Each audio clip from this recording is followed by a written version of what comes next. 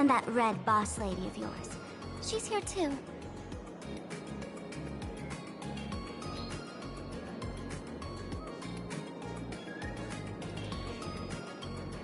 Are you all right? Did you get hurt when you ran away?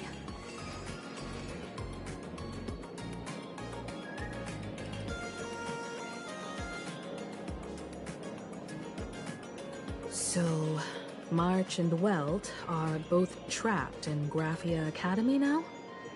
And that girl called Sparksy took the mask, too. No, it's not your fault. I underestimated the complexity of the situation behind these games. Coming back to my homeland was meant to be a relaxing vacation for everyone. And I also wanted you and March to experience the atmosphere of elation in this world. Throughout the history of the Phantom Moon games, there have been many instances of cooperation between supplicants. But this time, forces from across the cosmos have turned this into their own high-stakes poker table. Rather than honoring the elation, these players are far more eager to savor victory for themselves, itching to knock everyone else out of the game. Sparksy is one such troublemaker. It's dangerous to rush back to school on courage alone, when we don't know what Sparksy has done and what she's planning to do. For every supplicant, there are 3 key acts that must be completed once the Phantom Moon games begin. The roll call, the miracle, and the promotion. Sparksy has completed the roll call. She took the mask and declared her entry into the games, drawing everyone's attention to the news that the first supplicant has appeared. Next, she must strive to make a miracle happen. Bear the people's wishes and answer with a great feat. If I'm not mistaken, Sparksy is waiting for us to walk right into her trap. For her, there couldn't be a better opponent than the Astral Express for this first battle between supplicants. What could be more earth-shattering than defeating a renowned cosmic hero on a battlefield of her own meticulous design? So here's the question, Sparkle. Based on what you know about this imposter, what's her real agenda for joining the games?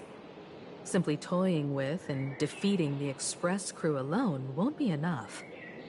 What kind of world-shaking miracle is she after? Sure, she's a fake. But she's still a fake of Miss Sparkle. Guessing won't get us far. If you ask me, we should check out the tavern. Might find some leads there.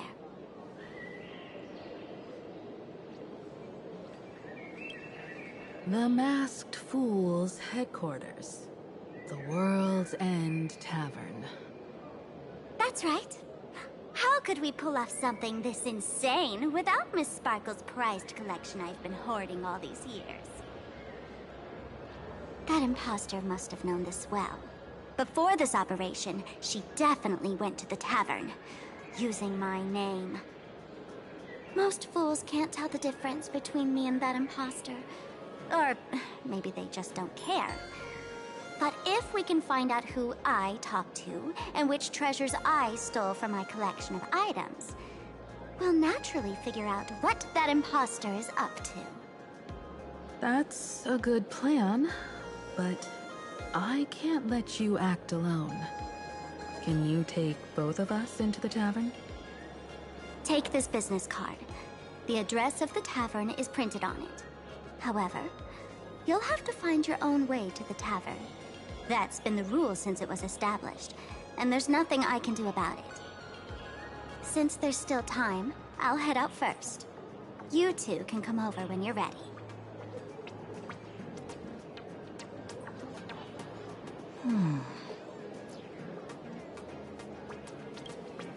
Relax. To step into the Elation's right, What you need the most is ease. Don't dance to your enemy's tune. Find your own rhythm. Now it's our turn to set the steps.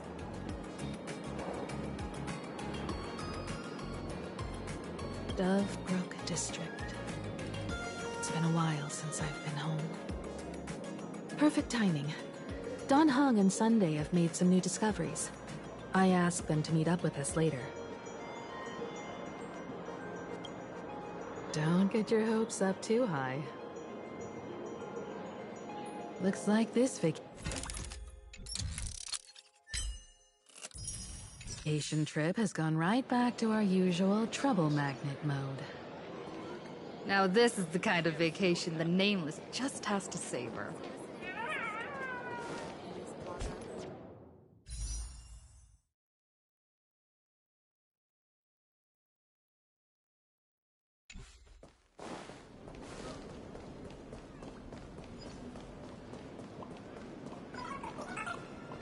Make a wish.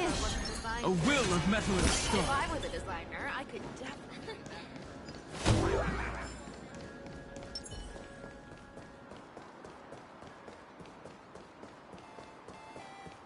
Anyone with a high level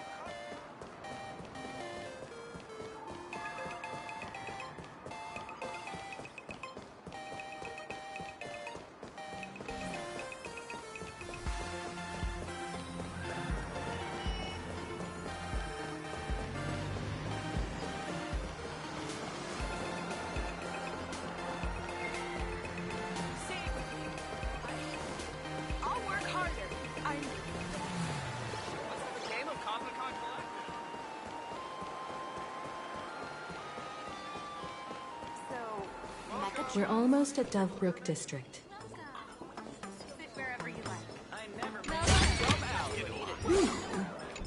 We can use it.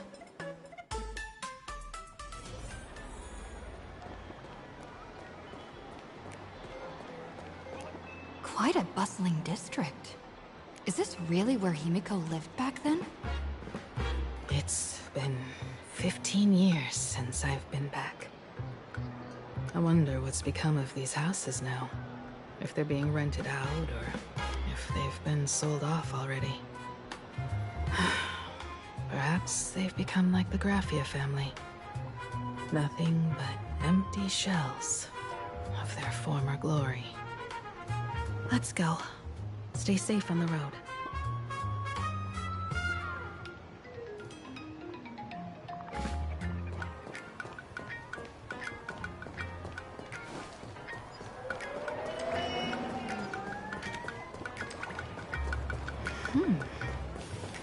This place seems to have changed a lot.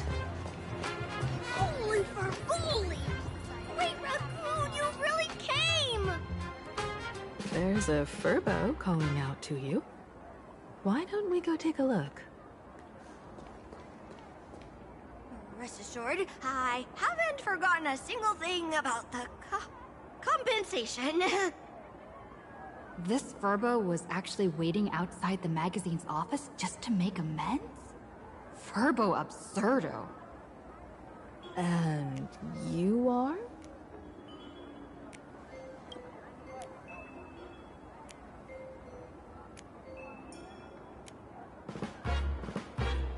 Would you mind coming into our magazine office to talk? Let's discuss compensation, shall we?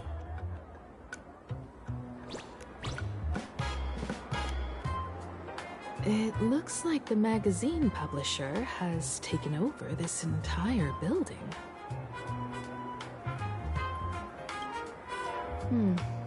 Strictly speaking, the entire street where this building stands belongs to my family's estate. It's said that, in their heyday, the Graffia family owned property all across plain Arcadia. But by my generation, very little was left. When my journey reaches its end, will anyone in this world be able to inherit anything from me?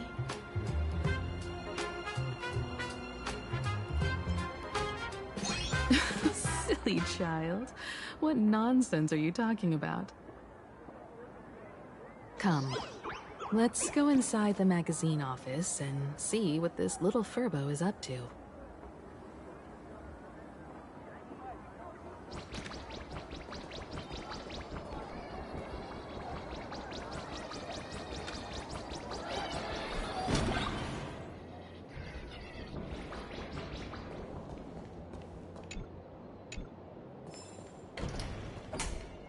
Hey there, Paraprince!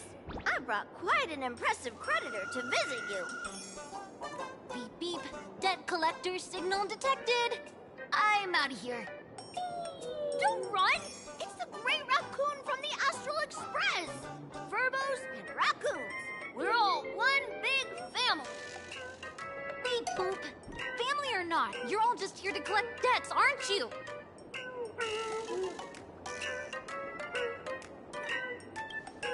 Great Raccoon, that jerk of a company president ditched everyone to dodge the debts. We brothers haven't gotten paid in months. As you can see from our sorry state, even if you sold us all for Furbo Hot Pot, you wouldn't get much money back. But I've got a plan. We can work together for some mutual raccoon Furbo benefits. After all, Furbobo Weekly does have quite a readership. Right now, the hottest news in all of Blaine Arcadia is the arrival of the Astral Express. Once you become the company president, Great Raccoon, Furbobo Weekly can go full throttle for you, becoming the Express's exclusive media outlet, churning out a string of hot scoops. In no time, Furbobo Weekly will be the #1 gossip magazine. We won't have to worry about our salaries, and Great Raccoon won't have to worry about compensation. No way! No way! As your devoted fans, me and my bros sincerely want to compensate you handsomely for your emotional distress. A magazine publisher? Now that is interesting. What do you think? I knew you wouldn't pass up an opportunity like this. These Furbos may be crafty and full of tricks, but they can definitely help us out. A media outlet working for you, and a network of informants who can run around everywhere? Having a logistics team like that during the Phantasmoon Games would come with many perks. And best of all, they're free.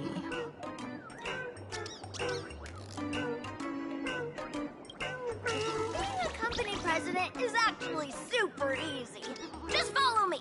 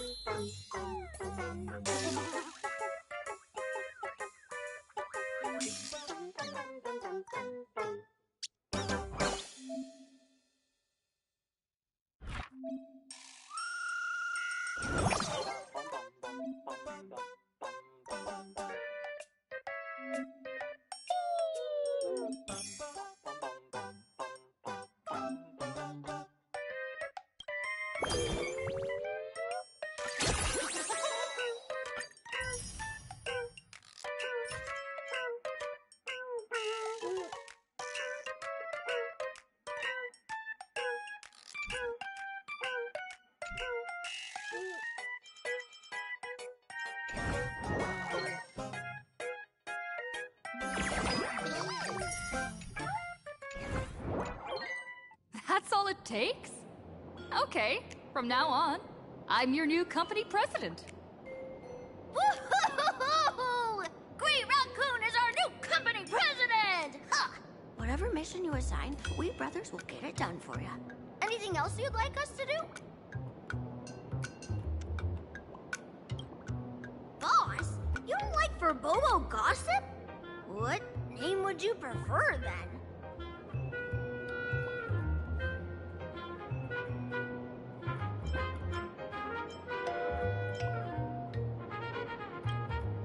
Are you sure? In return, make sure you create some big news stories. Oh, and that journalist Furbo who wrote that slander about you? HR will fire him. We don't need an employee around here who's got beef with the company president. I heard a supplicant has appeared at Graphia Academy. Should we have him take some pictures there for you? No problem. I'll arrange it right away. This Furbo will issue the order. Stay tuned for his first-hand report. Looks like you're already getting into the groove of being a company president. We're pretty much done here, and Dan Heng and Sunday should be arriving soon as well. I'll just have them meet us here at the publishing house.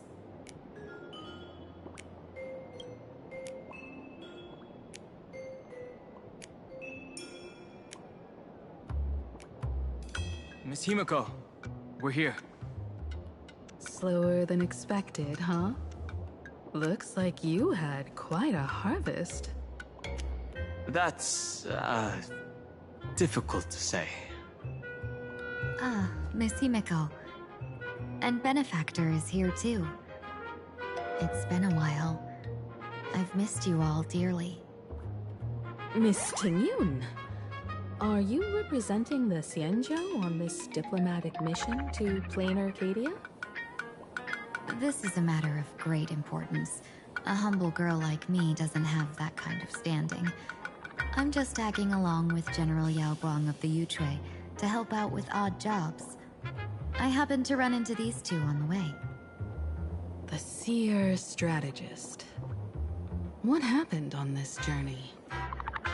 Sorry, there was a bit of a hiccup. I accidentally put on a mask of elation. Now I'm a supplicant in the Phantom Moon Games. Well, that's quite unexpected. I know the Express has been seeking to join the Phantom Moon Games, and I've been quite curious about that. Sorry.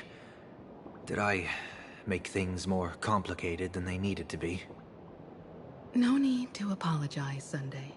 You are a companion of the Trailblaze. No Nameless would ever stop a companion from finding their own path. Many thanks. But wait, did you just say accidentally? It's a long story.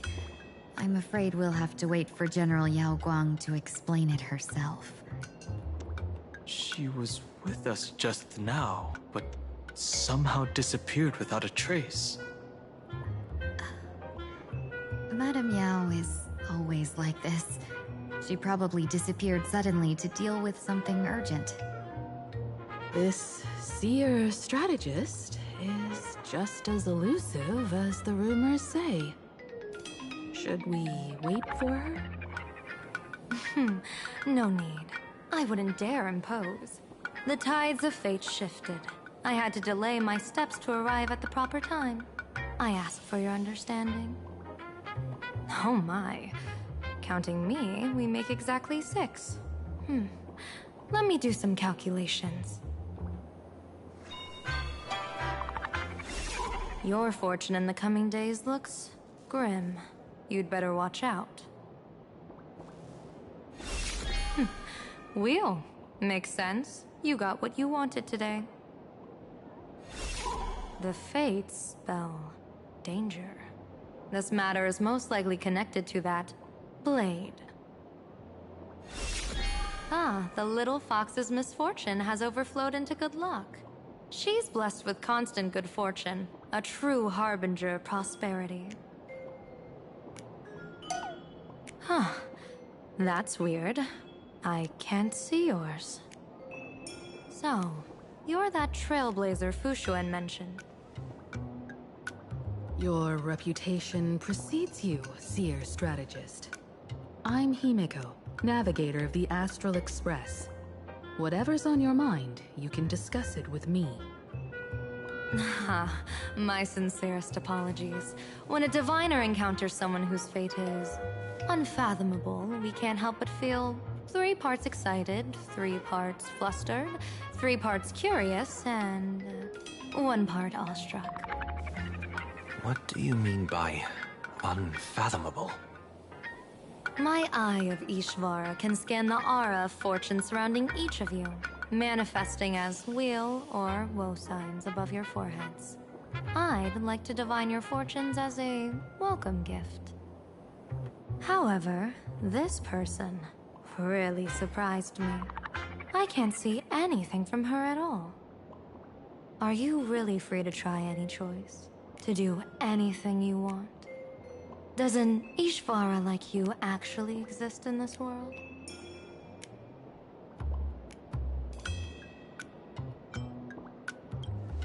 You mean you've witnessed the existence of Terminus? But that doesn't mean your life has entered the finality, does it? What do you think this means, General? As an Ishvara, their mere presence in the playfield creates a variable in the game. It's both a blessing and a curse. As I said before, the weal and woe of us 6 align with the 6 lines of divination. If she represents woe, then the hexagram falls to water, where dangers lurk above and below, spelling doom. If she brings weal, then the hexagram shifts between wind and water, presenting a great opportunity to strike. Auspicious. So, the fate of our journey in plain Arcadia rests on her decision.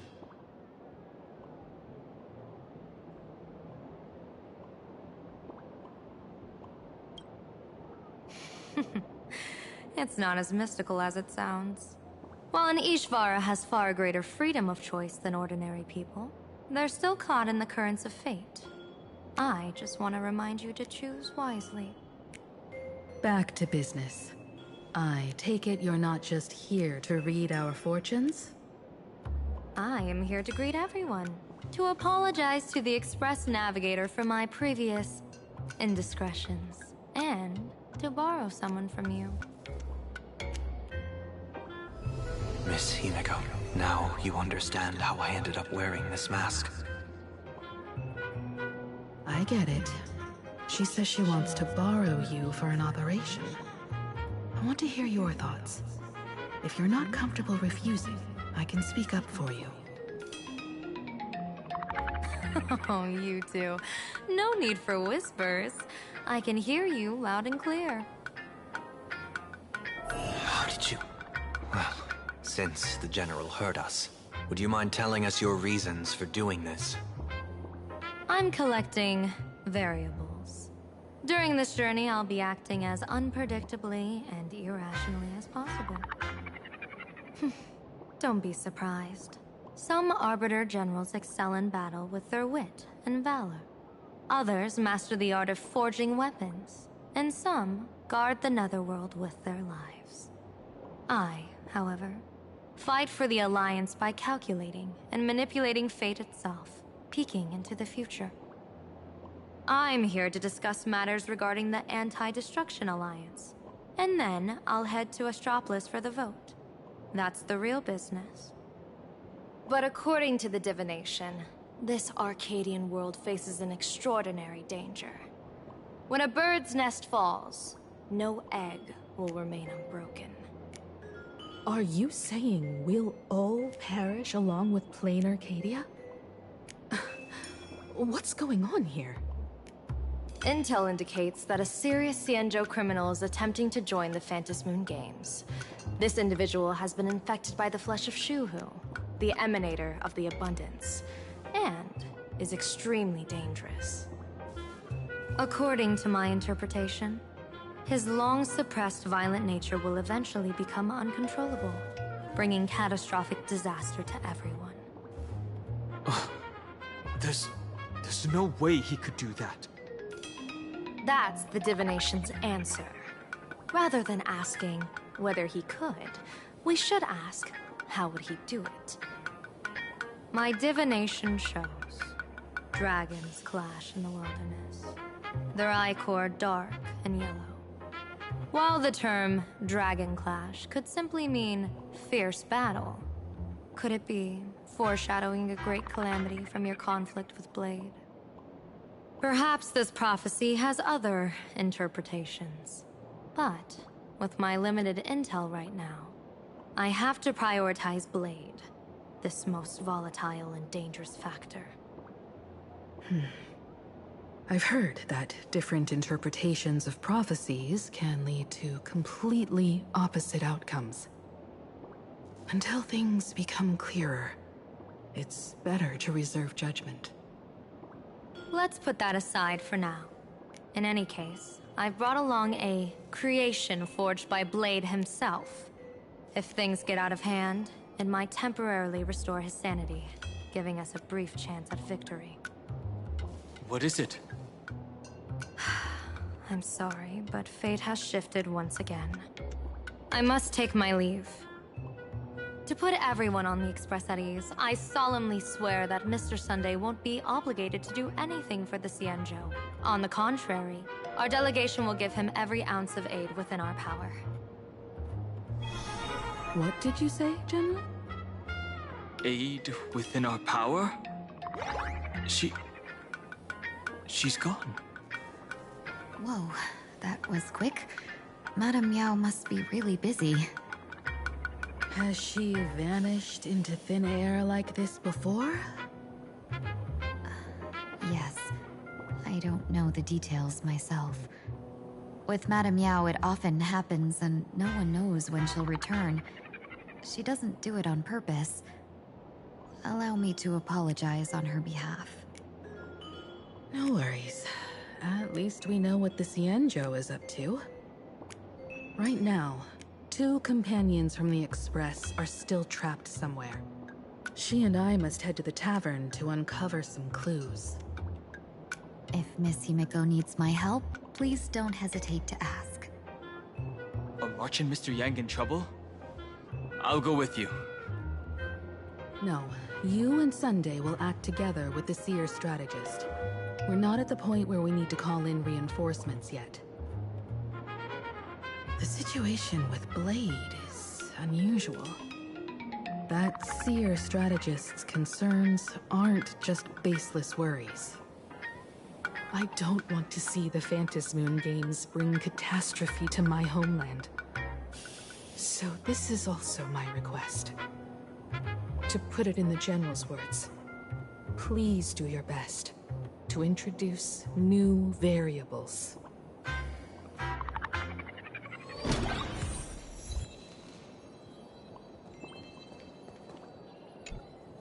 Greetings, Benefactor. It's been many days since we met in Penacony, and I've been thinking of you day and night.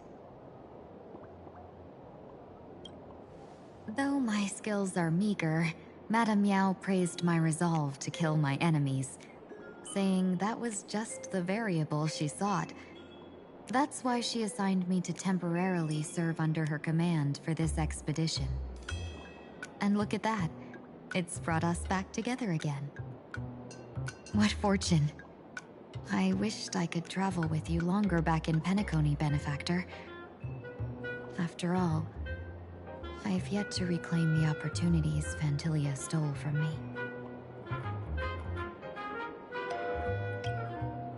Hard to say. Like the divinations she casts, she's a riddle shrouded in fog. Apart from the ever-absent Patina Justice, she's likely the most mysterious of the Arbiter Generals. I'm sure there's no mortal danger. Please forgive my jest, Benefactor. Being around Madame Yao has gotten me into the habit of cracking jokes all the time. Her actions may seem inscrutable, but she always provides what you need ahead of time. That's why even those who grumble still carry out her orders with diligence. In truth, doesn't she seem more like a shrewd merchant than a diviner? But then, when have any Arbiter Generals ever been ordinary? Don't go back on your word, Benefactor. We can find a local bar and share a drink while we chat. Madame Yao instructed me to meet her at our agreed spot if she disappears. It's growing late, so I'll take my leave now.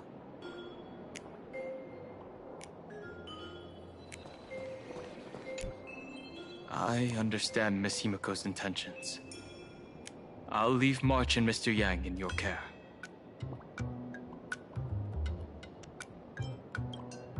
What? Those two are trapped in the school, forced to become a student and teacher? And the security officers are turning a blind eye to all this? Though March and Mr. Yang don't seem in mortal danger for now, who knows what Sparksea is plotting. The longer we delay, the worse it could get. Better to rescue them as soon as possible. The Phantasmoon Games. What a bizarre ceremony. What does this type of elation really mean for the people of this place? Why would AHA promote such a game?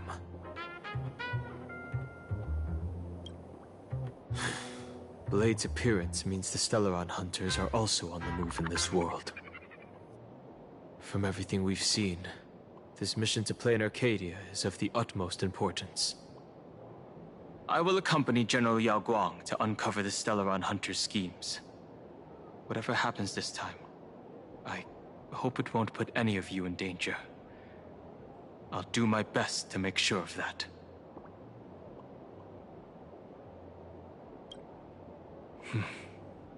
Whatever happens, keep me posted on how things go.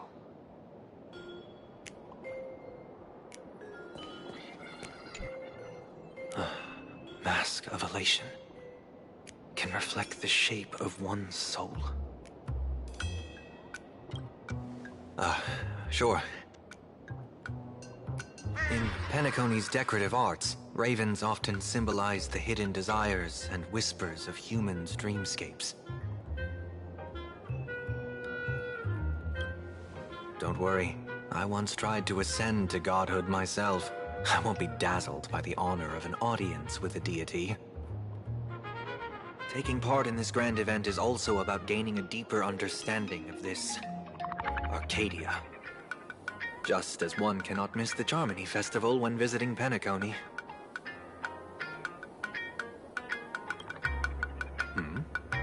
There's no rule saying that supplicants of the Phantasmoon Games have to fight each other, right?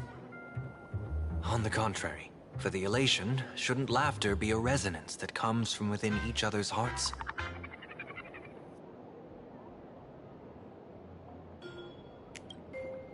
After putting it on, I seem to hear curious voices. The mask whispers to me, urging me to show my elation to the god, to create miracles that will make the people of the Arcadia laugh with joy.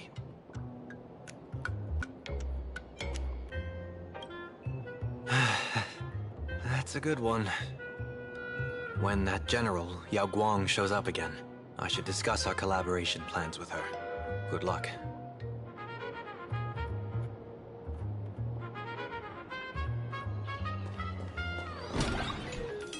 The IPC, Masked Fools, a Cienjo General, the Stellaron Hunters, and the Nameless.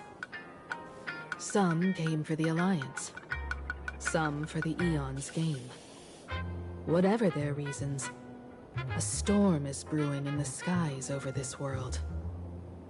But at least we got some good news. Sunday has joined the Phantasmoon Games. He can help us in our showdown against Sparksea. Let's rendezvous with Sparkle at the tavern. We must uncover why Sparksea entered the Phantasmoon Games, and what sort of Sparksicon she's got planned for Graphia Academy. When I was little, I heard a few urban legends. They say the entrance to the tavern exists behind every single door in this land. But those who aren't invited, or haven't found their destined path, can never step inside. This time, we already have the Fool's invitation in hand. As for the key to open the door, there's a silly rhyme on the back of the business card. For revelry and drinks galore, no need to search from door to door. Heed the Fool's riddle with care to find the key that leads you there.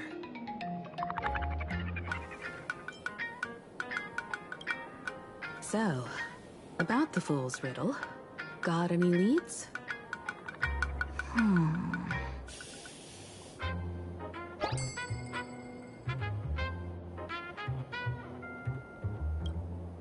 Whether they look up or down, the moon that humanity gazes upon in the sky is always the same Phantom moon.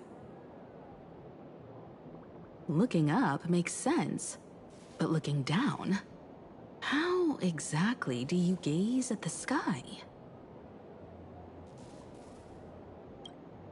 Oh, it seems fate ties you to the tavern. I get it now.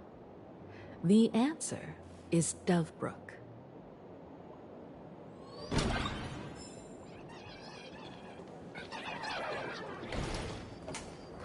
Many generations ago, the Dovebrook was already a river flowing with countless legends.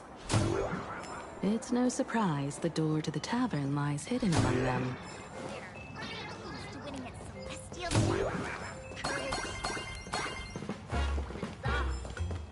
Care to give it a try?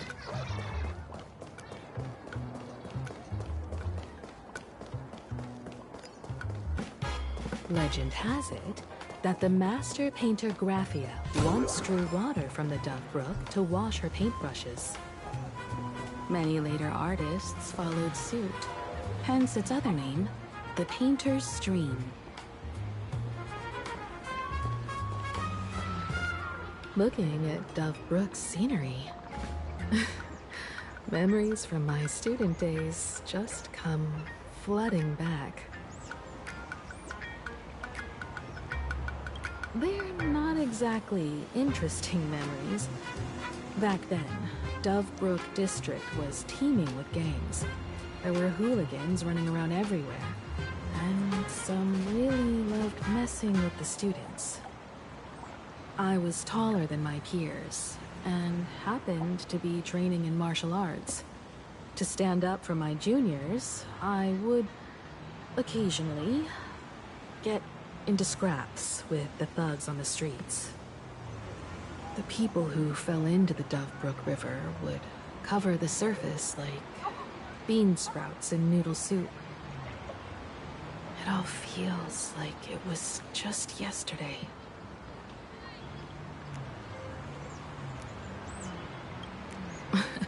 Sometimes the thugs fell in. Other times, I took the plunge myself. Back then, I was a bundle of restless energy. The teachers always said I was like a wind-up toy that never stopped banging its drums and cymbals, stirring up a commotion wherever I went. In the blink of an eye, 15 years have passed.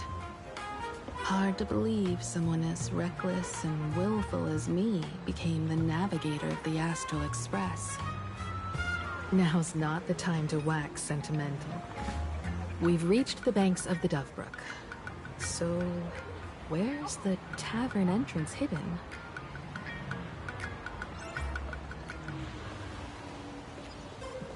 Lots of eyes on the streets recently.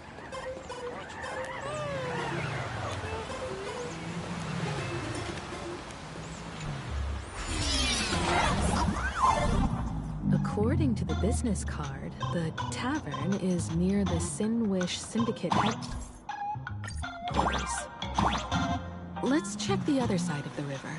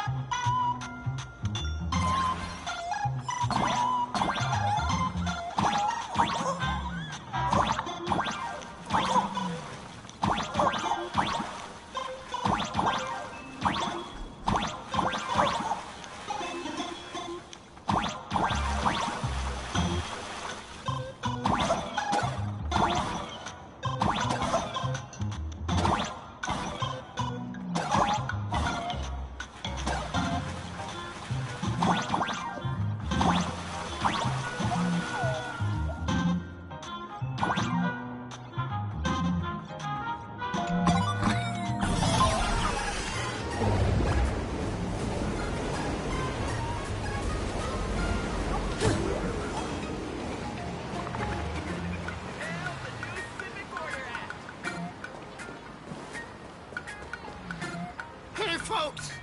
Have y'all heard the joke about the Dove Brook? Yeah, one day, a criminal escaped from prison.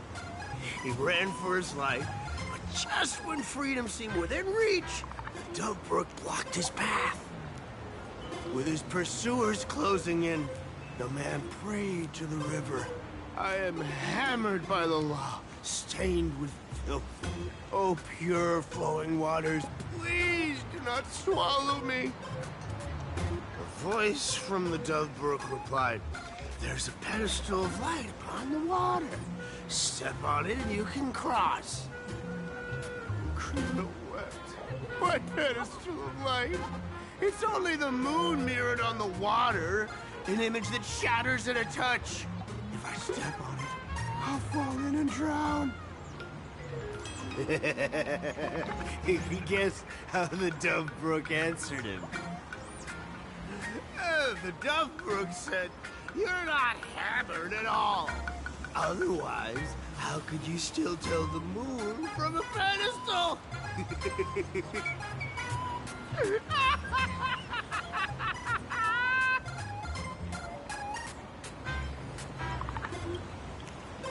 It's fine. You don't have to buy me a drink as long as I can make you laugh.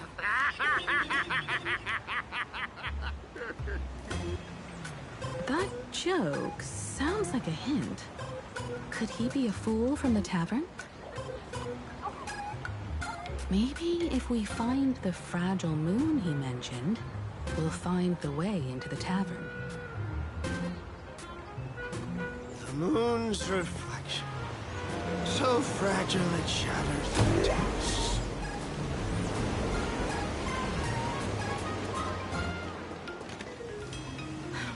Sparkle's riddle says this. Whether looking up or down, they all see the same phantom moon when gazing at the sky. We've gazed at the sky already, so next... From this angle, the moon's reflection is right here. It does look strange in the water.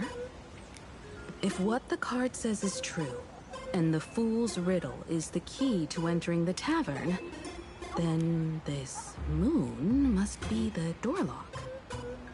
Come on, let's take a closer look at this strange moon.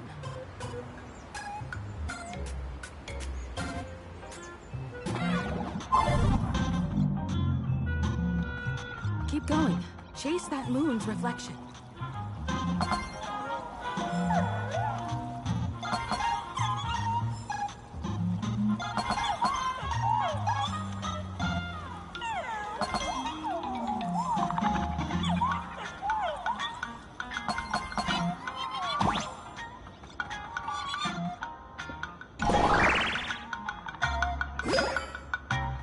Looks like the fools are gonna shatter the moonlock, and we're one step closer to the tower.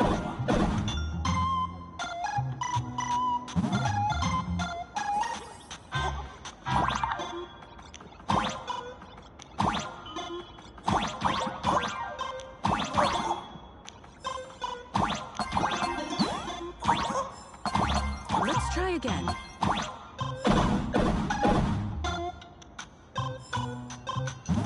Something's back there. Is that a key?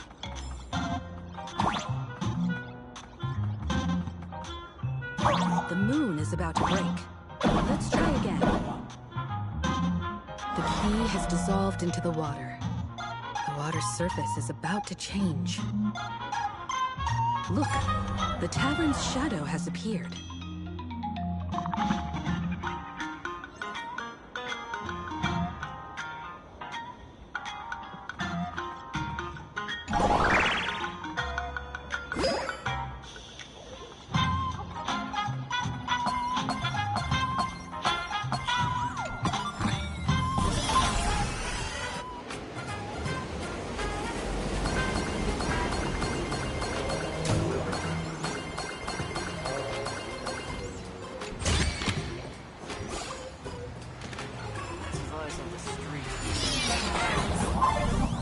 If we follow this path ahead, we should reach the tower.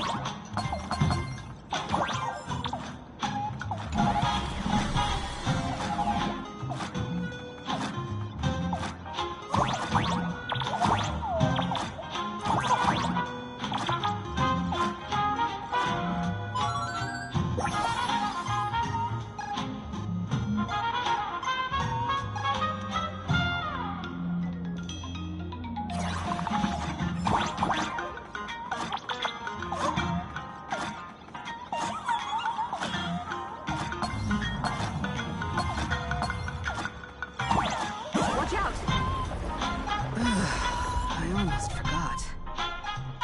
You're a full-fledged trailblazer now.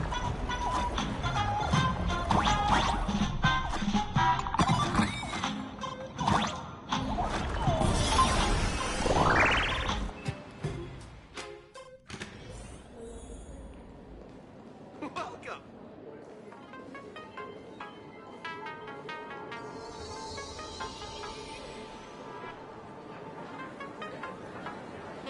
So this is the World's End Tavern. No. Allow me to correct you. If you think this is all there is to the tavern, you're sorely mistaken. Like a single grape on a great bunch, this is just the part where the tavern connects to this world.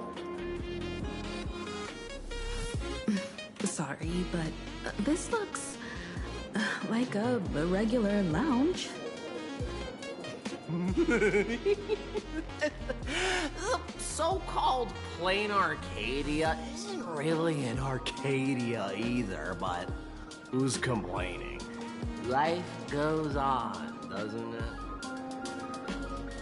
If you're looking for something that's true to its name, take a ride on the Astral Express. Funny thing is, it's literally a train. You know, can't find a single trace of astronautical engineering on it. Wait, you two are navigator of the Astral Express and the raccoon on board, right? I've seen you in the news.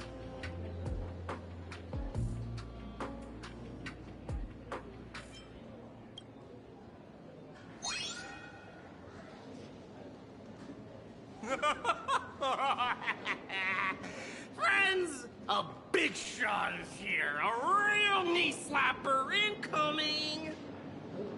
Really? From the Express? You're not so freaking way enthusiast, are you? Express folks come to the tavern too? Do they even have the sense of humor? Can I get your autograph? Soreness on my foot. I'll never wash it again. Everyone, curb your curiosity. These two are my guests. Even the most mischievous among you should know when to stop and mind your manners. Oh, well, if it isn't Little Sparkle. We've all heard your joke. Take the mask from a masked fool, and what's left but a fool?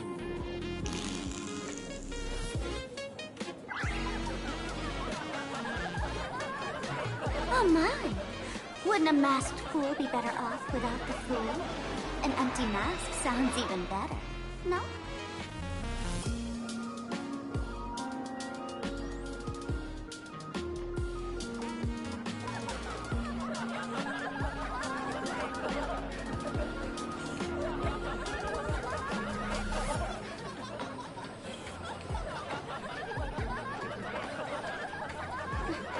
Put him on mute for 2 hours. If no one flushes him down the golden confessional, he'll be back to hassle me again in 2 hours.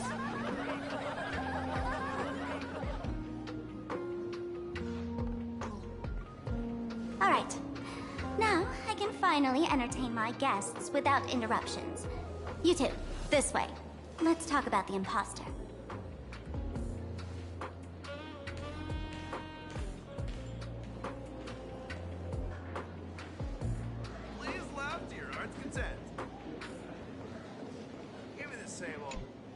All right, you two. First round's on me. What'll it be?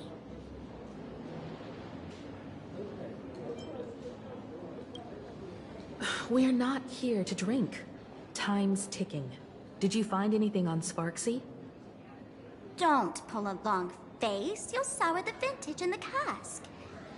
While you were gone, diligent little Sparkle was gathering intel non-stop and didn't waste a single minute. Sparksy. She did come here disguised as me. I called Giovanni. You might not remember him. He's the poor sap who drew the short straw to manage the storage area recently. Old Gio told me that a week ago, I came here and took a few things. Among them was a vial of mimetic virus. A mimetic virus.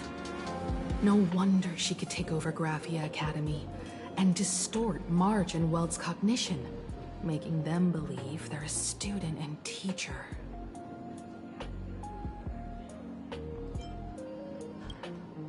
Close enough. This so-called Sparksicon is a front for spreading a mimetic virus.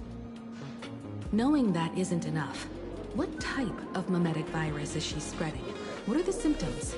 We need more on her plans and actions before we can counter it. Thought of that already. So I visited a few friends and learned where the imposter's been haunting. To dig up details, we'll have to get hands-on. Lead the way, then. Let's move. Stay close.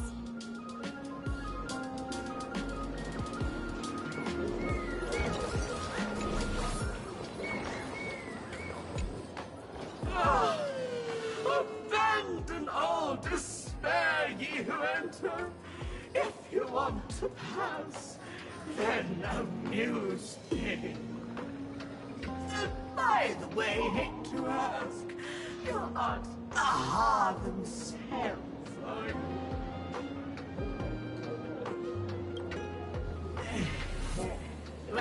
That's a relief. Not like I could tell if you were or stop you, right? Isn't this the Tavern of the Elation? Don't you welcome the laughter, gracing you with their presence? You're wrong. It's not they feel unwelcome. See that? The fools put up a sign over there. Aha! And morning actors stay clear from the door. Stay clear! Ridiculous as it sounds, it's true. After 666 invitations to AHA went unanswered, the younger fools voted to expel the laughter from the Pact of Elation. Oh, I get it. It's like students expelling a teacher from a classroom. The action is meaningless. The message is loud and clear, though. All right, Mr. Doorway. I assure you that none of us three is Aha, and none is a morning actor. Oh, it's Sparkle. Is it really Sparkle? It's not someone else pretending to be Sparkle. I can't tell, and I don't care. Listen up, gray-haired lass. If you want me to open, pay the toll with saying a joke. I've been waiting for the one joke that can cure my melancholy. Now, prove me.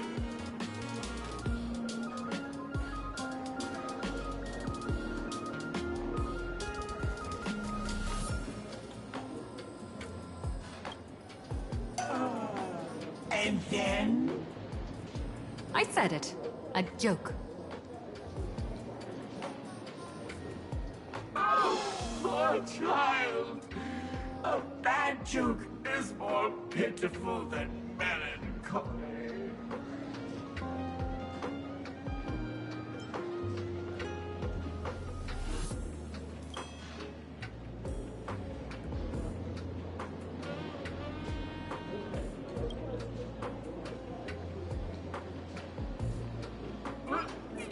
What are you going to do? I'm gonna break you open.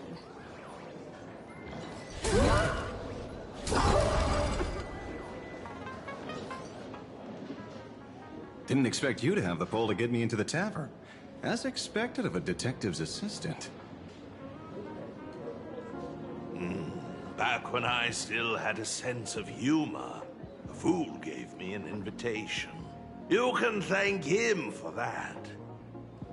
You're really going to see the Stellaron Hunter case through? They can only pay you in dirty money, you know. What else can I do? The boys need the money. Credits aren't black or white, they're ones and zeros. All right. I reached out to Costide. He said that one of the 3 people who stole the mask looked familiar. He might have seen them in the news. Based on his description, I spent ages sketching the suspect's portrait. And I suspect it might be Don Hung, the nameless from the Astral Express. Costide. You owe him another favor. No paying this one back, huh? Speaking of which, Don Hong. That's a Xianzhou name, isn't it? Where have I heard that name before? It sounds so familiar. So, which of these 3 is Don Hong? The one with gray hair? The redhead? Or that black-haired girl who looks like she's ready to stir up trouble at any moment? No, don't tell me yet. Let me guess. I know a bit of the Xianzhou language. The word Don can mean red. So Don Hong is the lady with red hair, right? Your deduction skills never fail to impress. Fine, I'll just give you the answer. None of these 3 is Don Hung. Do you even watch the news? TV, newspapers, the internet, it's all fake news. What do you expect me to look at?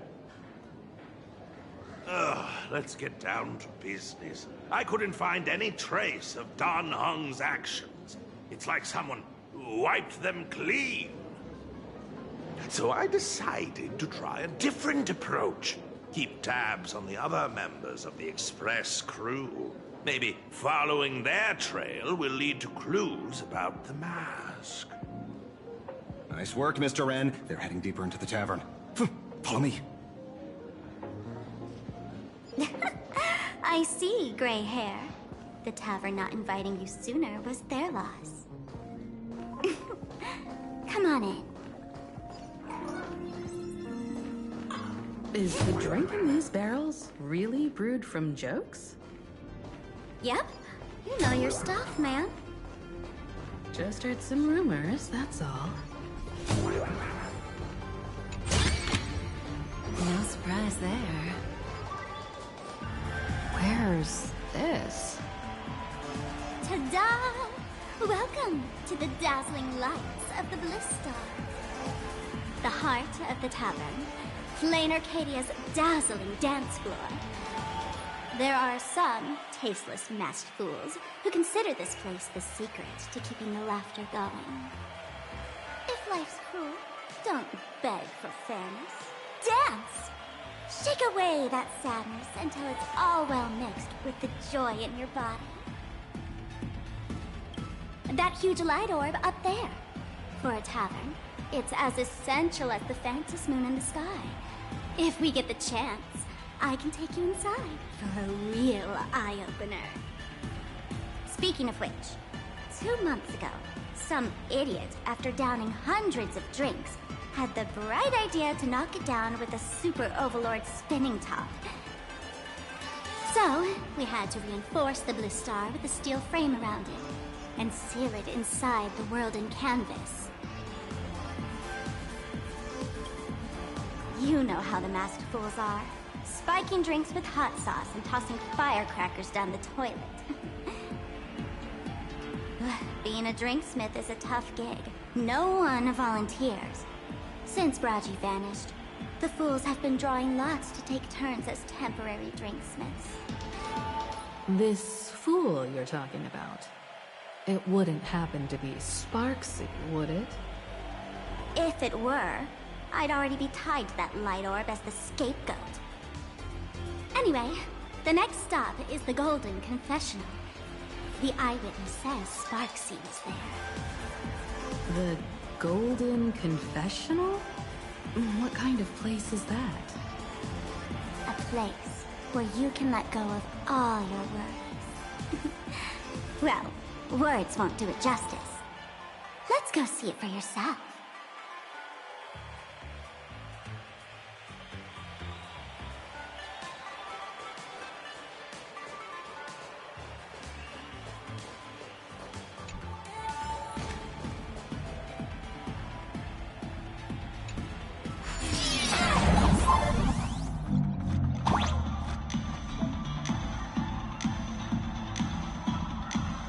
Let me show you how to open a path. Play according to the sheet music, and the path will naturally open up.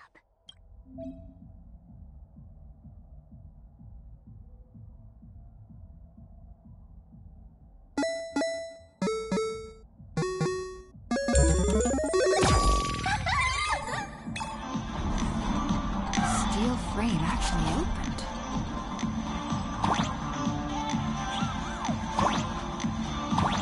The Wispy here actually changed color with the lights. Just another night at the tavern. Fun, right?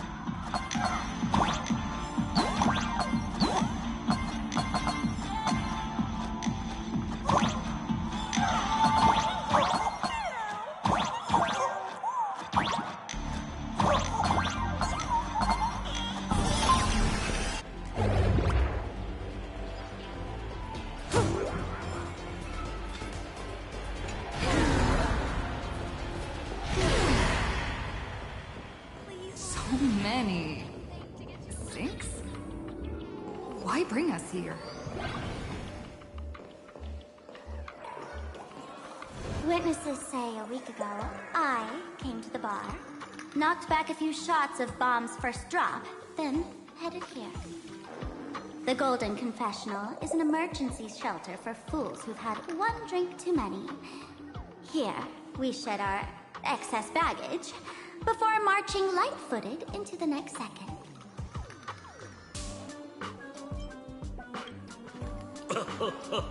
Oh, well, well, looks like old Zeppo's become the king without a crown. Well, well, if it isn't my old friend. Sparkle said you'd be coming to the tavern. Old Zeppo's heart is bursting with joy. And the teensy bit of sorrow. How did Sparkle beat me to inviting my #1 bestie to the tavern for a drink?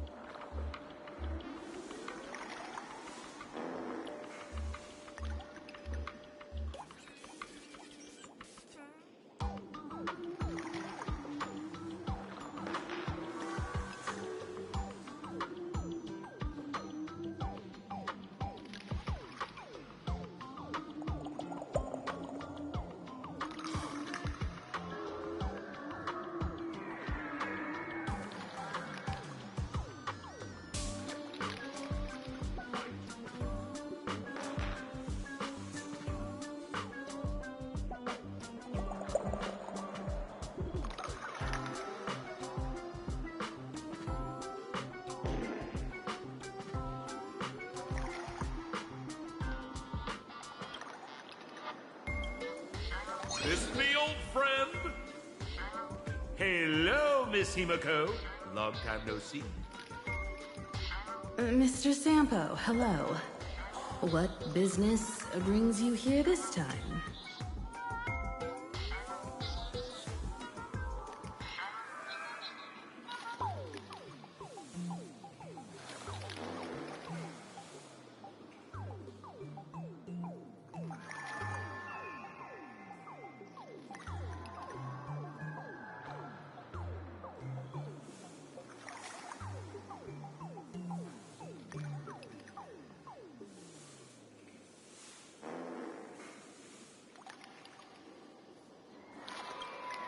No business. Just here to repay an old favor. Ms. Fool here sent me a message asking for H-E-L-P. Someone's been parading around the tavern impersonating her. Well, now, this is some juicy news. Miss Sparkle's usually the one impersonating others, but look how the tables have turned. The trickster's getting a taste of her own medicine. Shush, Sampo. I brought you here to repay a favor, not to gossip about me. Oh, I've suffered the embarrassment of losing my mask myself. Thanks to Miss Sparkle's mercy, I didn't end up stranded, so here I am today, ready to help you out. No questions asked. All right, then. Let's get to work. Get to work? What are we doing? Naturally, we'll fish around in these thrones where humans dump their worries and find the worries that Miss Sparksy left behind. You want us to unclog your toilet?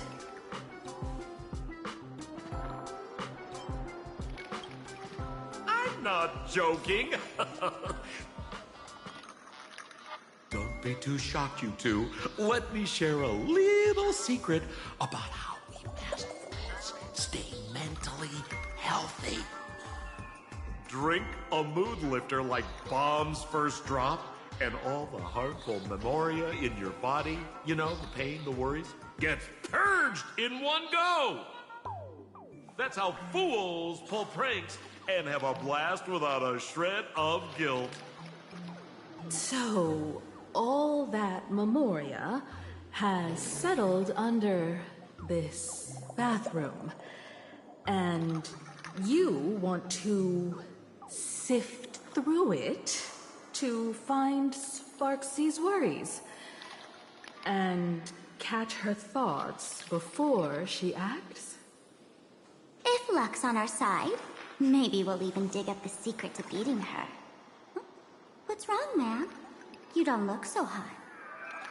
I've got no objection to the task, but doing this barehanded, I refuse. Oh, don't worry. When has old Sempo ever come unprepared? Trust me, I won't let you get off that easy. Emotional impact drill. Oh, sorry. Wrong gadget. Oh, this one.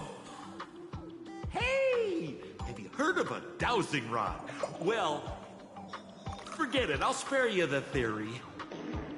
Oh, I tuned the drill bit to resonate with Sparkle's temperament. It'll drill out memoria fountains with similar emotions.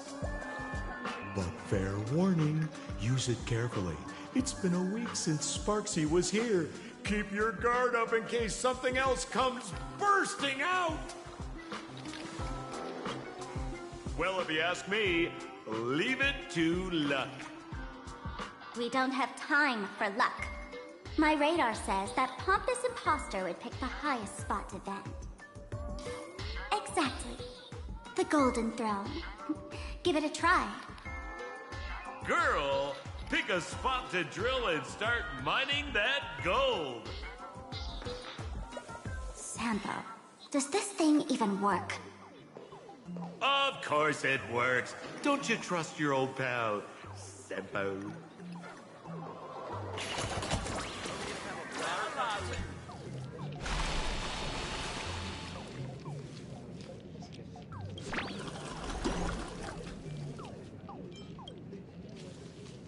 Watch out, sis! Must be some weird thing a fool dumped into the sewers, huh? Ugh. Which irresponsible exorcist did this? The tavern sewer system is not a dump.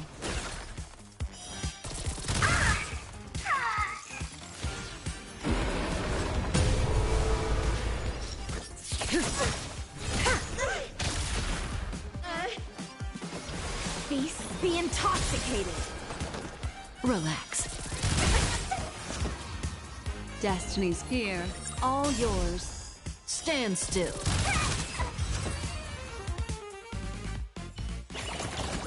The human body is beautiful in its fragility.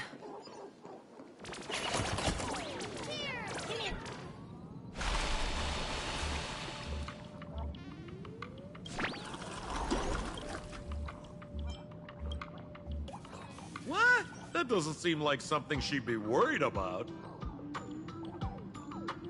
After going through all this trouble to sneak in, thought I'd go down in a blaze of glory if I got caught. What the heck is going on with this place? Have the masked fools really fallen this far? Me? I'm a morning actor. Isn't it obvious? Can't you tell? I'm very sad right now.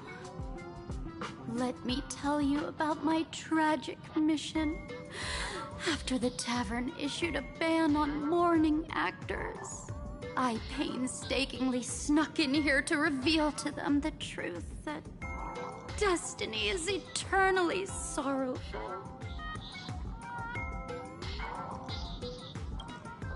I failed.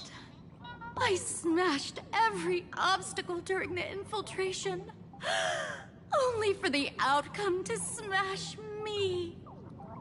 Yesterday, I went on stage at the bar and revealed my true identity to everyone, and told them a tragic tale, bracing myself for their harshest punishment and farthest exile. But these fools kept whistling from below, and some bought me several rounds. Someone even came up on stage to hug me, praising me as the unprecedented masked fool. This is utterly humiliating. So today's bad taste joke. Listen, basically...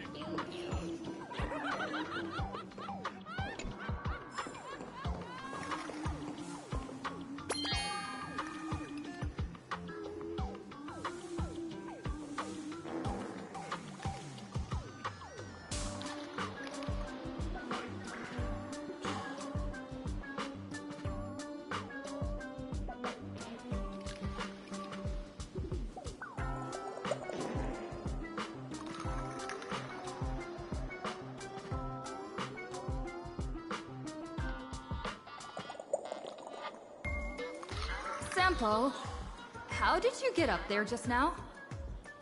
Oh, right! Silly me. Through that pipe on the side.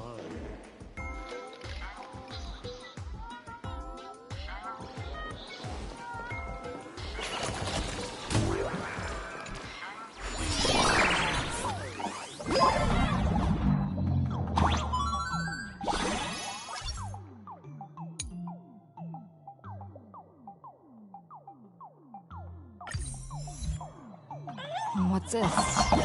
A plunger?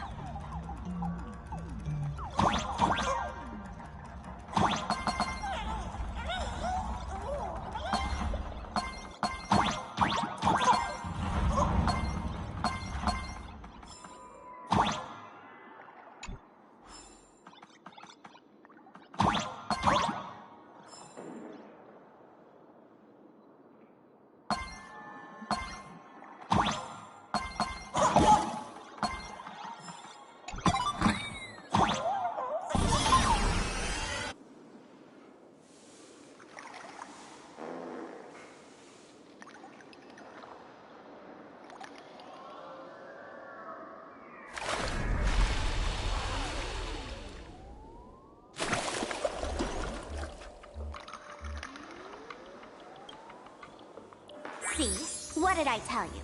The imposter's worries have appeared.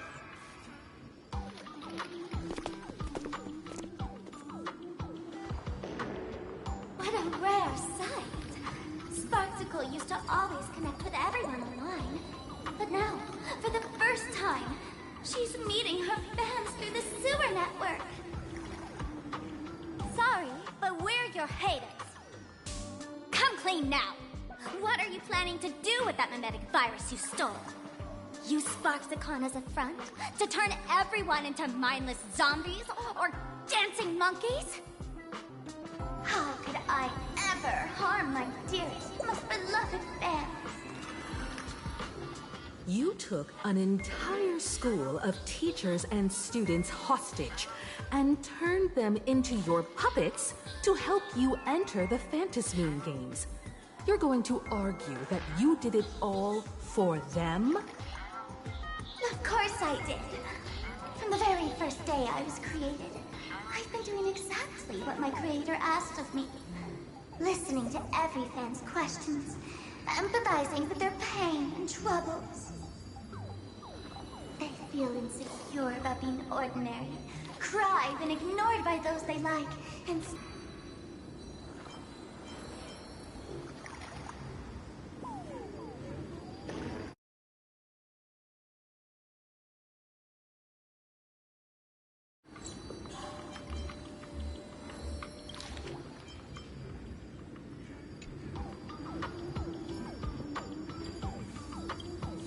No. I'll give each of them a choice. The choice to become me. Because deep down, every one of them longs to become Sparksy. To wear this dazzling mask, capture the internet's attention, and bask in praise. You must have heard that saying. In the future, everyone gets their 15 minutes of fame. Now, that moment has come. Sparksicon will turn every spectator into me! For reals? She plans to use a mimetic virus to turn everyone into herself? Oh, the answer was right there in the riddle all along. You know, I gotta say, that's very Sparkle. As expected of my imposter, you're absolutely bonkers! Sis, is now the time to be tooting your own horn, just thinking about being turned into a copy of you? Or I can't even force a smile.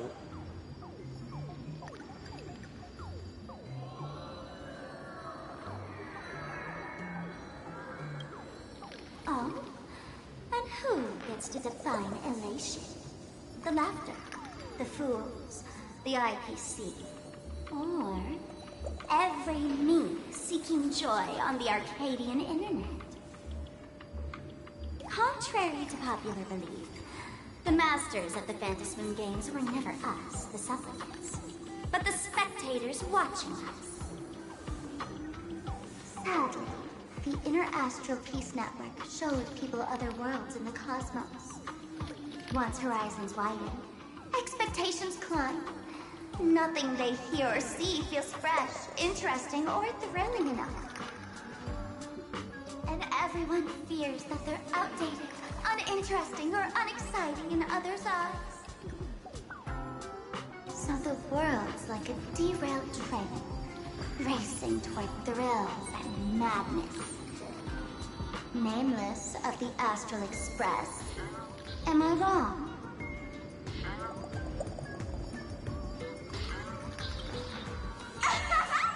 Bingo!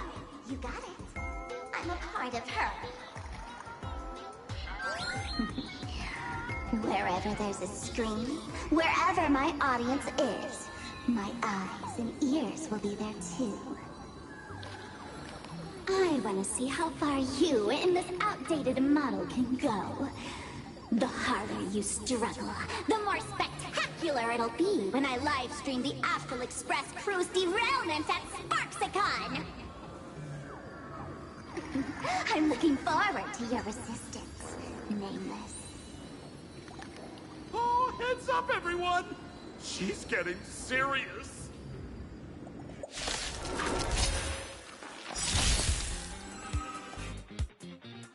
Oh man, the other day I ran into this fan.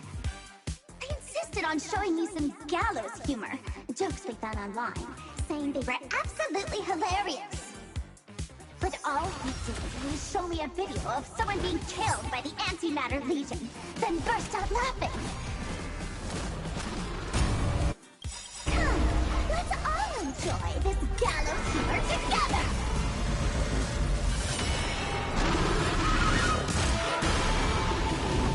Relax. Time to say bye. Boom.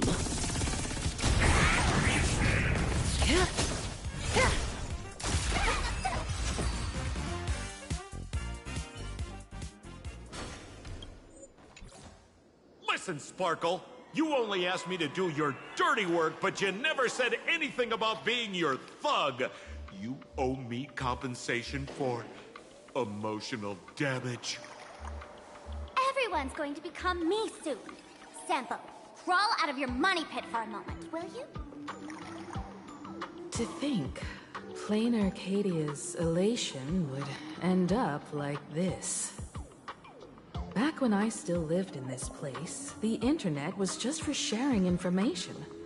Live streaming and virtual idols, we'd never even heard of them. Coming back now feels like stepping into a foreign land. Like returning home, only to find home isn't where it used to be. It's just madness wrapped in a cheerful shell. She's convinced that we'll be powerless to stop her plan, even if we know what it is. But I'm not ready to roll over just yet. I know. Even I don't want to turn into that phony's lookalike. Though, we're not that different. Since the fools stash dangerous things like mimetic viruses in the tavern, I assume they must have also prepared some countermeasures? Ma'am, you give us fools too much credit. This is the tavern, not the well-ordered Herta space station. But I do know a place. With some luck, we might find a mimetic virus cleanup expert. All right. Now that you folks have a lead and no shortage of fighting spirit, old Sempo's calling it a day.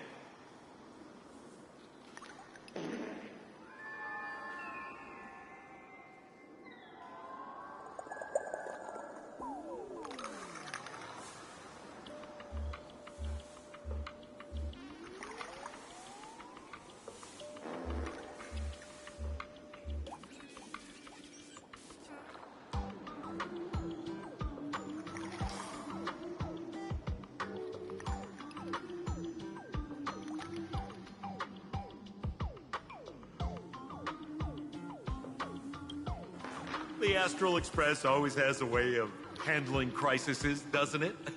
With big shots here, a sidekick like me doesn't need to steal the spotlight.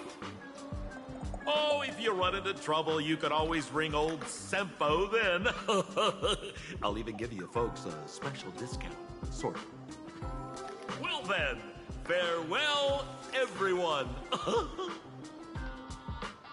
So, where are we heading next? Let's check out Fatal Joke. Fatal Joke? What kind of place is that? Maybe some kind of hospital.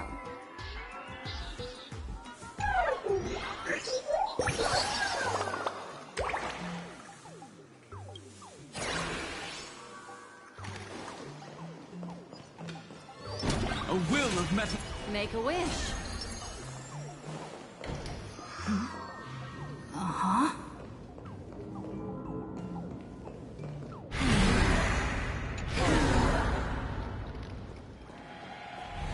This place feels more like a maze than a tavern. Well, it is a space-time maze, after all.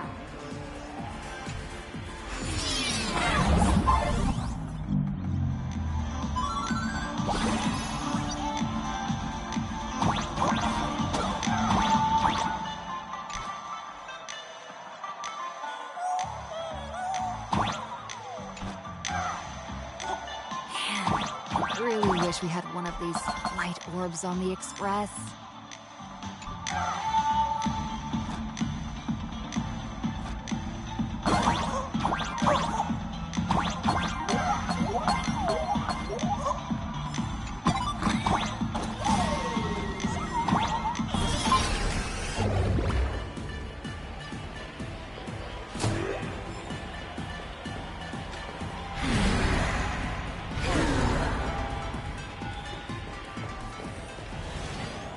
Mr. David Day in Level 4, please complete your discharge procedures as soon as possible. Your appetite has exceeded hospital capacity. We're begging you.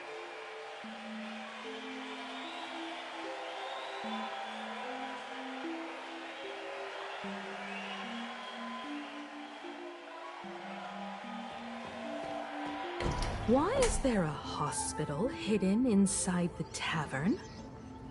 Well, because those who can become fools are all a bit sick in the head. Not your regular headaches and fevers, but matters of the heart. Every time someone goes bonkers and stirs up trouble in the tavern, like scattering nosewalker parasite ticks in every corner, or spiking the beer barrels with truth serum that makes people spew insults. For each time the whole place goes topsy-turvy, there's always some fool who, in the spirit of elation, volunteers to treat them.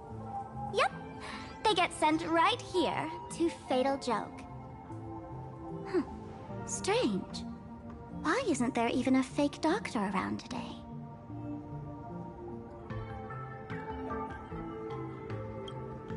Even if some fool claims to have a legit medical license, you wouldn't dare trust them, would you?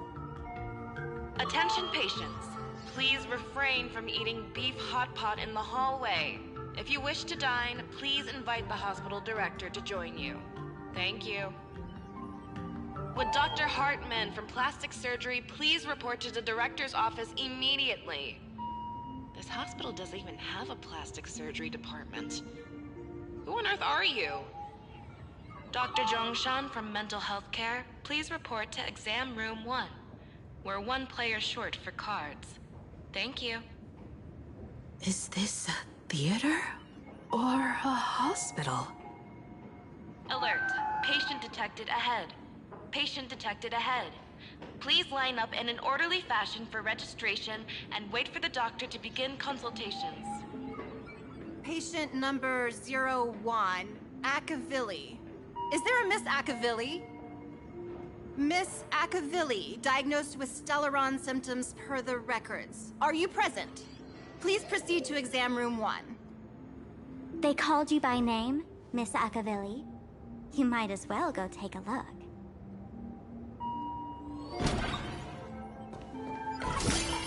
I'm extra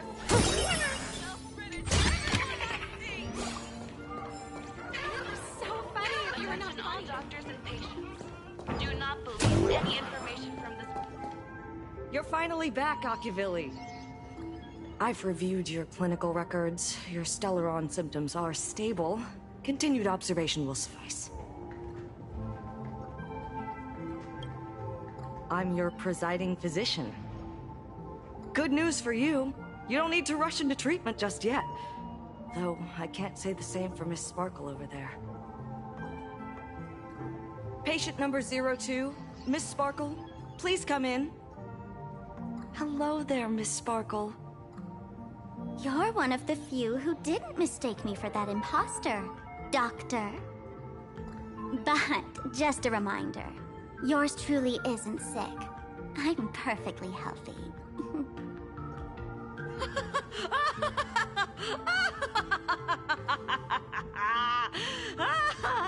Oh, everyone who comes here says they're perfectly healthy. I've seen so many patients, and you're among the most severe. I could already make an initial diagnosis at first glance. Your ailment is loss of self. If someone can transform into 10,000 characters, would she still remember her original self? Good question. But if someone could become 10,000 characters, Does the original even matter anymore? By the way, Doc, are you familiar with any treatment protocols for mimetic viruses? Mimetic viruses. I've heard about it. The city sent over a few cases. The patients had one thing in common. They were all heavy internet users. The medical records are in the room. You can take a look if you want.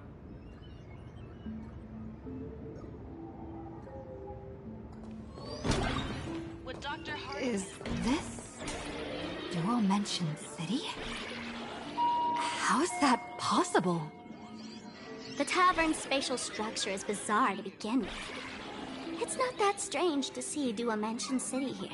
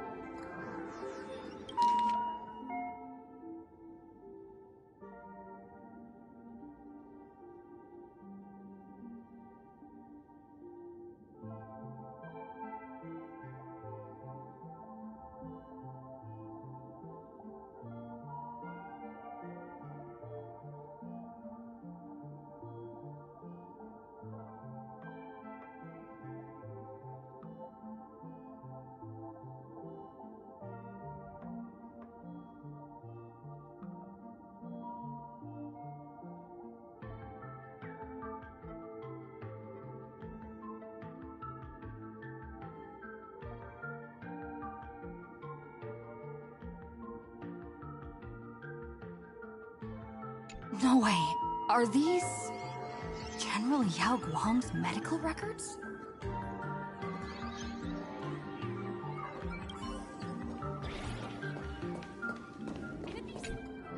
The medical records are on the bookshelf.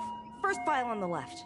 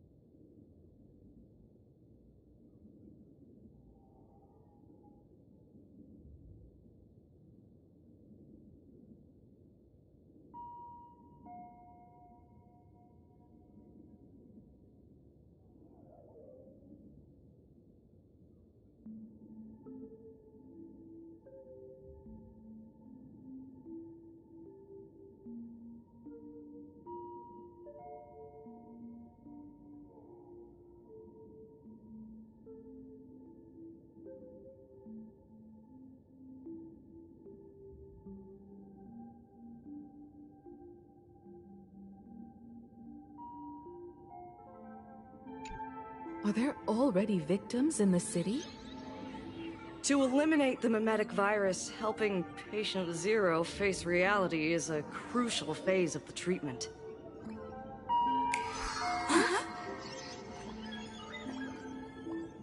What's happening? You've never been to Fatal Joke before? That's not surprising. I don't spend much time at the tavern. And to reiterate, I'm perfectly healthy. I love patients who deny their illness.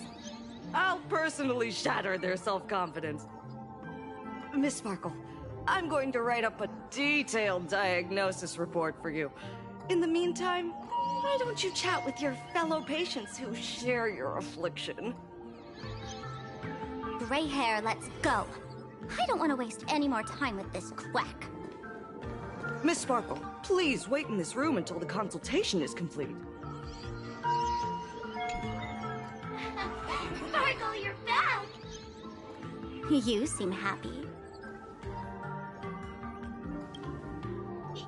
Yeah, I'm keeping my spirits high, just like she asked. Sparkle, Sparkle! You're the one who told me that a smiling mask will never have bad luck, aren't you?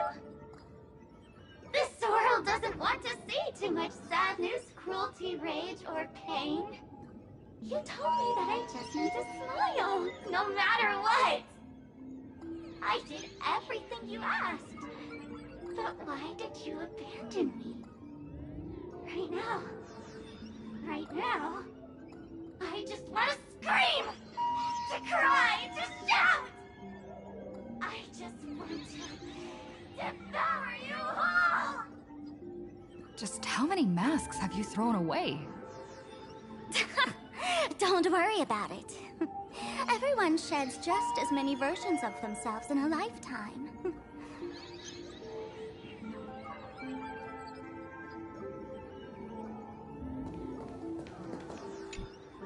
Sparkle, do you still remember me? More people got my name right today than in the past week. I'm so touched. I am your original mask.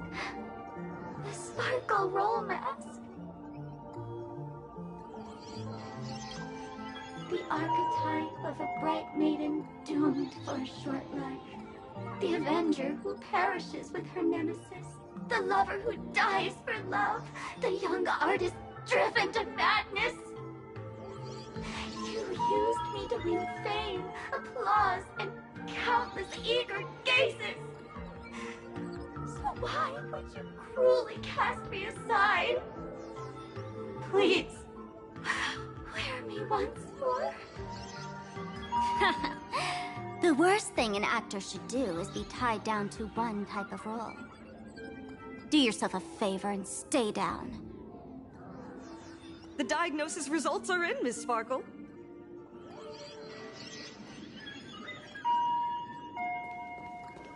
Attention. Hey there. Are you also troubled by the same illness as me? What illness do you have?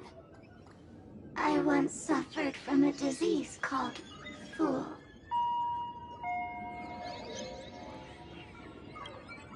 A masked fool named Sparkle grew out of me, slowly becoming one with me.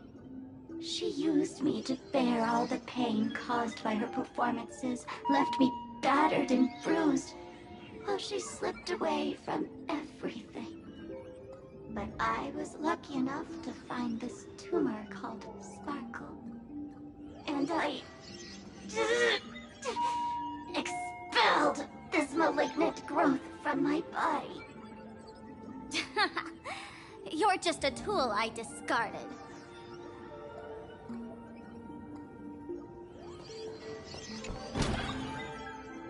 Miss Sparkle, I have your results. Your main components are madness, humor, and a theatrical personality.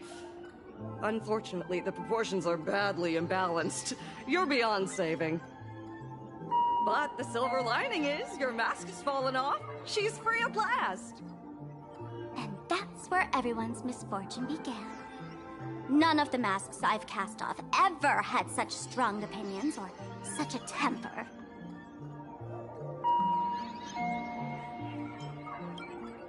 She no longer needs to be corroded by your cancer of rationality. Now she can do anything that you wanted to do but didn't dare to do. Ha! As if there's anything Miss Sparkle wouldn't dare to do. For example, you don't dare wear any one mask for too long. Like a butterfly shedding old skin, you keep discarding every mask just so you won't be defined or bound by them. You're afraid to stop, to be stuck in some stereotype. You're afraid that one day you won't be elating enough. That's why you drew Miss Sparksy and became her online. As a dazzling mask, everyone confides in her.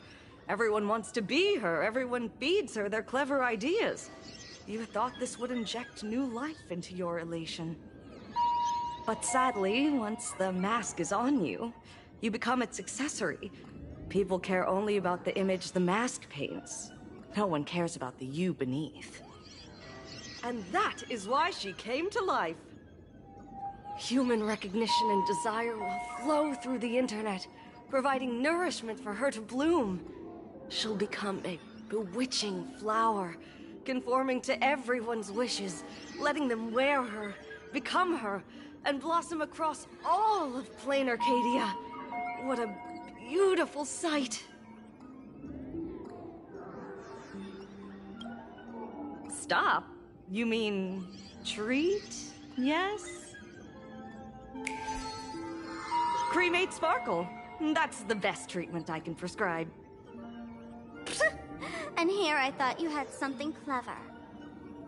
After all, there's only one radical cure for all suffering. Make oneself disappear, right? Miss Sparkle, don't think I'm joking around with you. I only misbehave outside the tavern. But here, I am a doctor, without quotation marks. My treatment is real and effective. Generally, when a fool vanishes, their mask loses its power and becomes a dead thing. You're two sides of the same coin, after all. But as for Sparksy, I can't say for sure. During SparksyCon, she'll be worn by millions of ordinary people in plain Arcadia, feeding her with sustenance and strength. Your window of opportunity is therefore fleeting. Go on, lie down on that bed and say goodbye to your friends. Press that button and the nurse will come wheel you away. There's a door in the tavern that absolutely positively leads to a still-burning star in Siduni Rama. The nurse will send you there, and that'll be the end of it. And if I say no? Then I'll have to be impolite. Miss Sparkle, nameless, the choice is yours. As for me, by the laughter above, I've got to catch the next ship out of this dump. Hey! What's going on? Why am I pinned here? Gray hair. Ma'am, navigator. A little help? The mask of the masked fool represents what you wish to become. You use it to focus your power, but the mask will gradually bind you as well. That's why you've been avoiding Sparksy all this time. She didn't just steal a vial of mimetic virus. She stole your strength. No wonder the fool at the bar joked, when a masked fool loses their mask, what remains is just a fool. Yes. Every fool has at least one such mask. Not mere decoration, but a part of our destiny, crafted by our own hands. It might be a morning actor mask you took a liking to and stole from them. It might be a head accessory you personally sketched in a moment of inspiration. Or it might be something that one day fell from the sky and latched onto your face. To become a fool, one must experience at least one such instance of destiny. The moment of masking one's face. Through the mask's eye holes, we gain a different perspective. Finally seeing how the universe is simply churning with endless jokes, and the absurd nature of our existence as living beings. The mask is who we want to be. And now, this imposter is more me than I am. Do it! Press the button. Call the nurse and cremate Miss Sparkle. At least then, the imposter will lose her power for a little while. You should be able to take her down easily, right? You're not actually going to press it, right? Give us a moment to hesitate, to think. Waiting is torture, you know. You're not doing this on purpose to punish me, are you? Hey, gray hair! Say something!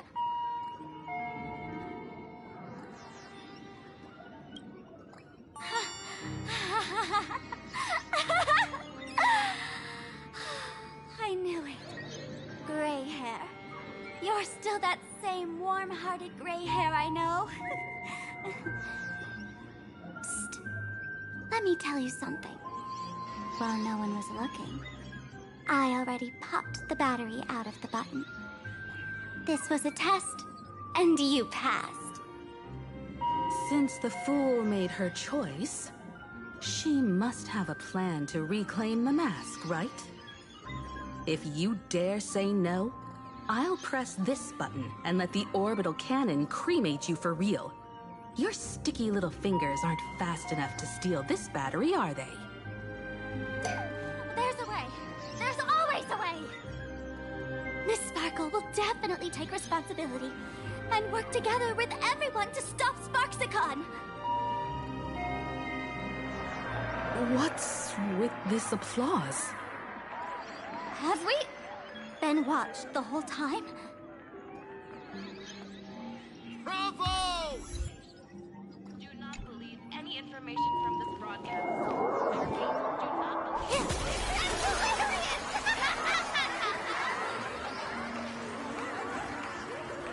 So the audience watched our every move in that treatment? Is this a hospital or a theater? That's life for you. While there's life, there's judgment.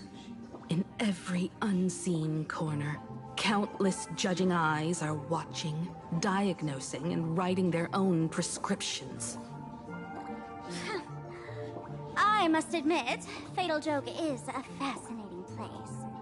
Real shame I didn't come check it out earlier. Ignore the spectators.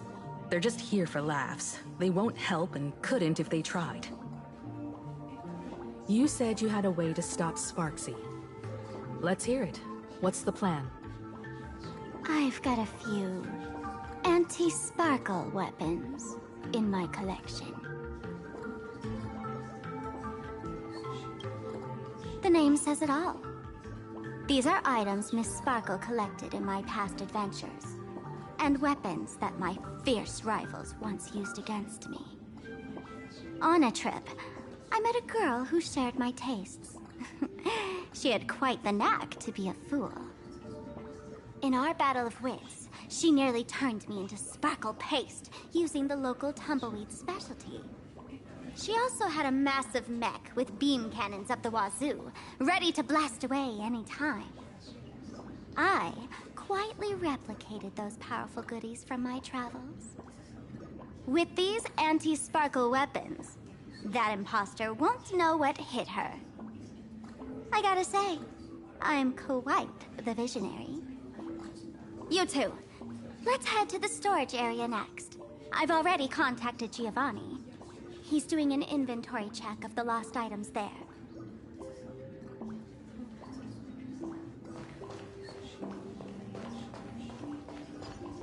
This is too much already.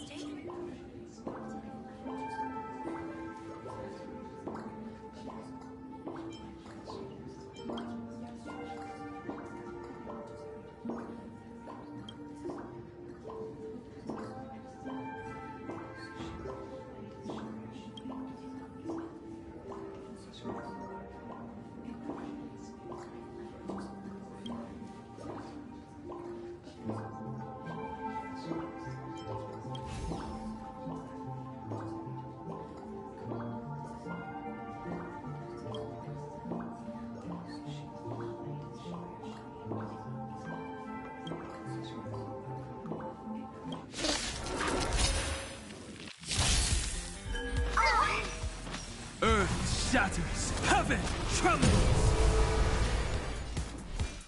Incoming! Stand still.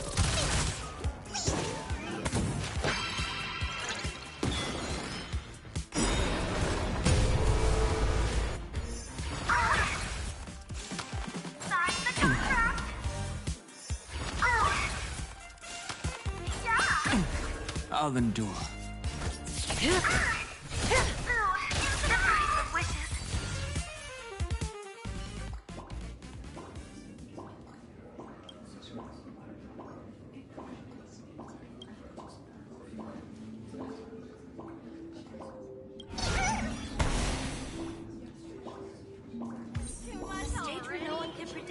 When will I be able to see this and not laugh?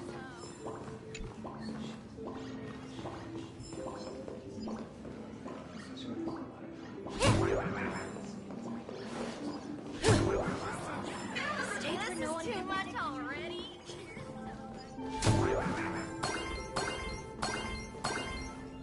Make a wish. A will of metallence.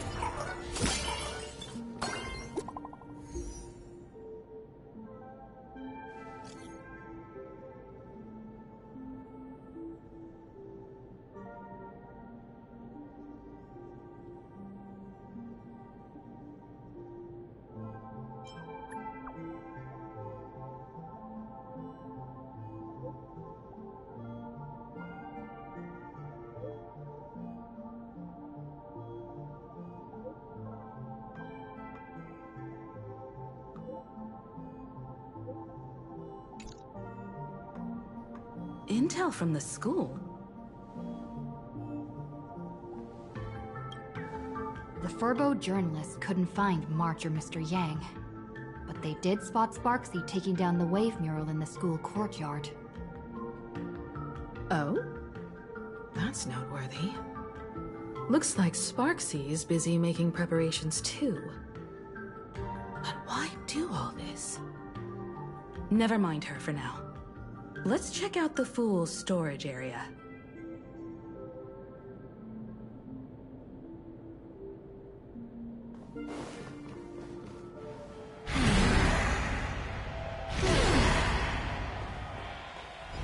This tavern is huge. It's alright. I just wish there were more fun spots around here.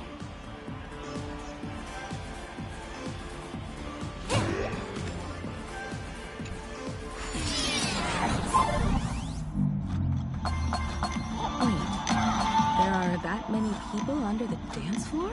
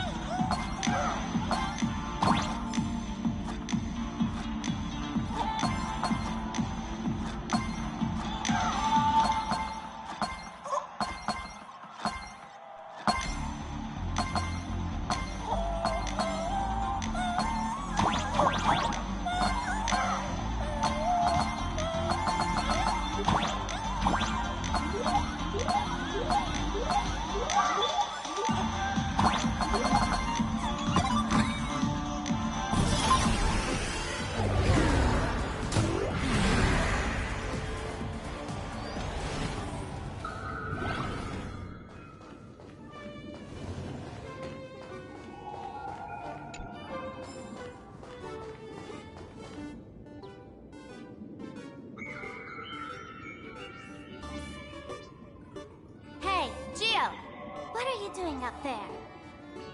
Working my tail off for you, tallying the losses. Wait, who'd you bring with you?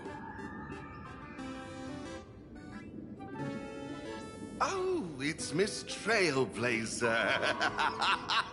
I knew you'd step into the tavern and become one of us someday. Those with the makings of masked fools are naturally drawn to one another. You sure know quite a few fools. Ah, and the lovely lady behind you. You must be Miss Himiko, navigator of the Express. A pleasure to meet you. Mr. Giovanni, just call me Himeko. Normally only fools may enter, but since Sparkle brought you, and you are practically an old friend, I can make an exception as the caretaker. Let me show you around.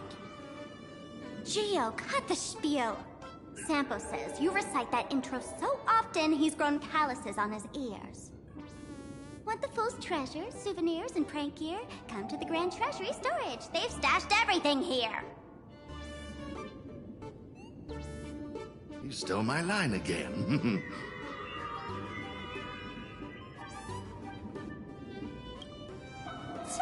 With our theft rate, that tagline's probably to blame.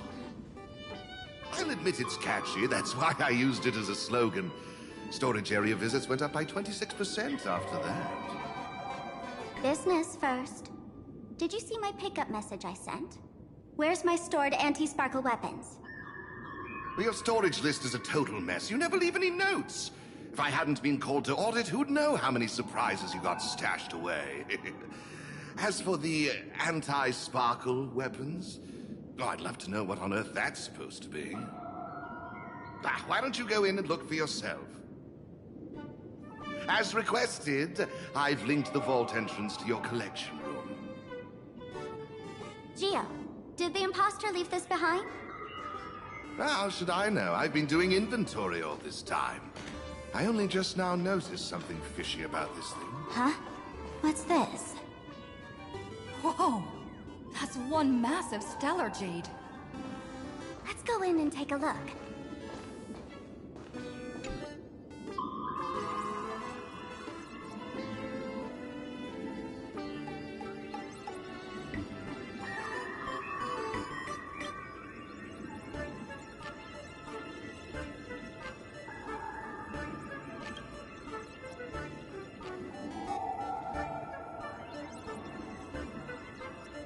Kid, wake up! Uh-huh. This rock is dangerous. Dangerous? I'll smash it with one swing! You've got it! Smash every last...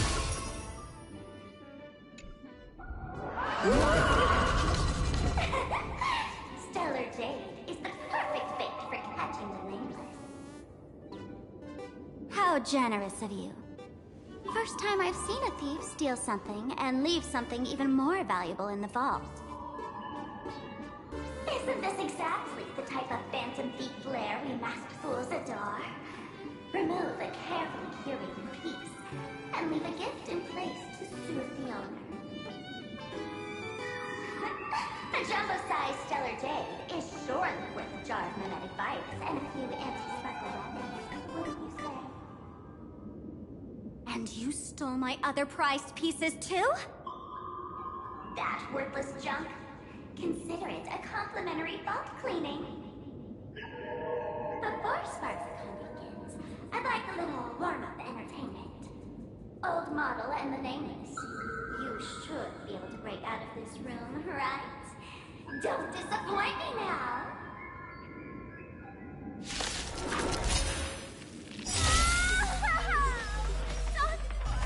Game over! My anti-sparkle weapon has turned into a failed science project! Good times never last. Time to say bye. Boom.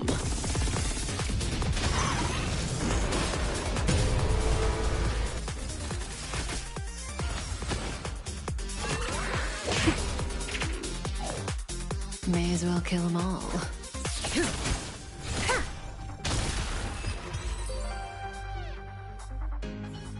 Gio, the security here is an absolute mess! You're in no position to talk. Even the drinksmith here is a temp. Count yourself lucky I'm kind enough to help tally your storage. She didn't just steal my power and my collection! She completely destroyed Miss Sparkle's reputation! This is the worst day ever! A correction. Miss Sparkle's worst day so far. Wanna make fun of me? Go ahead. Don't get me wrong. I also don't think gear tumbleweeds and giant mechs would work on someone spreading mimetic viruses. I thought of a way just now that might suppress the mimetic contagion at Graphia Academy. You can fight fire with fire, but a mimetic virus can be scoured away with water.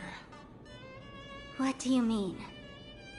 Our informant at the school reports Sparksy is removing the central mural there. The imaginated mural, World Breaker Waves, is said to be a work left behind by Graphia herself. Legend says the wave comes from the Dove Brook river water she used to wash off her painting mistakes. The artists say it is blessed. That's why they kept it in the school. I couldn't understand why Sparksy went to such lengths to tear it down. Now I do. Painting mistakes are redundant information that stain a painting. A mimetic virus is redundant information that stains the mind. If someone knew how to harness this Dovebrook wave to wash over the school, They could cleanse the infection she spread. That's why Sparksy wanted to hide the mural. Exactly. As a Graphia Academy alumna, I know a bit of traditional painting. Right now, our most directly effective plan is to break into the school, regain control of the mural, and use it to suppress Sparksy's movements. Let's go. I'll make this imposter pay 100-fold. Looks like our paths must part in haste. I wish you all fair winds on your journey ahead. Oh, if any of you feel uncertain about what's next, here's a small suggestion. Take a detour inside the Blistar light orb.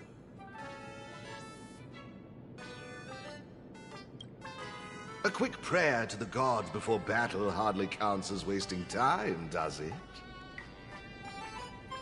For us masked fools, that light orb holds the same significance as the Phantos Moon hanging above. Deep within the orb, everyone can find the divine revelations of the elation.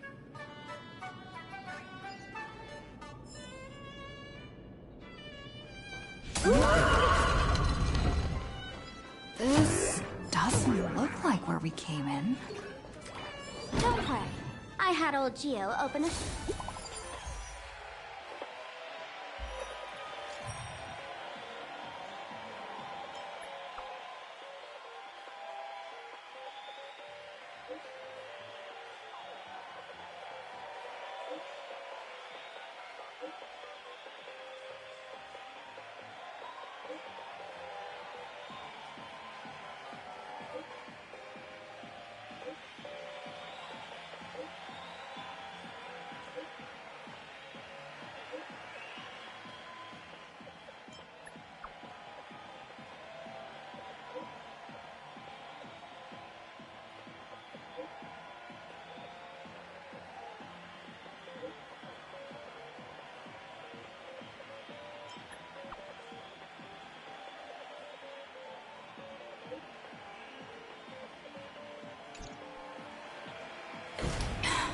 Darn it. They found something else at the school? We need to pick up the pace.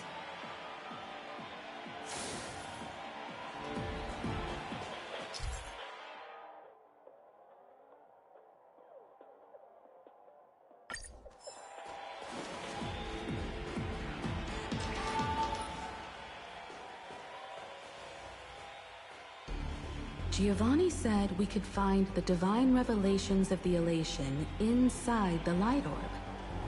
Don't tell me this orb is another tavern room. Bingo, your intuition's spot on. It isn't just a light-polluting orb. Think of it as a shrine for fools.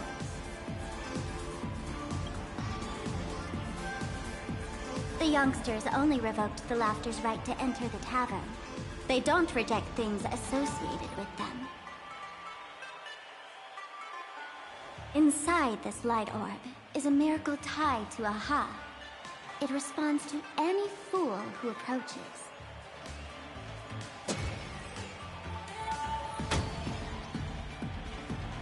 Let me show you something mind-blowing.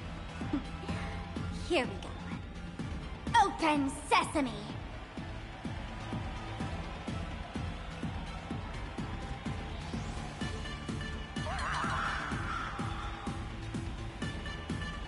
I said, open sesame! Open sesame! Sesame? Open?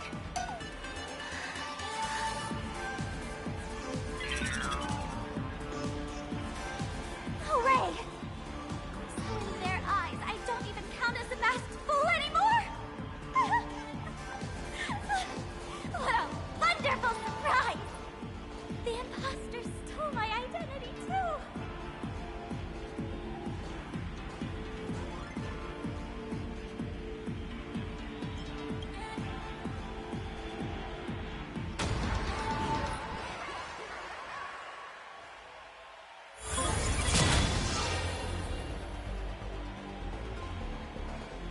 The good news is, At least one of us is still a masked fool. Hey! That's way too harsh.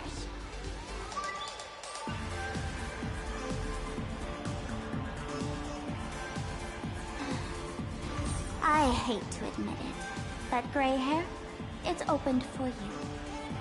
The light orb has acknowledged you.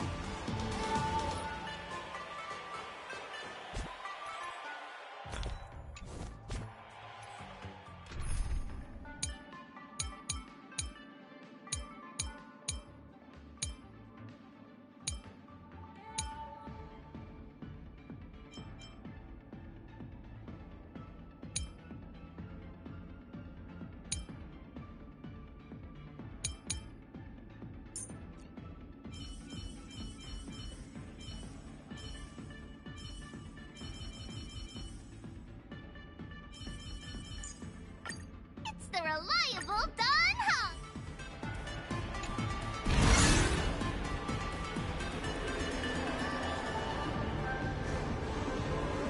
So, this is the miracle you meant? Yes. Among the masked fools, a myth is told. When the Master of Elation climbed the highest boughs of the Tree of Existence, they glimpsed the cold, abhorrent void. The stars turned like machinery, and all meaning yielded to nihility. They gazed further, until they witnessed a newborn fall and cry as if wronged beyond measure. Then they burst out laughing. That crystalline laughter tore through the cold, dead universe, echoing through the realms to this day. Many think the laughter that tore apart the cosmos is just a metaphor. But sadly, it's real. The tavern folks call this thing the echo of primordial laughter. It tore open a spatial rift. They say other tavern branches have this too, in multiple locations. No one knows how many there are, or what their existence means. When we shout into it, there's no echo. Toss in trash, and it merrily swallows away. No one knows if this thing will keep widening and swallow the tavern whole. Either way, it just sits there, right over there, motionless, grinning at us forever.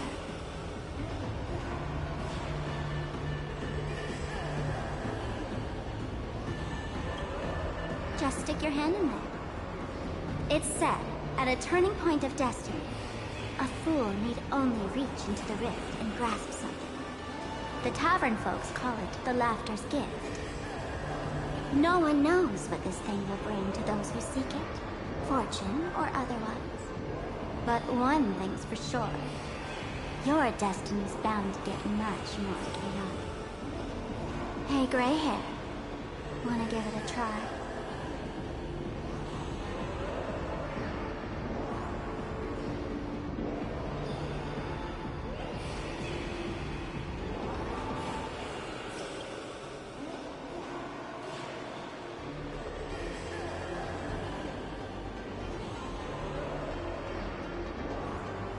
Billy, have mercy.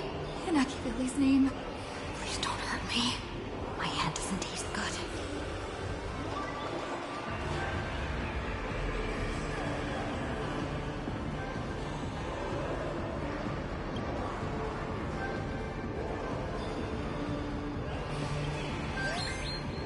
Is this? Huh?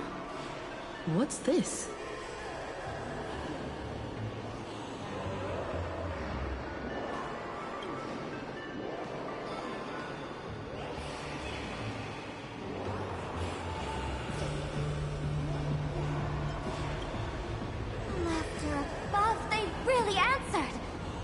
What's their deal giving you another mimetic virus?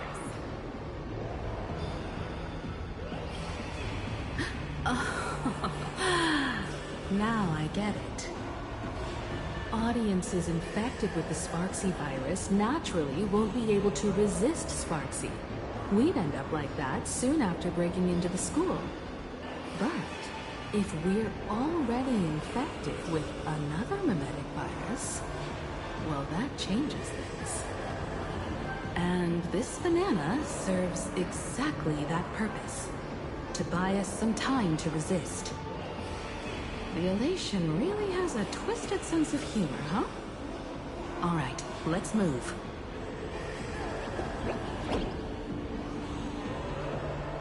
Who are you two? Haven't you heard the rule? Only one fool's allowed in here at a time. Who am I? Well, just a passing detective and his assistant. Have I been asleep too long? Or has humanity sunk so low they don't even care if they turn into monkeys? Meanwhile, the ignorant criminals believed they had discovered a treasure that could change their destiny, completely unaware that what they held in their hands could shatter the sanity of the entire world! Hey, Mr. N, cut the narration when it's time to fight. Well, I got to do something, right? Like this? Whatever floats your boat. Now, listen up, you three. Put that banana down and walk away, and I'll let bygones be bygones. But if you try anything funny... If you want to get to them, you'll have to get through these little toys first!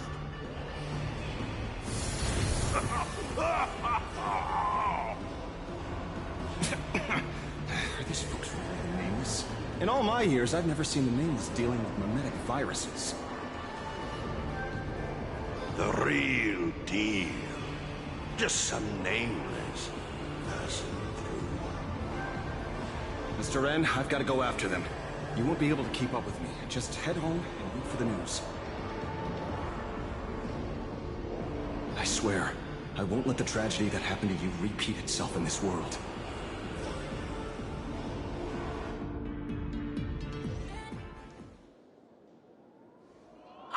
Over here!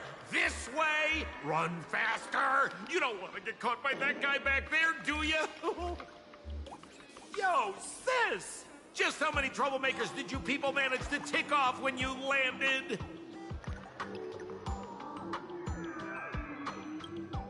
I swear, Miss Sparkle definitely hasn't gotten involved with someone like that. Thank you, Mr. Sampo. Now that we're all set, it's time to head to Graphia Academy for the rescue mission. Mr. Sampo, do you know which door in the tavern can get us back to the city the quickest?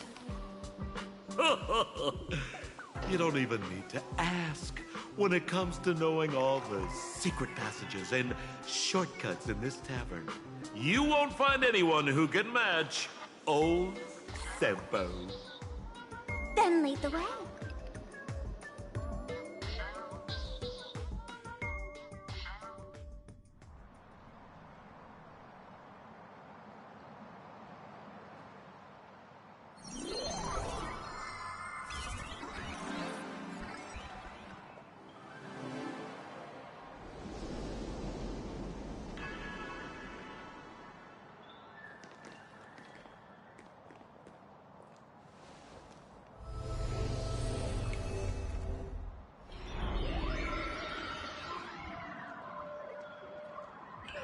Your thoughts tell me that you still have doubts about me.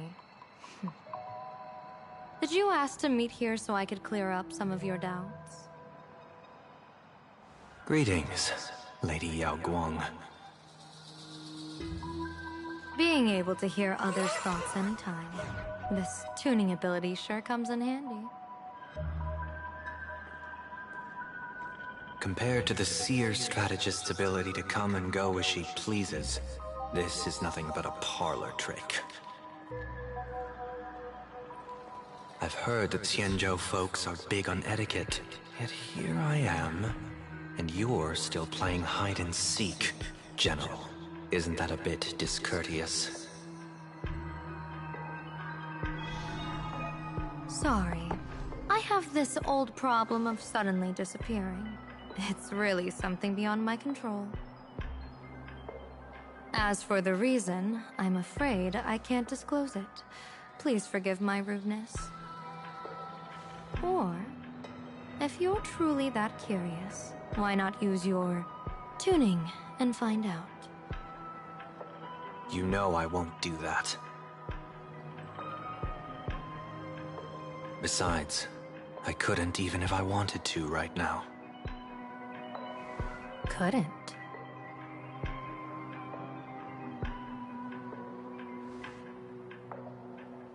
At this moment, the crowd's thoughts are crashing over me like a tidal wave.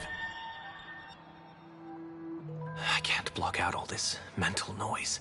Just keeping my own thoughts from getting tangled up in everyone else's is hard enough. I see. So that's why. When you were speaking with Miss Himiko earlier, I accidentally intruded on your private conversation. My tuning is spiraling out of control. This mask is distorting my abilities. I see it differently. The loss of control is temporary. That mask is amplifying your power. How is this possible? This tuning power is bestowed by the Harmony. How could the Elation meddle with their authority? Perhaps the Elation simply poured more fuel into this divine authority?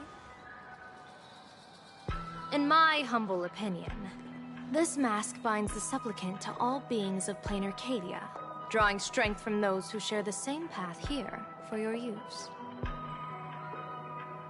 That's why you're hearing others' thoughts surge toward you like a tide. Your tuning is steadily expanding, and you've become the center of this melody.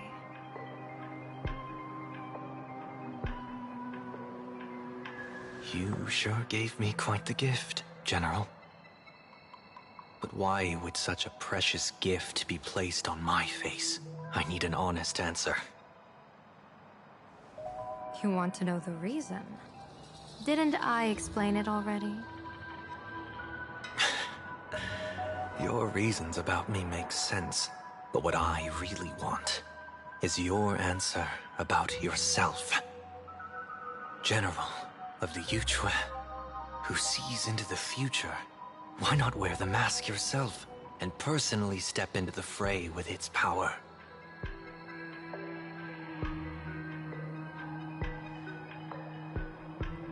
Words can deceive, but only tuning lays the truth bare. Mr. Sunday, why not use your enhanced tuning to feel the weight of that answer for yourself?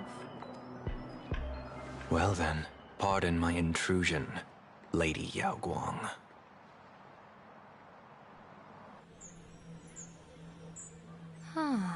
So this bird on my shoulder is the manifestation of the tuning's resonance?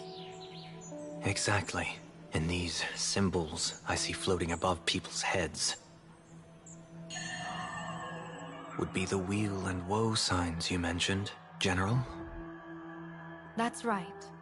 To become an Arbiter General, one must undergo 3 ceremonies. The Rainbow Ordainment, the Rainbow's Gaze, and the Bestowal of Spiritus. Only then can one truly take up the mantle and live up to the title. When I was appointed as the Yuchue's general, I was bestowed with the Rainbow Spiritus called Kala Chakra Sky Plume, which represents the vision of the hunt among the 7 aspects of the rainbow. A symbol of foresight, verdict, and self-discipline. Thanks to that, I gained the Eye of Ishvara, which allows me to read the flow of destiny. Since the day I arrived on this world, every person I've seen bore a crimson woe sign above their head, without exception. Within days at most, a catastrophic disaster will befall this place. So, that red glow rising from the edge of the city is... The blazing light, formed by the convergence of all those woe signs in plain Arcadia. In that case, General, it's all the more reason for you to wear the mask. Once your sight into the future is strengthened, you won't need to fear the deathly omen in your readings. Mr. Sunday, have you heard the diviner's iron law? Never divine the same matter twice. In Penacony, Diviners also warn clients beforehand. You can't ask for another spread just because you dislike the result. There's a reason for that, isn't there? Divining the future is, in essence, a form of observation and calculation. It's an interference with the future. Each reading drives the murky future towards a definite outcome. A collapsed quantum state, even if that outcome isn't to one's liking. To be honest, when I set out for Plain Arcadia, I had fully intended to personally participate in the Phantom Moon Games. But the moment I laid hands on the mask, I understood the consequences of wearing it. Once this miraculous item is donned, the Eye of Ishvara would transcend mere sight and permeate throughout this realm. The Kala Chakra sky plume would predict the future of all beings at tens of billions of instances per second. You're saying that simply by your observation, our future would become fixed. Indeed, just like how the Wisdom Walker expounded the way of destiny, anchoring the fated moments. If I wore the mask, I would become the noose of Plain Arcadia, and I would personally anchor a destiny that drives us all into a bottomless darkness. We will become locked in a dead end, with not a shred of hope for salvation. Close one. I passed the trial. There's still a sliver of hope in this round. Now that makes me even more curious. Pardon my bluntness, but the fate of billions in Plain Arcadia never had much to do with you, General. Your encounter with the Express and the IPC was merely a chance meeting. You are a messenger of the Xianzhou. Since you foresaw the omen, that an Arbiter General will fall here, you could have boarded your ship and left at any time. Why choose to stay and help us? To help this world break free of this death trap? Because I am guided by great compassion. Every life is precious beyond measure. Such diplomatic pleasantries won't fool the former master of Penacony like yourself, would they? Then, how about this reason? The Astral Express has distinguished itself time and again against the destruction, and bears an irreplaceable duty for the future. I can't just sit idly and watch you face annihilation. Give me a break. I really am terrible at all this diplomatic talk. Mr. Sunday, what makes you think that everything I've done is just to save Plain Arcadia? What? Weal is where woe lurks. Woe is where weal leads. The good fortune of some often births the ill fate of others, and a dead end for someone may hide an opportunity for another. This treacherous land where life and death turn again and again, where fortune flips to misfortune, is, in my eyes, the perfect board for a game of wits. A game with whom?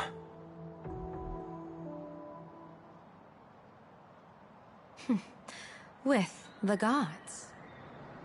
Mr. Sunday, have you heard of the Battle of the Fonghu 30 years ago? I've heard rumors of that war, but not the details. General, are you suggesting Plain Arcadia is now facing dangers just as perilous as the Xianzhou Fanghu was back then? You got that right.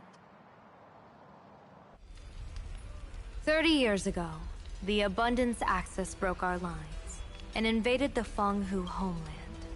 The abominations awakened a living demonic star, intending to sink the Xianzhou Fanghu. With no other options, the Alliance staked everything on my Junior Soar's plan to operate the astronomical observation device, the Cloud Pier Telescope, to signal the rainbow for aid, using their Lux arrow to strike down the demon star. Whoever operated the Cloud Pier Telescope would not return. It was to be a one-way trip. So, you're Junior Sora. You guessed wrong. The one who offered his life was my master, who taught me divination. It was Master Jingtian, then the Yuchui's master diviner, and the only high official authorized to operate that device. He accepted his fate and ventured to the Fanghu, going with him into certain death were Yueyu, the previous Yaoqing general who guarded the Cloud Pier telescope, and the Verdant Knights under her command. I was responsible for assessing the entire plan's feasibility and mending its gaps. I activated the Decalite reflection barrier, calculating and casting lots again and again. I watched as the starlight, representing countless possibilities, flickered within the reflections, faint, wavering, until the vast shadow of a pondering god swallowed them whole. And they vanished into the abyssal dark at the edges of the universe.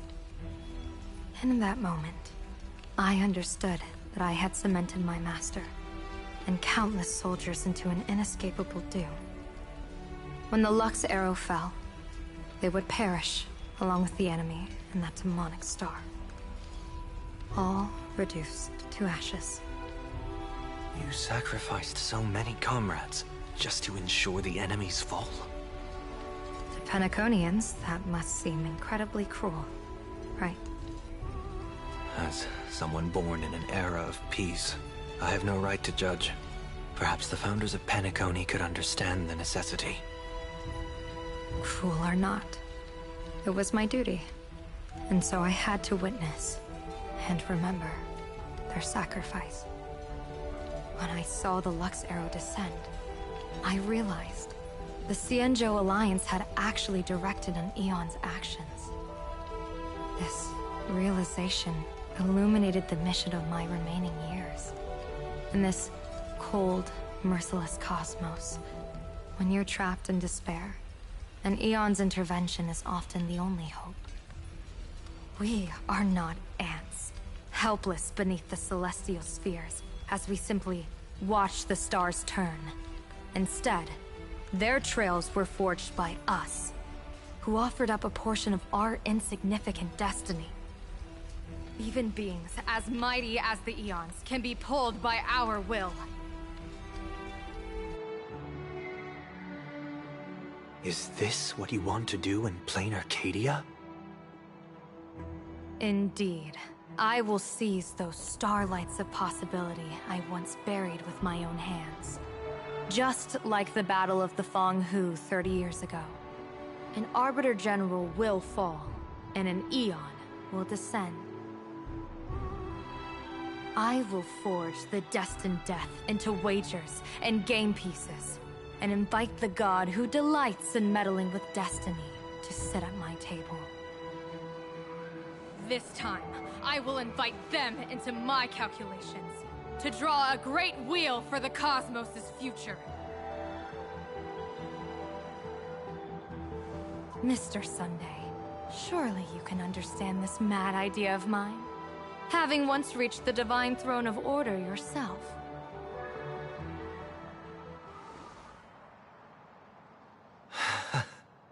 Our common ground goes far beyond mad ideas. But I was reviving a god who already lay dead and buried in the infinite dark. General, how can you be sure that the most capricious Eon would be led by your fancy?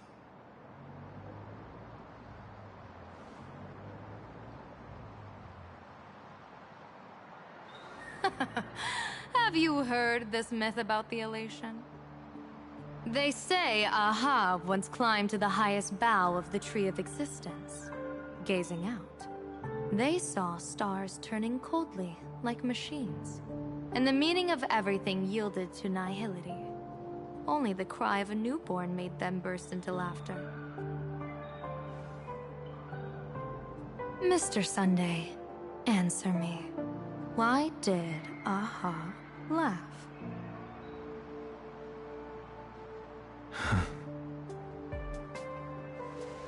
I think it's because they finally saw an audience arrive at this long, empty stage we call the universe.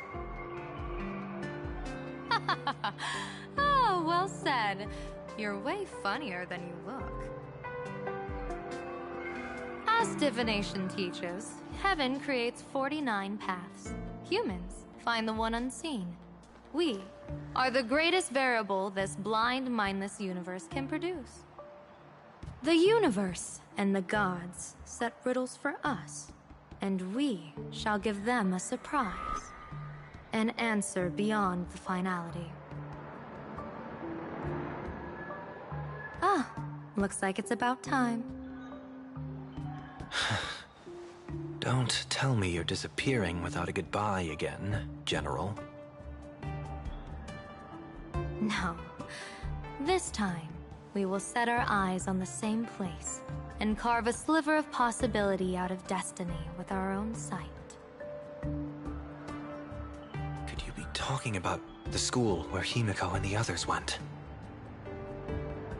Yes. The crimson light there pierces the sky today, marking it as a locus of woe. The Arcadia's first calamity will erupt there. I should have asked you to give them a few secret strategies before they left. Forget it. The stuff in those pouches is all harmless banter anyway. We should let them off the hook.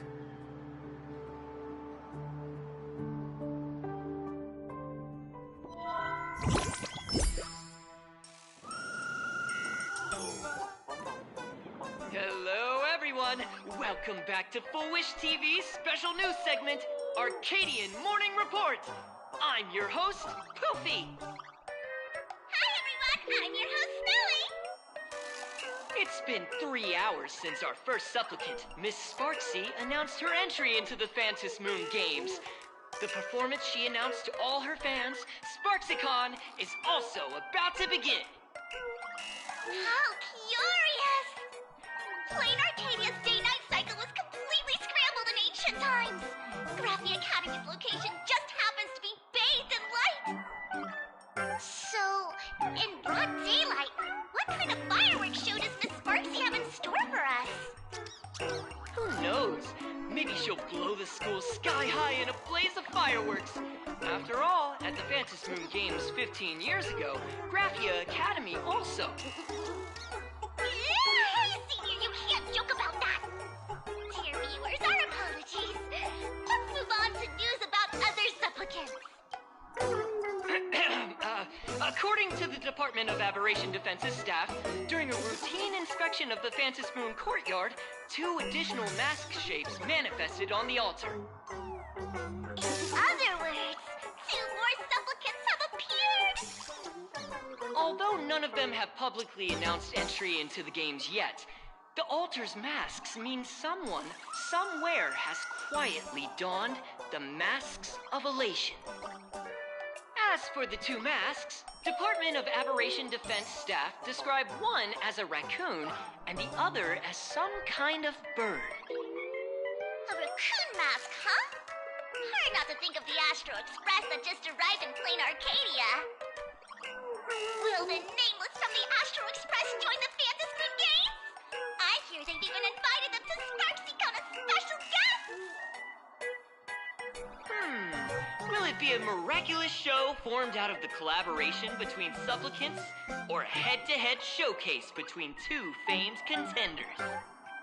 Countless streamers are already live, broadcasting the scene at the venue. Let's cut to the feed now.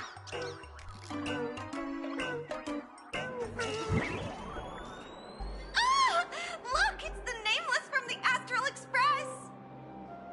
One girl, 1,000 faces. 1,000 faces, one girl. Welcome to the SparksyCon live broadcast. Dear lovely fans, please be patient. SparksyCon is about to begin. This horror stream is about to end. Time for you all to log off. That woman has Miss Sparksy's face. What a pathetic imitation. What? My face is the original! Miss Sparksy's face alone is the greatest masterpiece in the world! Everyone should listen to her sweet voice and gaze upon her adorable face! We shall become Miss Sparksy! We offered everything to Miss Sparksy. Sparksicle! Sparksicle! Sparksicle! Sparksicle! Sparksicle! My eyes! I've seen something cursed. The mimetic virus spread among people is way worse than we imagined. There are walking Sparksy shrooms growing on the ground. I bet we'll all end up with Sparksy, or rather Sparkle faces before we can get very far. Are we really using that? If we don't take down that imposter before the virus hits, we'll all be monkeys in the jungle. Become a fake of a fake or a carefree monkey. Your call. On second thought, being assimilated by an imposter doesn't sound that bad. Enough talk. Eyes on the banana. Ow! Ma'am, a little warning before you stab someone with a banana, please? Come on, banana. Remember the plan we made at the tavern? Yes, we dig out the imaginated painting Sparksy hid, then use waves to give Garapia Academy a good banana wash over. But what if that imposter figures it out? Just try to keep her busy and buy us some time. Let's do it.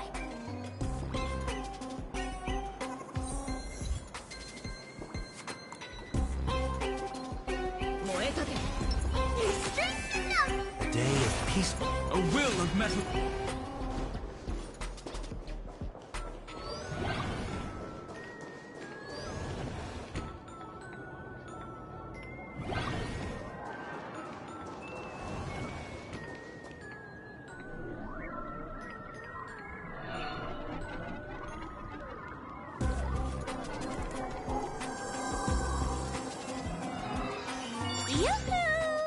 Welcome, dear guests.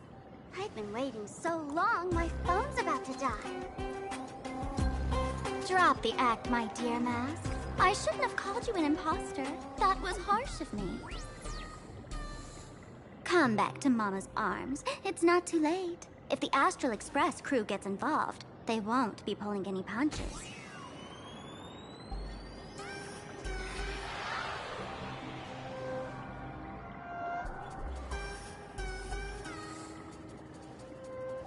Of course I get it. Surrendering now would ruin the stage you so carefully set. Total buzzkill, right?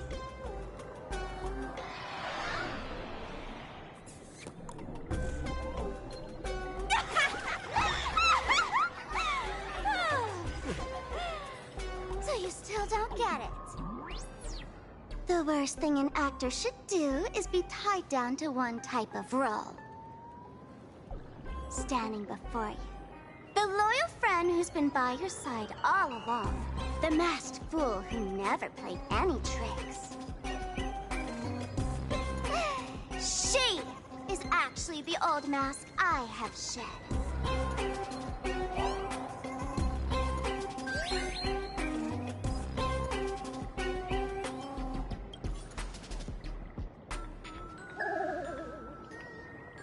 Haven't I been telling you all this time?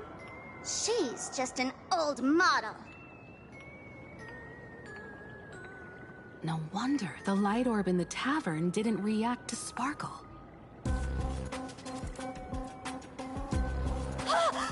For real? That explanation is kinda awesome. Look at those expressions on your faces. This is the best opening act for Sparksicon ever! I shed that old mask, and with it, the weak, timid, all too human me. This new me will break free from all shackles, gather my fans' wish power, and stride onto the stage of the Fantasmoon Games!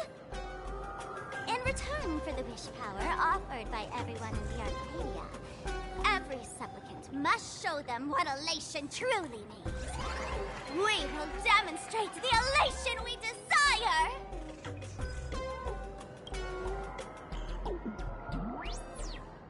There's no coercion involved anywhere in this. It's a simple yes or no, like scrolling to the bottom of the terms of service. Want attention, talent, quick cash, universal praise? Download the Sparksy virus. Ta-da! Click confirm, and you're set. Isn't that exactly what they crave? Elation in 3 minutes flat? Nameless, you're doomed to lose. You can't stop what people desire. We can't stop their desire. But in this stream, we'll show this Arcadia world another possibility. What did you just say? We'll show everyone watching the live stream the elation of the Astral Express.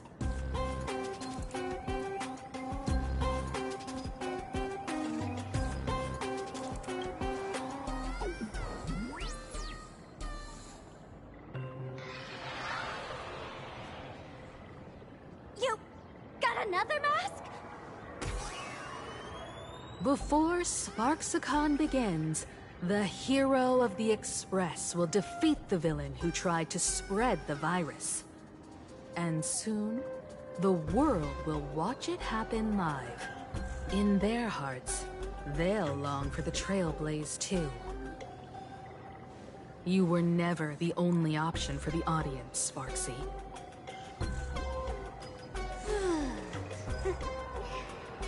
You know why I can't stand heroic stories? You lot always wave the flag of justice, then stomp all over the fun with brute force. The elation has nothing to do with justice, and you haven't won yet. Man, gray hair, don't tell me you forgot the plan. I'll stall her.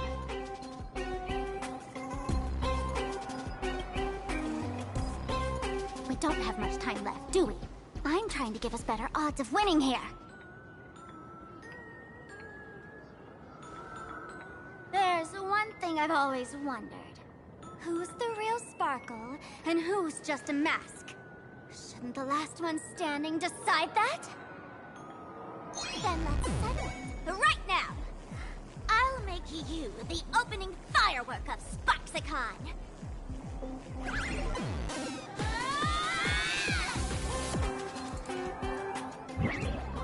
Unbelievable! A girl who looks exactly like Miss Sparksy just rushed in and started throwing punches! Could she be a high-grade look-alike rival? Looks like when it comes to top-tier V-Streamer wars, the fanciest fights are fought the old-fashioned way. Hey, friends! Over here! Look this way! Is that March's voice? Over here!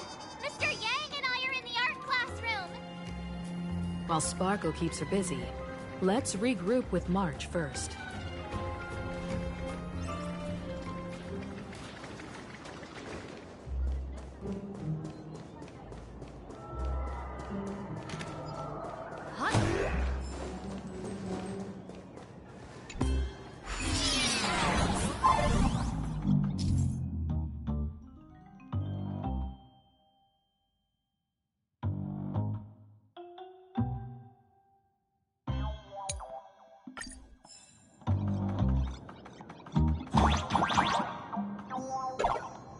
Move this platform, and you should be able to get up there.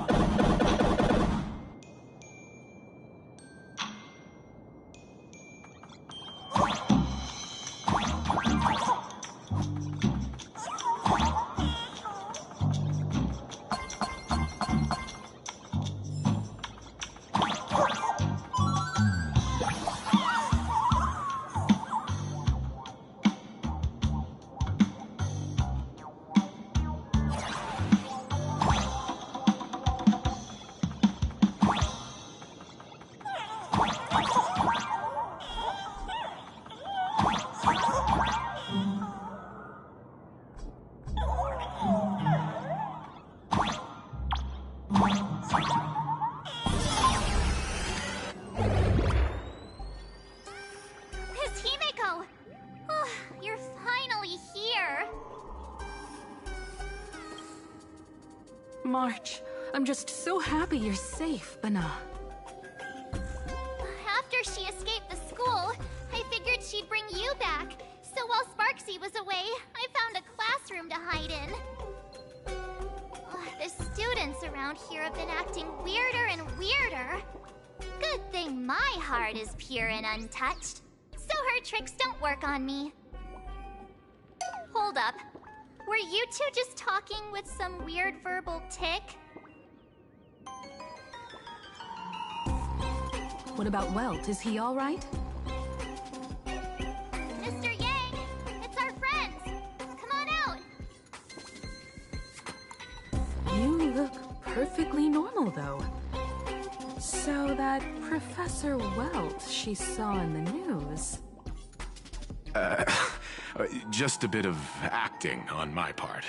Let's not dwell on that right now. Like March, I realized something was corrupting our cognition when I arrived at school. She even pulled from one of my past memories to strengthen the effect. It was pretty frustrating. Luckily, I've dealt with something similar before. I snapped out of cognition corruption very fast this time, so I decided to keep playing the teacher and hide some students away in secret. So, any ideas on how to dispel Sparksy's influence?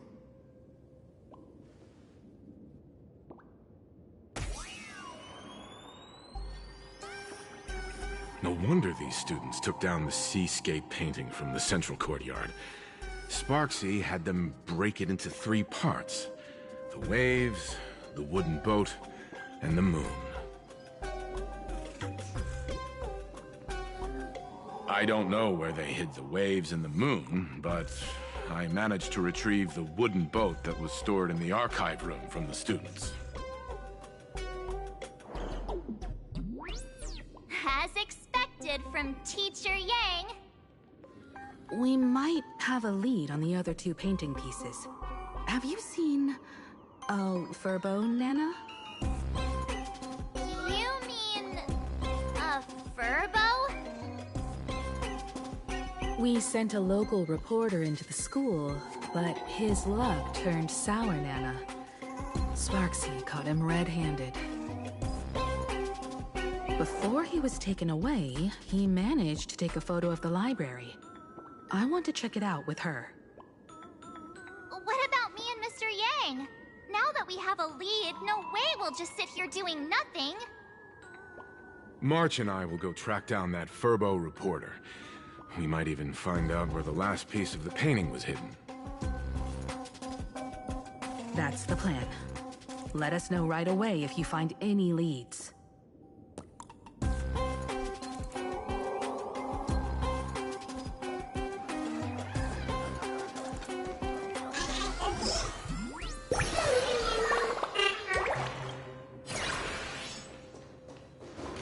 Himiko, where's the library? I know the way. I just hope they haven't renovated the academy in the past 15 years.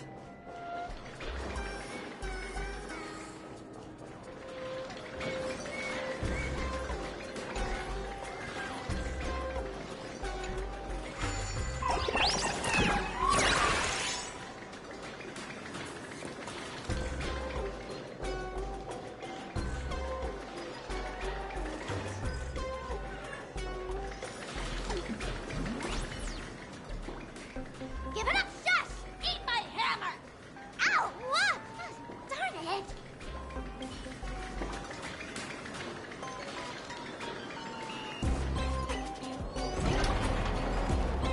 Oh, the express crew is here! Please follow my live stream channel. Please give Miss Sparksy lots of likes!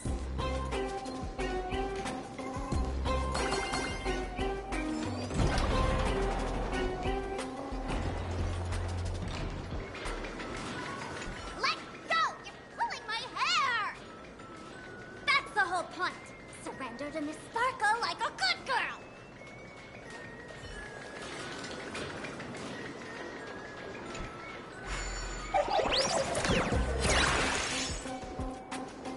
The library's just up ahead. Finally, I can get away from all these live stream ups. We're here, Bana.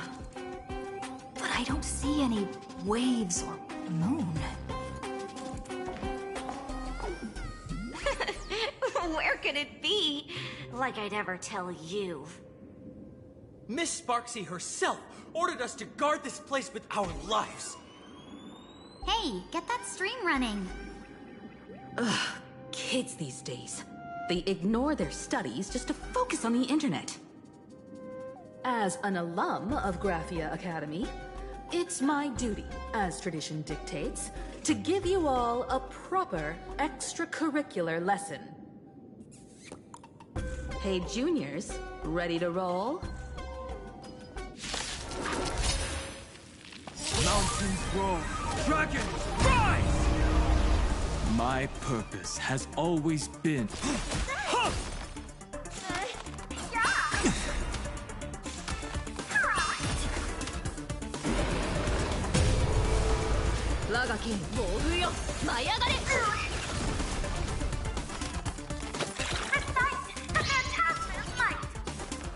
In this mortal form, I will walk with you, watch over you, and guide you on your path.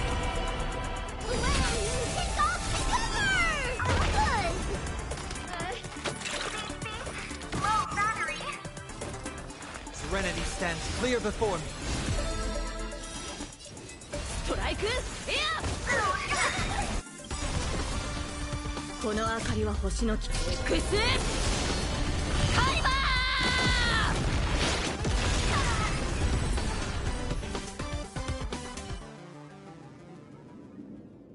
Where could they be hiding the landscape painting? After all, it's an image Nana'd thing. Once sealed in a scroll or something, it'll be a pain to retrieve, Bana. Oh, right. Let's check out that photo Nana the reporter left us. Maybe we can find some clues.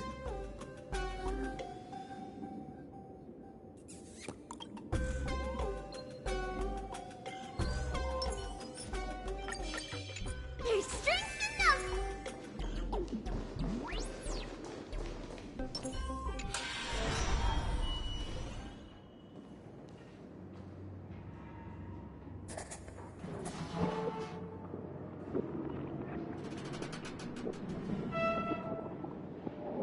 Where are we now? This place looks just like any other classroom. But something's off.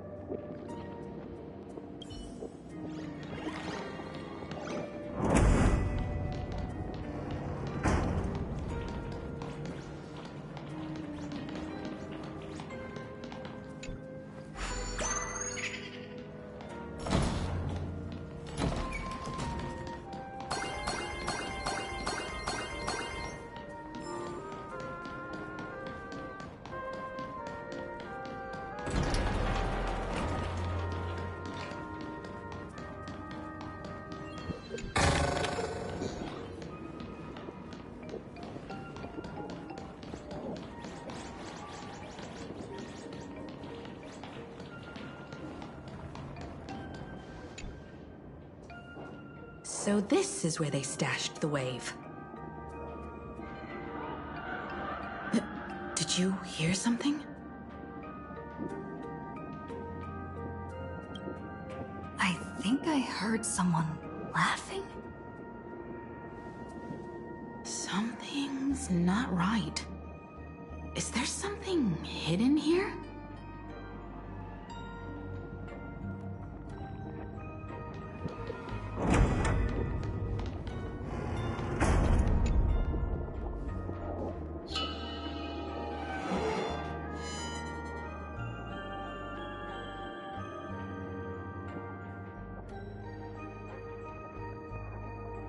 July 22nd, 1984? Belle? Could this classroom be... Senior?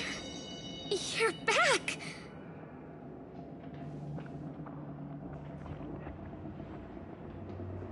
Belle? And you are? But... how is this possible? Hey, don't slack off, okay? It really is you, Senior! You look so different. We almost didn't recognize you. Still, that dashing aura of yours simply can't be obscured. And so many of us, we've been here, waiting all this time. I'm so sorry. I was gone too long. It's unforgivable that I never came back to visit you all. You apologizing so seriously? That's not like you at all, Senior. Yeah. After all this time, the least I can do is smile. But all of you are already dead. Himiko, these students, who are they? They're the shadows cast by my past regrets. Young lives buried here by a tragic accident. What? Oh no, Senior, he's here! That thing is coming! Wait, what did you just say? Everyone, hide! We mustn't let that monster find us! Run, Senior! The Herald of Death is back! Belle!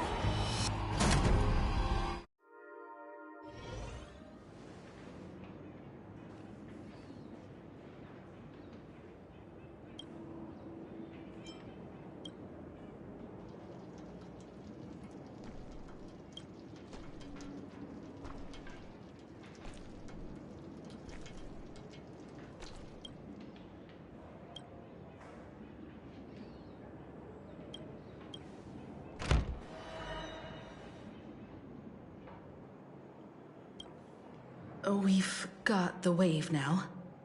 Time to regroup with Welt and the others. You can't save them. They're already ghosts. It wasn't Sparksy who attacked them, but something far more cruel. And they didn't die in the present, but during a certain twilight 15 years ago. We can't change their fates. However, this definitely isn't some kind of time travel to the past.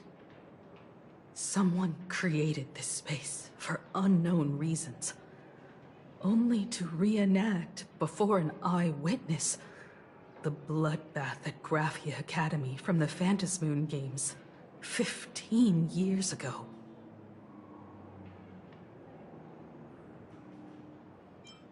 That's right.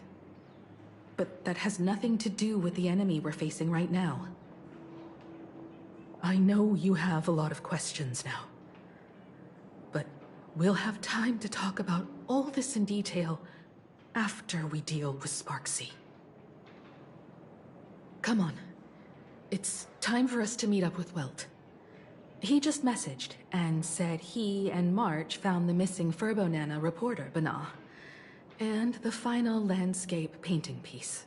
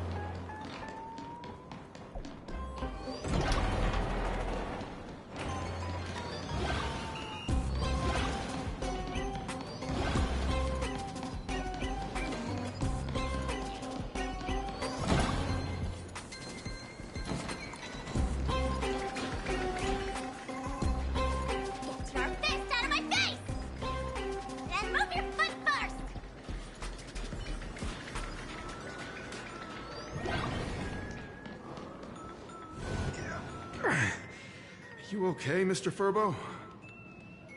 Good thing we got here in time, or you would have ended up as a target practice dummy. Beep-boop. This Furbo nearly bit the dust. President, you're here! You're gonna give this Furbo some hazard pay, right? This Mr. Furbo said the students put the moon inside the gymnasium.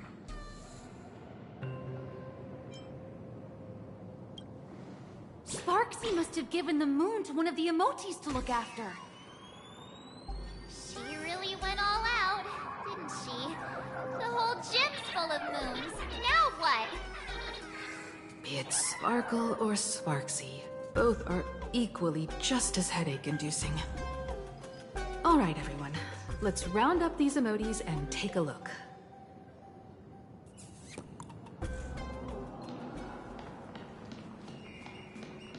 The texture of this ball seems different from the others.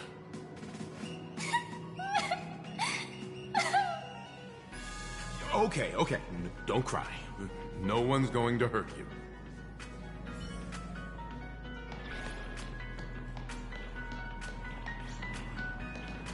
You! Fess up! Did you stash the moon somewhere?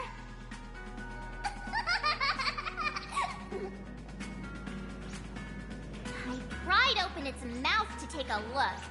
Seems this little guy didn't swallow the moon.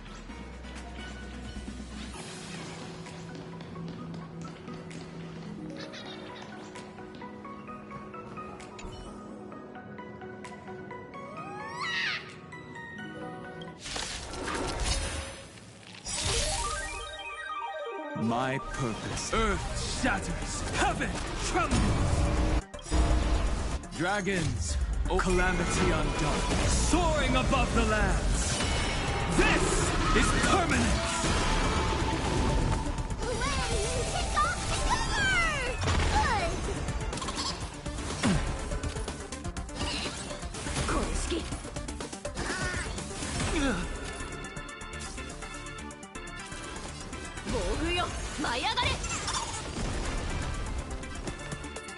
Serenity stands clear before me.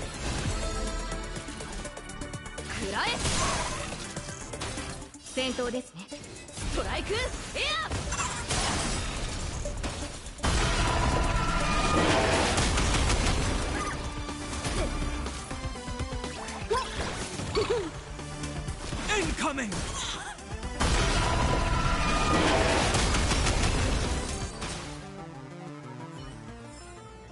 A vast journey awaits. Venture and...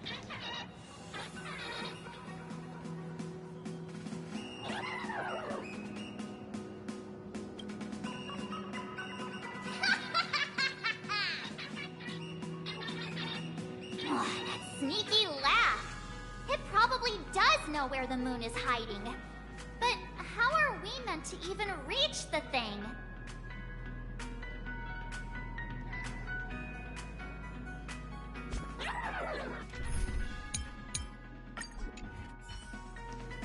Number!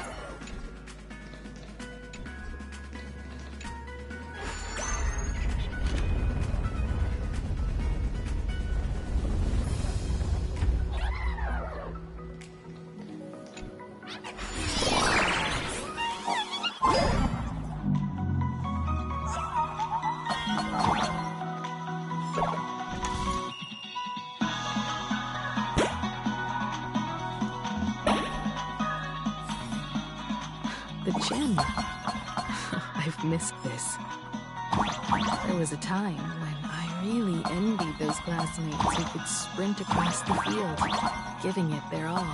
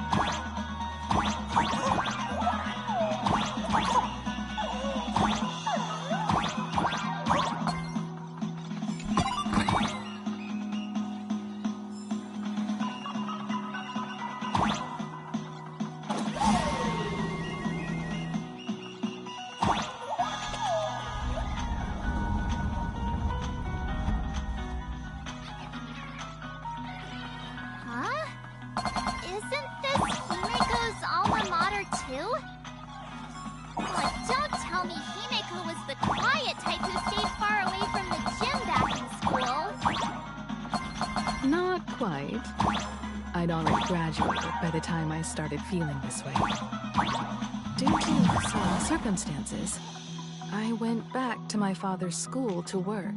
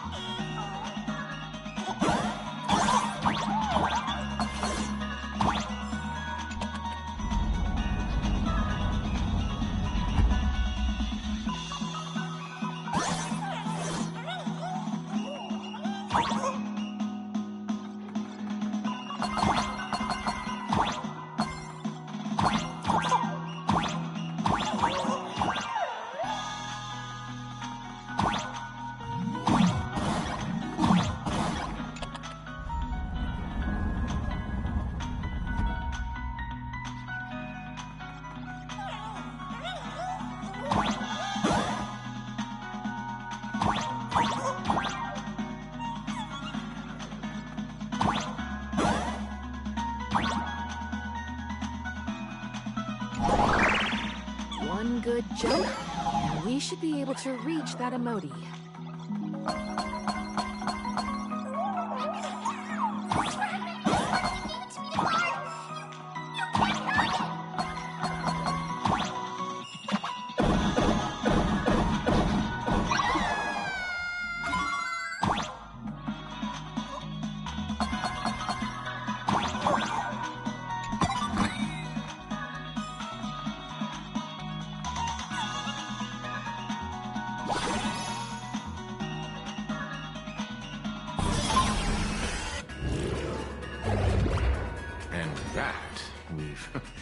Got our hands on the third part of the scenery, the moon.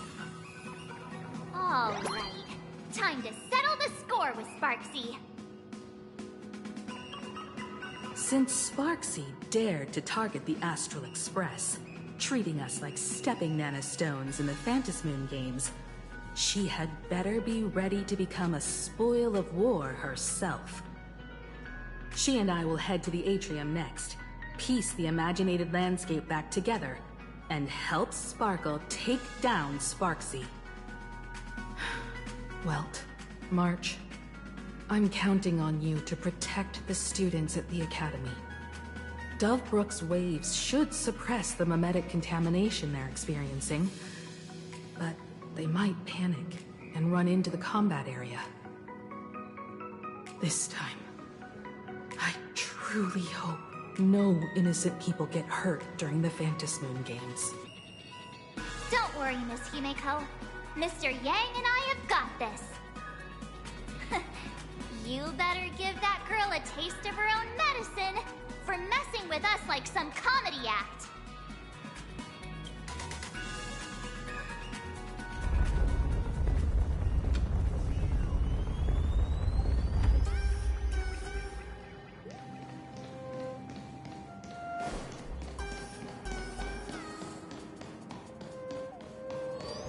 What does everyone think? Will the Nameless win? Let's cheer for Miss Sparksy! Final report! Who will emerge victorious? Miss Sparksy or the Astral Express? Stay tuned to find... Sparkle and Sparksy are gone. And the students too? If you think you've got this in the bag, you're in for a rude awakening. Sparksicon hasn't even started! Time for your Sparksicon grand finale! Because I, the Nameless of the Astral Express, will challenge you as a fellow supplicant and crush your elation. Challenge me? I'd love to fight you. Hurry up and put the scenery pieces together.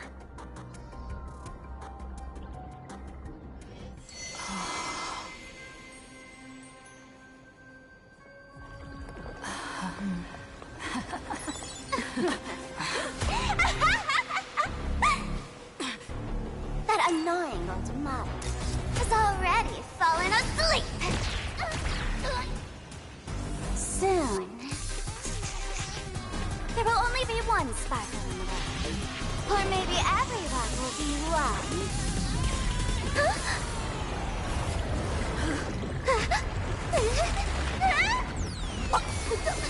During my transformation! Despicable! Too bad. The options have all arrived. Our heroes today. The first battle of the fantasy supplement has commenced!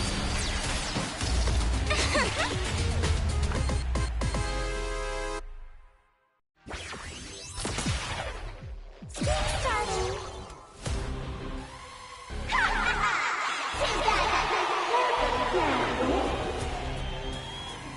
Can't put up this sky full of sparksy! Wind power will convert here!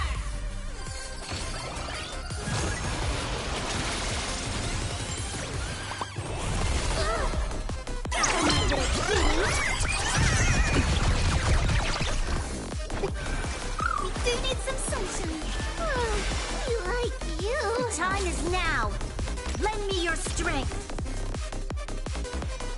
Your end approaches. Make good the loss.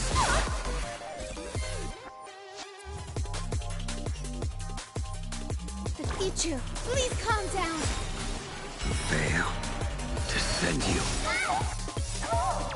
May this faint light dispel the gloom. Restore clear skies. Once more. Assistance is timely.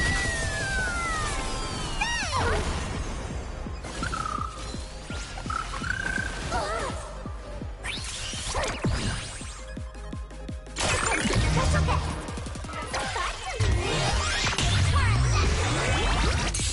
Where the heck did she drag me to? Savor it in my place.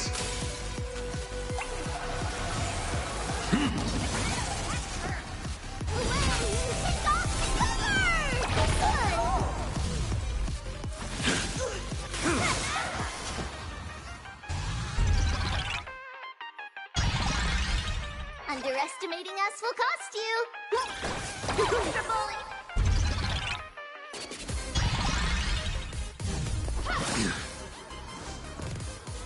Fail to send you.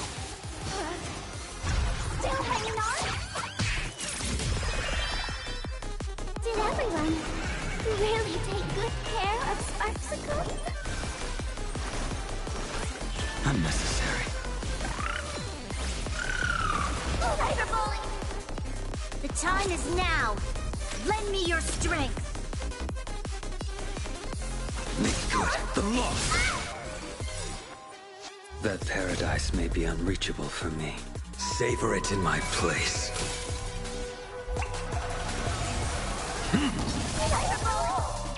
I will guide with the Rainbow Bridge. We do need some sunshine. Unnecessary.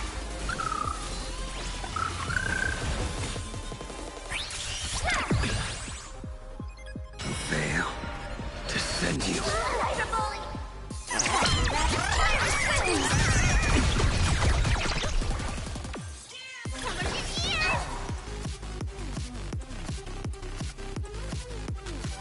I will dispatch you by my sword. I had all of the internet behind me! How could I name it to pass my popularity?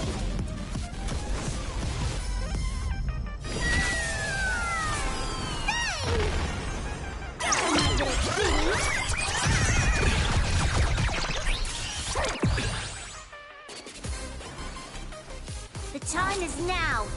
Lend me your strength. A blade's edge knows no mercy. The fight is set. Fail to send you.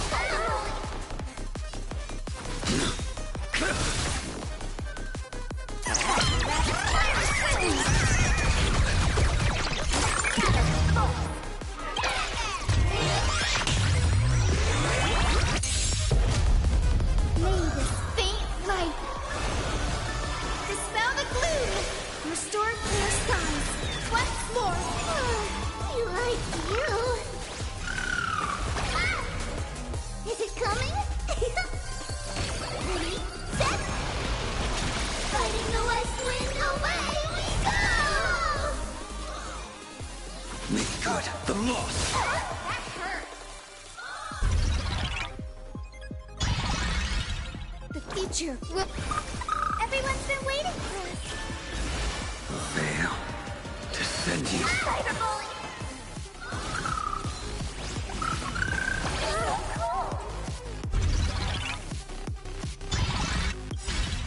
That paradise may be unreachable for me. Savor it in my place.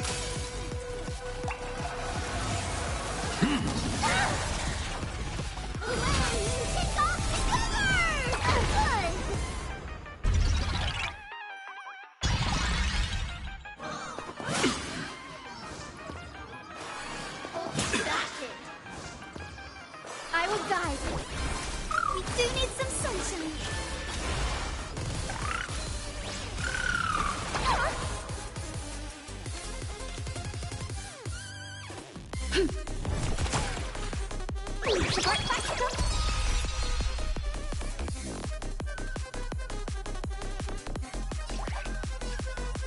Huge news!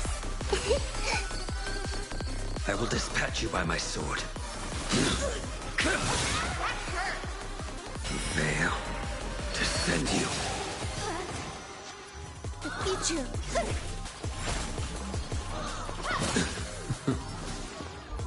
You'll pay for this.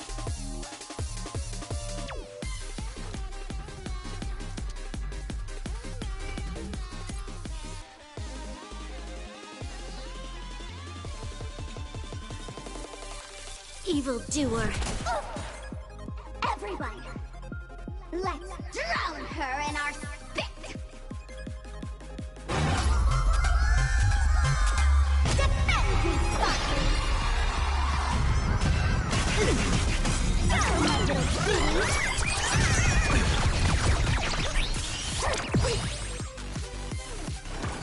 May this faint light dispel the gloom. Restore clear skies. Once more. Unnecessary. Veil. Descend you. Cyberbully.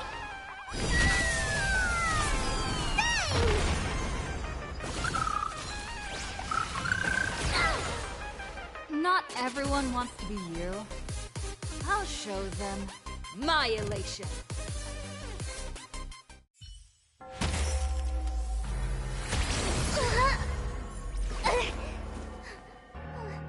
Sparks isn't over yet. Stop her! She's trying to escape into the crowd!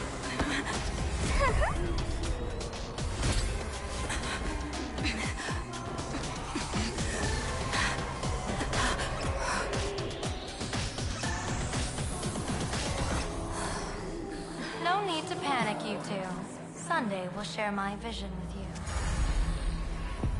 Let my eye of Ishvara see through it all.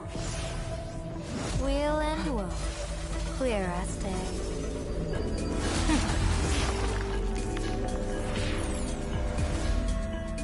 I see where the culprit is.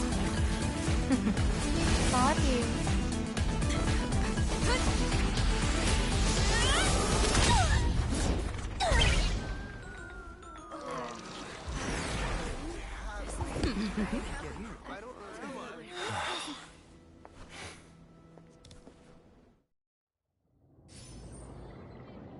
Are you okay?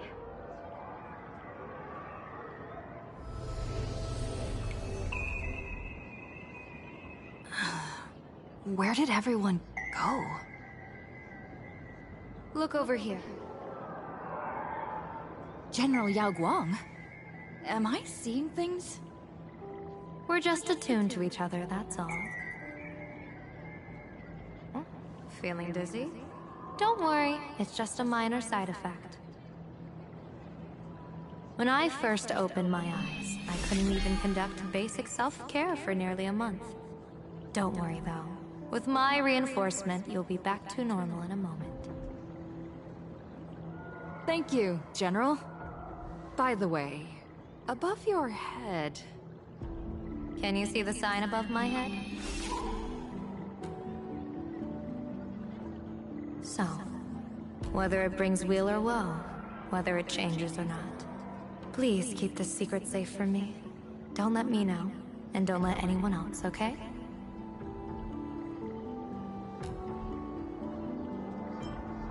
I'm afraid not. As an observer, your gaze reaches far deeper than his. Hey, I went out of my way to help you here. Can't you give me a discount? Consider it good karma. In that fleeting moment, your eyes gained insight into my destiny. For those who wish to defy their own destiny, the best approach is to avoid gazing too long into fate, especially not letting powerful observers do so. Now that you know the reason, surely you'll do me this small favor and keep this secret? Thanks. And of course, be careful not to let it slip. Or else. I'll tell everyone all about your true identity. You're a former Stellaron hunter, aren't you? Oh, just imagine the chain reaction that would cause. I don't even want to think about it. Doesn't this feel like the opening scene of a comedy? Two people who barely know each other, yet they're keeping each other's destiny a secret. I guess you could say we're now partners in fate. No surprise there. After all, both comedy and fortune-telling thrive on unexpected twists and turns of fate, don't they?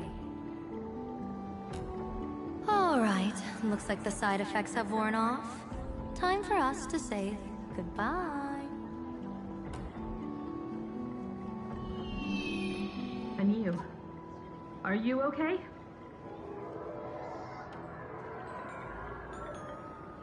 What just happened? I was so confused. I couldn't see a thing. All I remember is Sparksy and the Nameless got into a fight. I saw everything. The Nameless from the Express smashed Sparksy right into the wall with one swing. That strength was unreal. That was such an epic fight, as expected from a cosmic hero. That was seriously awesome.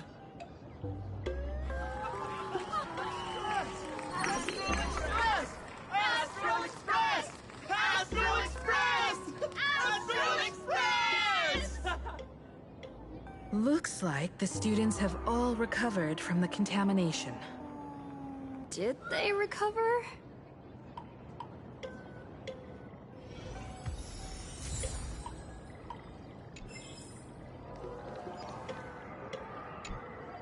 When she absorbed me, I thought it was all over. Thankfully, Grey Hair, you won this one. 1 point for the Trailblaze. Who knows? But come on, doesn't that sound insanely cool? I'm totally adding this to Miss Sparkle's 132 origin stories. Maybe we're all just masks that someone else has shed. The tavern? They might kick up a fuss about Sparksy's defeat for a few days. Maybe some foolish hotheads might even come knocking to fight you. But trust me, give it a couple days and the tavern will act like none of it ever happened.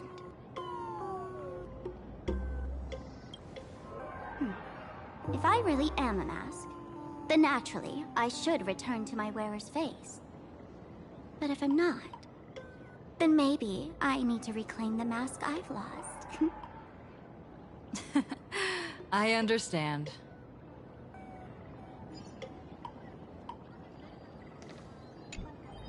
Sparksy probably didn't expect that the first miracle of the Phantasmoon games wouldn't be everyone becomes her, but the Express hero defeats the villain spreading the virus. Compared to a streamer reflecting people's desires, the fearless trailblazer of the Astral Express is more of an attention grabber. That's right. Sometimes the supplicants work together, sometimes they clash. It's like a coin toss. No telling which side will land until the moment it hits the ground. At least this time, I hope it doesn't end in bloodshed.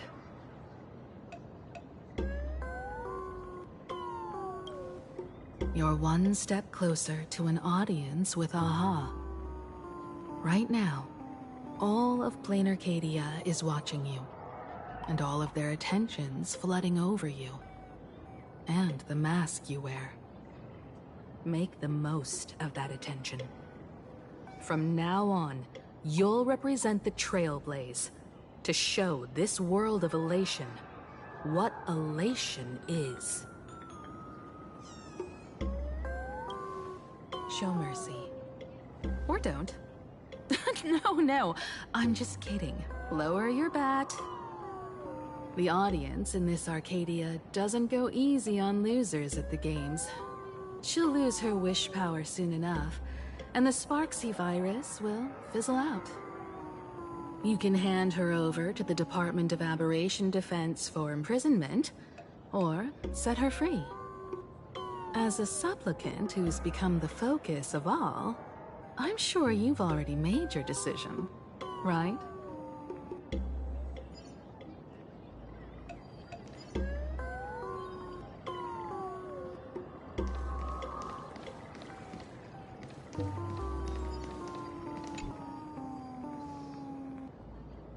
So, Victor, here to claim your prize? Very well. Sparksicle has no objections to that. So what'll it be? Gonna hand me off to the Department of Aberration Defense? Lock me up as a hardened criminal? But knowing you, you're not that heartless, are you? Or maybe you want to take away my streaming account as punishment. I'll livestream 24/7 and sing praises of your valor. All right! Let what belongs to the Graffia family return to the Graffia family. But don't let this little win get to your head. You've still got a long, long way to go before you meet the laughter. We can keep working together. Better to have a friend at the Phantom Moon Games than another enemy, right? What? No parting words?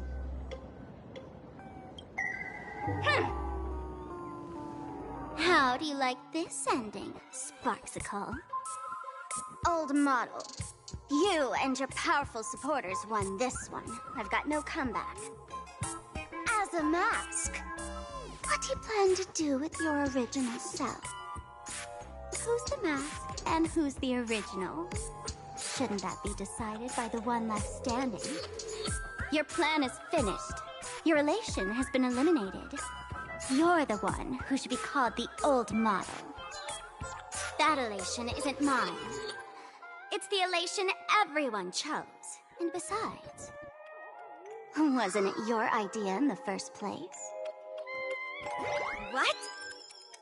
You told me to leave you behind. You also told me to take the idea and its relevant memories and go chase my dreams.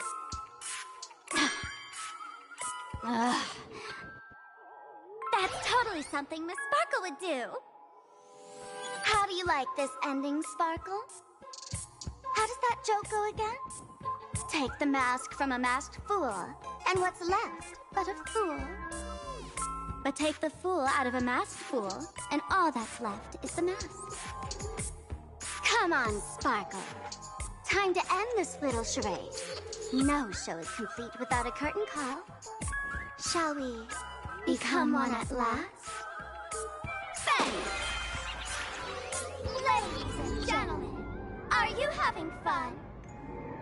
A friendly reminder from Miss Sparkle. Don't underestimate the Phantom Moon Games. You won't get another opening act as spectacular as this Sparksicon, you know.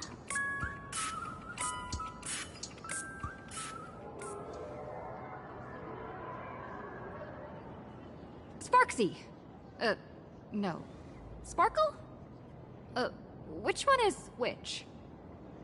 Perhaps it was just a masked fool, playing a harmless trick under the watchful eyes of the gods. Or maybe she just wanted to remind us that the elation in plain Arcadia has become something even the gods no longer recognize. In any case, everything here has come to an end. We should move on and unravel the next plot.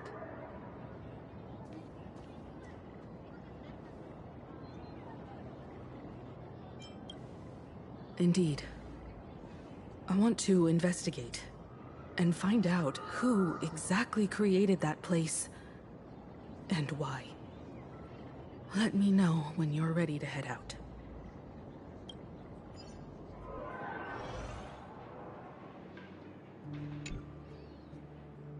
This place... it's like nothing ever happened. The ghosts are gone.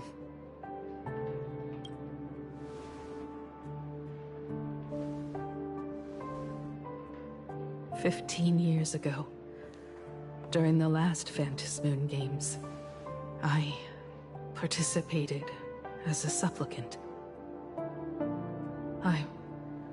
I once believed that all it took for a supplicant to win was to show the people a magnificent miracle. And then I'd have an audience with the Eon of Elation. How foolish.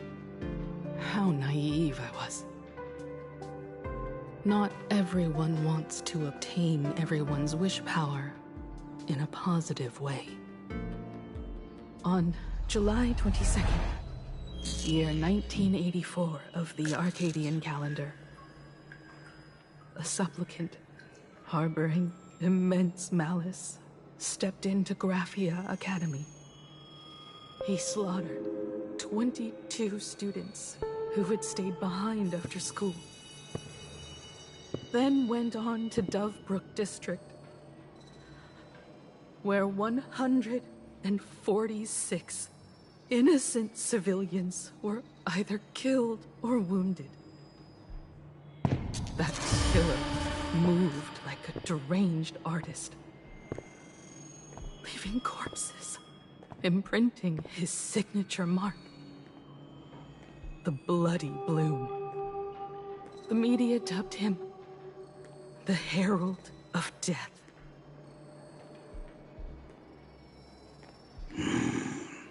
It was a tragedy that the world could not forget.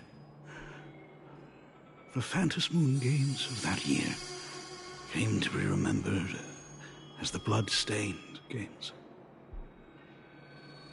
So many parents lost their children. So many people lost those dearest to them. One of the victims was my very own daughter. Upon my return, I stood before the grave where she was laid to rest. Her name was Himeko.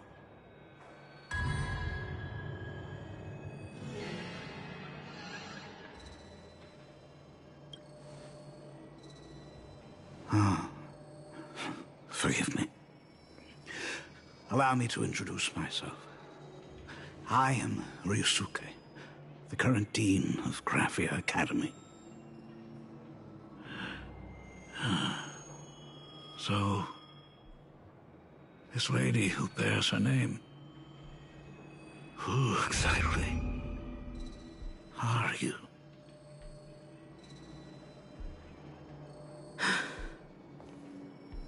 "15 years ago, when I made up my mind to join this Phantasmoon Games, my father wasn't with me.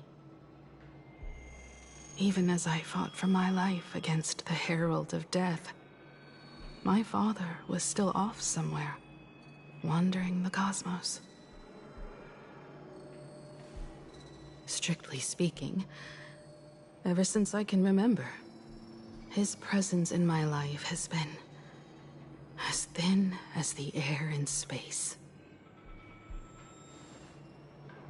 So, I would ask you, who bears his name? Who exactly are you?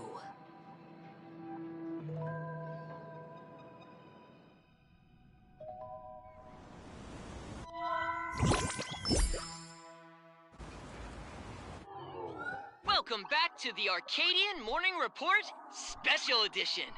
We continue to bring you updates on the Phantom Moon games. The SparksyCon hosted by Supplicant Sparksy came to an abrupt end less than an hour after it began! Under the watchful eyes of the entire network, the Nameless from the Astral Express went head-to-head with streamer Sparksy in a spectacular showdown. Unbelievable! I used to think all of the Trailblazers fight scenes in director Rekka's latest film, Holy Grail Stay Night, were just special effects. Turns out she's got real moves. We'll continue following the Astro Express's activities and bring you... Breaking news! Around 4 p.m. today, the Security Bureau uncovered multiple corpses at the Sinwish Syndicate's headquarters in Dovebrook District. Initial reports suggest violent infighting among gang members as the cause. Even more shocking, an IPC employee was found dead at the scene. According to the investigation, the victim was identified as... Lyndon Scott. Lyndon Scott, age 34. Field operative in the Strategic Investment Department. Ring any bells, Mr. Ashvale? Never heard of him. What was someone from the IPC doing here? Word is, the Sinwish Syndicate recently got hold of a mask. Maybe Mr. Scott came to negotiate for the Phantasmoon games, and got caught in the fallout. Apologies for interrupting your work, Mr. Ashvale. Wouldn't call it an interruption. The mess at Graphia Academy cleared itself up. But this... Initial assessment. 33 Sinwish Syndicate members. Leader Polwave included, along with second-in-command Costide, were murdered in the same time frame. Costide. The victims show clear signs of trauma and fractures, along with massive blood loss. Exact cause of death still pending further autopsy. These stylized handprints. We both know what they mean. Bloody Bloom. Only one person ever used that as their calling card. The Herald of Death is back. Your suspicion isn't without merit, but that guy was executed 5 years ago. Executed? Who witnessed it? Was the execution broadcast to the public? Who can prove he's dead? Who's to say you didn't let him out to rig this entire game? You've heard the rule, haven't you? No one can enter the Phantasmoon games twice. So let me give you a piece of advice. Don't let rage gnaw away at your reason. It's bad for your health. The case's info is in the dossier. Get to work. The Department of Aberration Defense isn't paying us to bum around,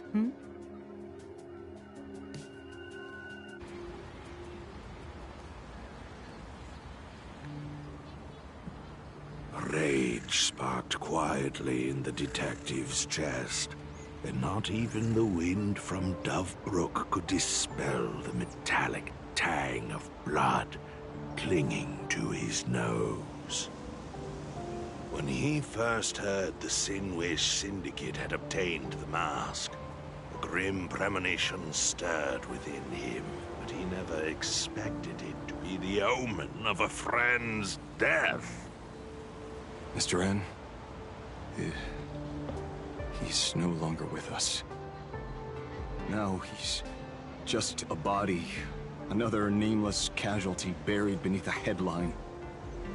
People only care about the stars twinkling above, about the epic tales of the eternal conflicts among the cosmos's great figures. Compared to all that, who would mourn a small-time thug from a petty gang? What should we do next? I've been slacking off for far too long. It's time to make a choice. Mr. Ashvale, if you're calling now, may I assume you've accepted my offer? You are right, Miss Pearl. I'll join the games. Assuming you still need me, of course. My offer still stands. Just like 15 years ago, the same omen returns. There are signs the Phantasmoon Games are spiraling out of control again. Mr. Ashvale, I ask for your strength to steer the Zeonic Games back on course. All I have to offer is a heart set on revenge. Today, 33 citizens of Plain Arcadia and one IPC colleague perished under mysterious circumstances. Someone is imitating the Herald of Death's methods, attempting to interfere with the games. Only victory can bring solace to the fallen. No. What consoles the dead is only justice.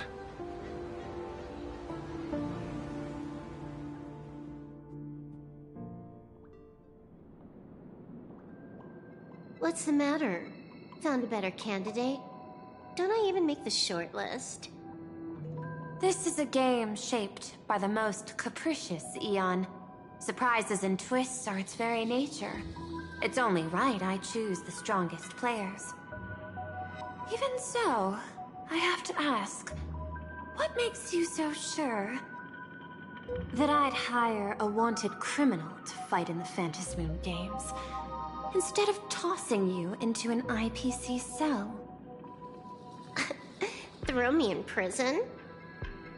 But the Strategic Investment Department in Penacony clearly extended an olive branch to us Stellaron hunters. No? Changed your minds already? You suits sure turn faster than a page in a paperback. So let's cut the fluff. Give me a mask. Call it your first strategic investment in us. What do you say? Understanding comes first, then the investment. Tell me, how do you plan to earn my trust? Apologies in advance. Before I came to meet you, I broke into your collection room. I know what you've been working on. Imaginate. Tell me, have you heard of Zero?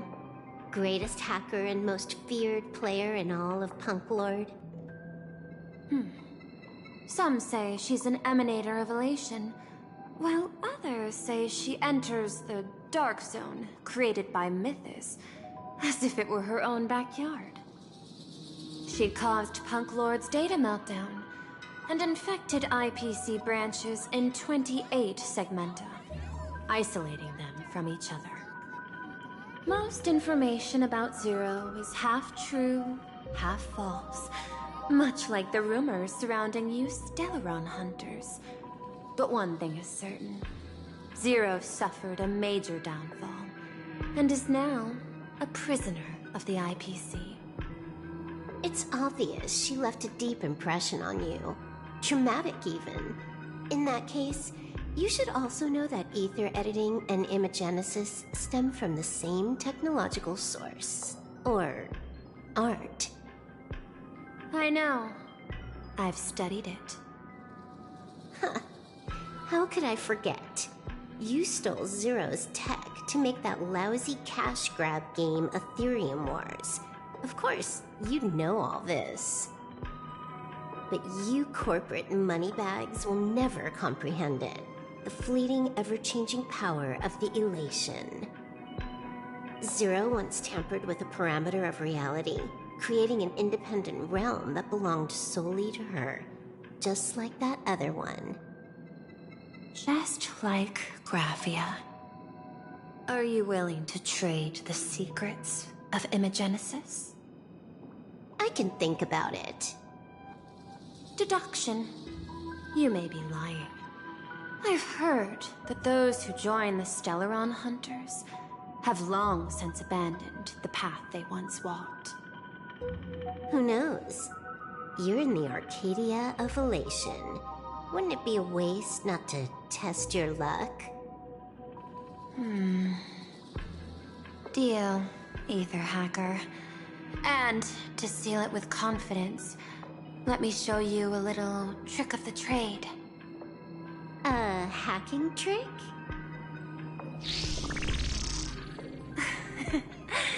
Not exactly professional. Negotiating while soaked in a bathtub. I took one of your data slices. This will help us have a more honest conversation. How did you do that? Because I've studied you, including that cyber battle between you and that genius Schoolum. I even logged into all 76 of those banned accounts. I scattered just enough data breadcrumbs online for you to sniff out, leading you to the Ashen Detective. I even let you stroll through my collection room to explore as you pleased. Miss Silverwolf, a word of advice. Don't treat that mask like some 10 Stonehearts investment in a Stellaron hunter. Just think of this deal as something private, between you and me.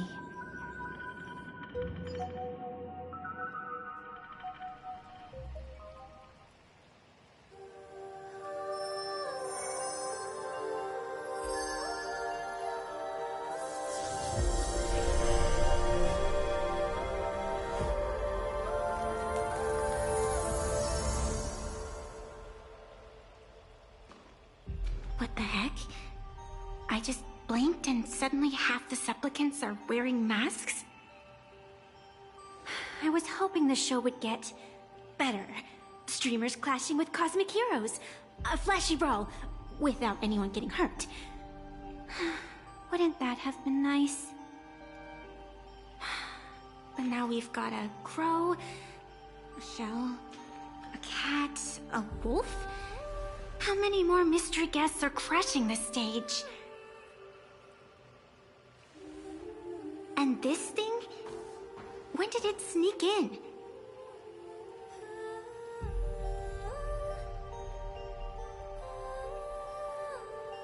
In the end, everything always spirals into the abyss. But you're the rare exception. Your first battle wasn't bad for a greenhorn protagonist. Since you came out on top, let's wipe the slate clean on that doom-filled oath. Who knows if the owners of those masks will become your friends or opponents? Or maybe one of them will bring about that terrifying future I saw in my dreams.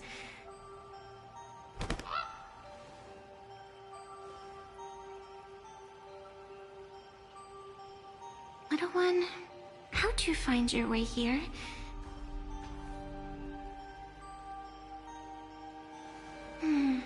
The supplicants in this Phantasmoon Games really caught me by surprise.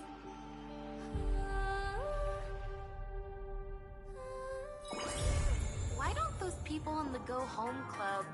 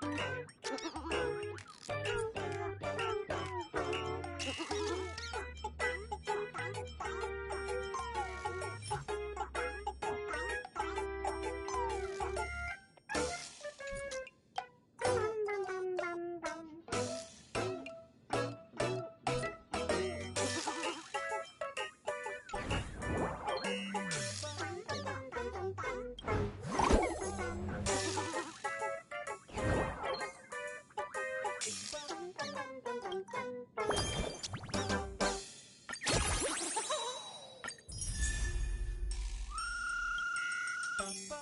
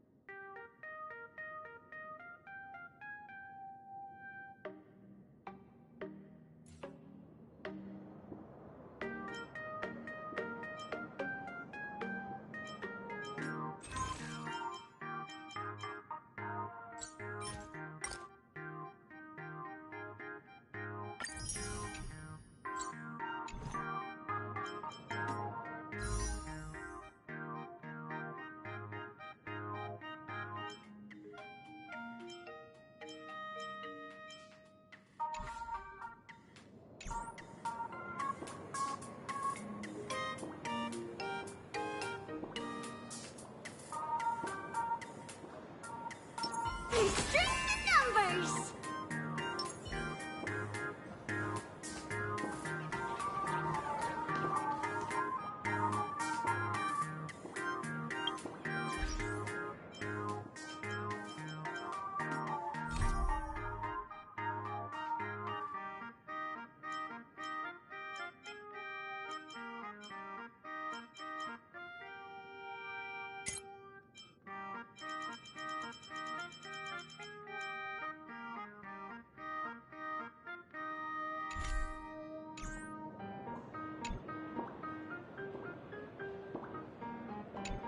Miss March, please, look straight into my eyes. Just like that. Perfect. Now, I'll need you to repeat these next few lines after me, and do so in the same tone of voice. Uh-huh. Okay. The sky is blue, not a dazzling display of sparks. The sky is blue, not a dazzling display of sparks. Though dazzling sparks may light up the night sky, they can never outshine the eternal silence of stars. Are you kidding? That's one sentence? Okay, though dazzling sparks may light up the night sky, they can never outshine the eternal silence of stars? Very good. Very good. The internet is both an umbilical cord and a waste duct for the mind, through which humanity's thirst for elation gave birth to the twisted Sparksy. Whoa there! That's a bit much. Maybe she can be the one to say it?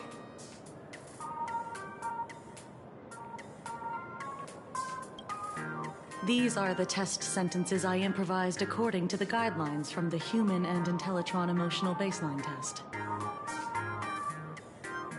I carefully observe the subject's micro-expressions and tone changes at the moment they say the name Sparksy, to check if they are infected by a mimetic virus. So I passed the test, right? Given how fascinating your reaction was, I clearly don't need to worry about you. Should you find yourself experiencing any livestream addiction withdrawal symptoms later, feel free to contact the Department of Aberration Defense staff. We'll provide you with a series of corrective behavioral treatments. You're handling this like a real pro, Miss Kuchiba. Has this kind of thing happened before? It's impossible to predict what will happen during the Phantasmoon Games. Once, a supplicant reversed the definitions of truth and lies, which nearly caused a massive civil unrest. After that incident, we incorporated mimetic treatment into the Department of Aberration Defense's emergency safety protocols. Sparksy Khan didn't cause any casualties this time. But if your partner hadn't stopped Sparksy from spreading the virus, she might have turned into a calamity-level aberration.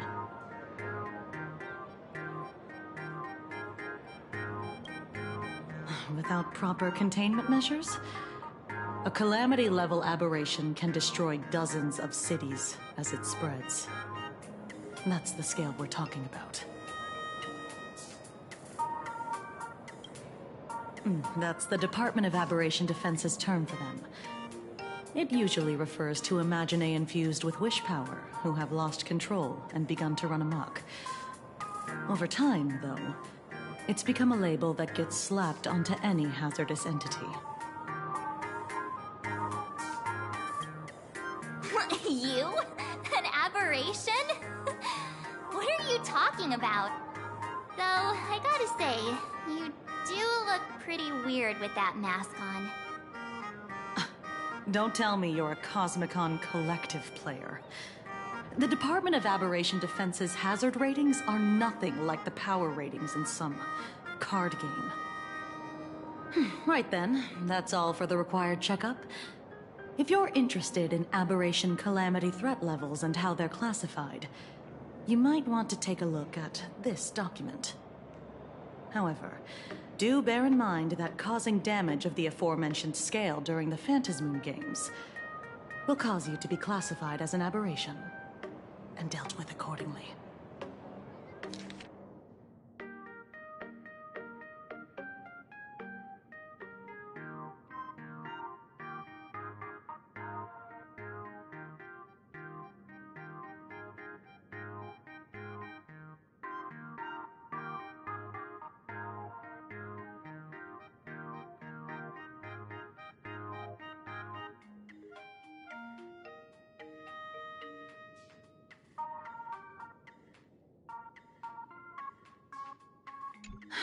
Before I leave, there's one more thing I need to tell you. Remember Lyndon Scott? The man who served as your tour guide. He was murdered. What?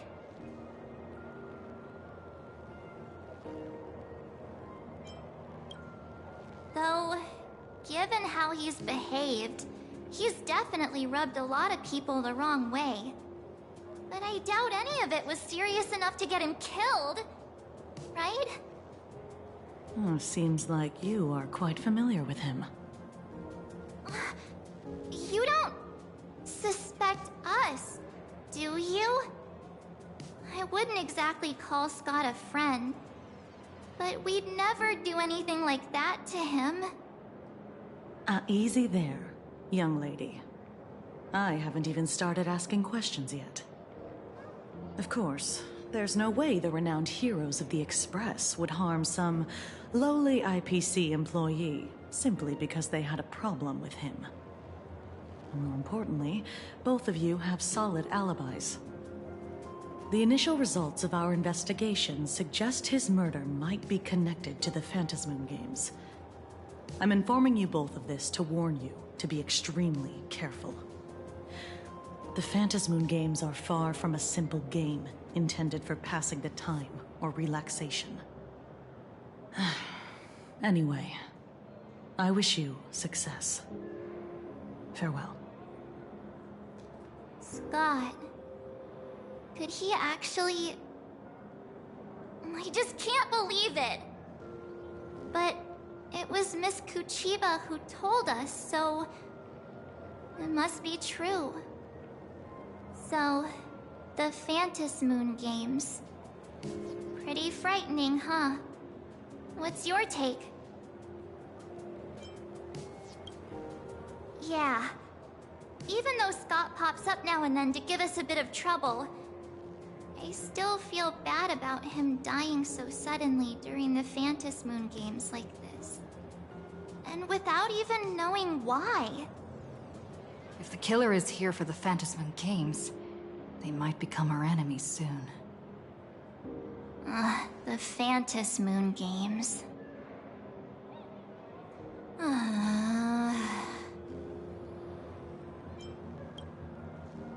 Good thing Himeko entrusted this mission to the two of us. Who would have imagined that the Great March herself would be stopped at the doorstep in the very first round? Forget it. I'm not like you. I was never hero material to begin with. Normally my hands can't even keep up with my brain when I play video games. You're definitely the right person for the Phantasmoon Games. It's just such a shame. We finally get a chance to vacation in Himeko's hometown. And I thought we'd make some happy memories together. But...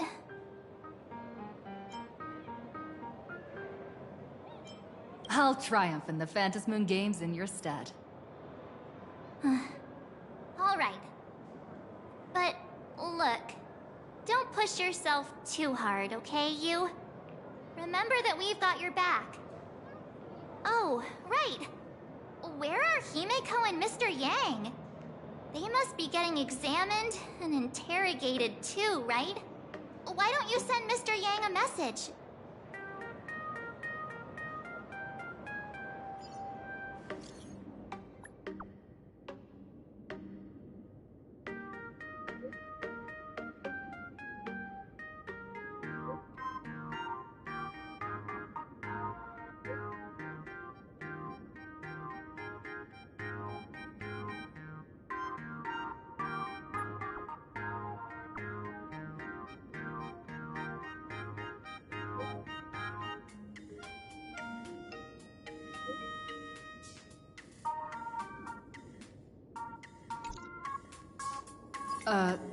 Mr. Yang said he wants to hear what happened between Himeko and her dad.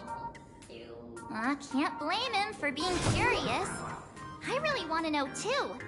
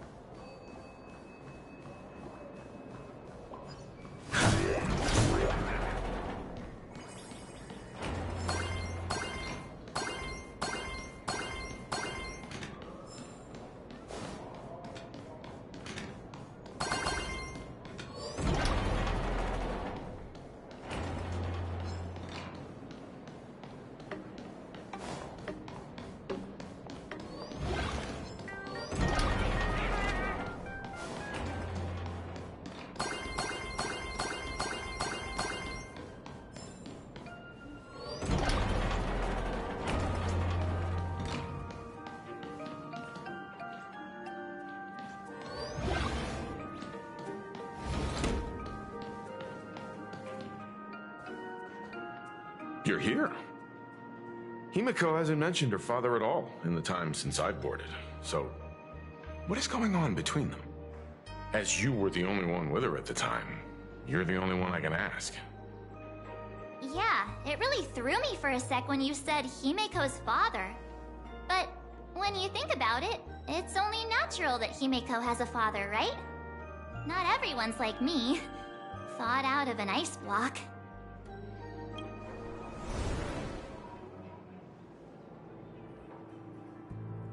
"15 years ago, the Phantom Moon Games of that year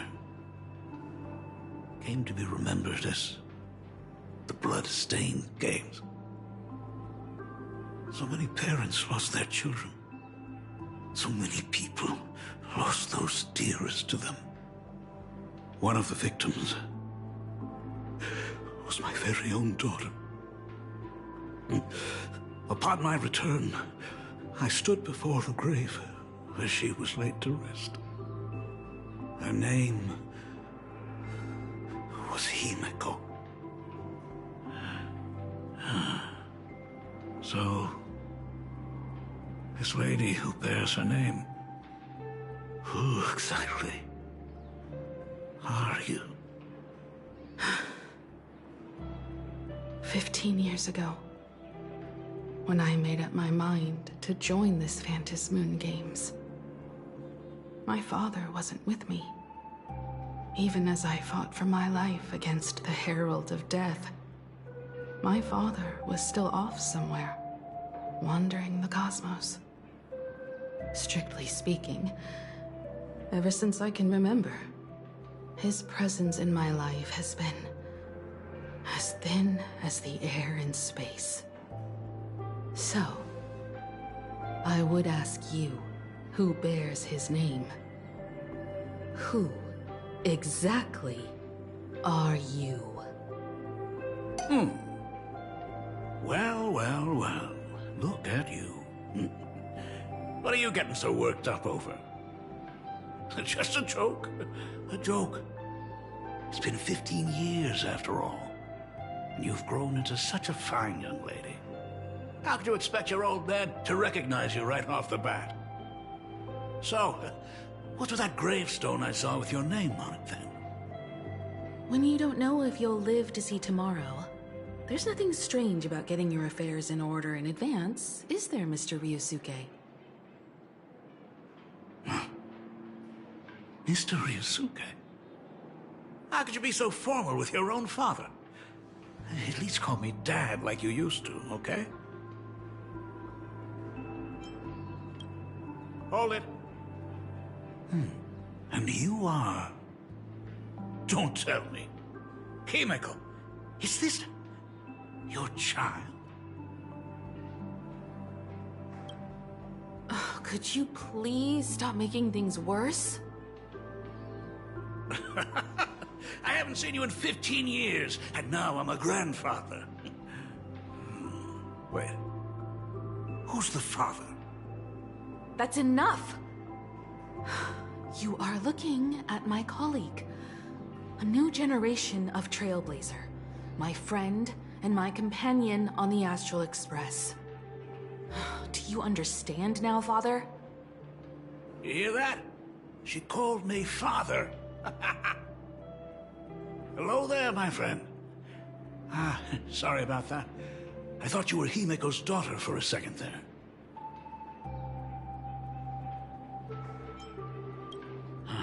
Sorry. I'm just getting on in years. Whenever I see a youngster like you, I can't help but think my granddaughter would be about your age by now. I'm a painter. Most of my work involves traveling to different segmenta to complete commissions for my clients.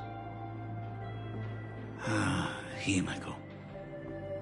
I know I've let too many chances to spend time with you slip away. Just slip away? The first time we met was at Mother's funeral, when I was already 6 years old.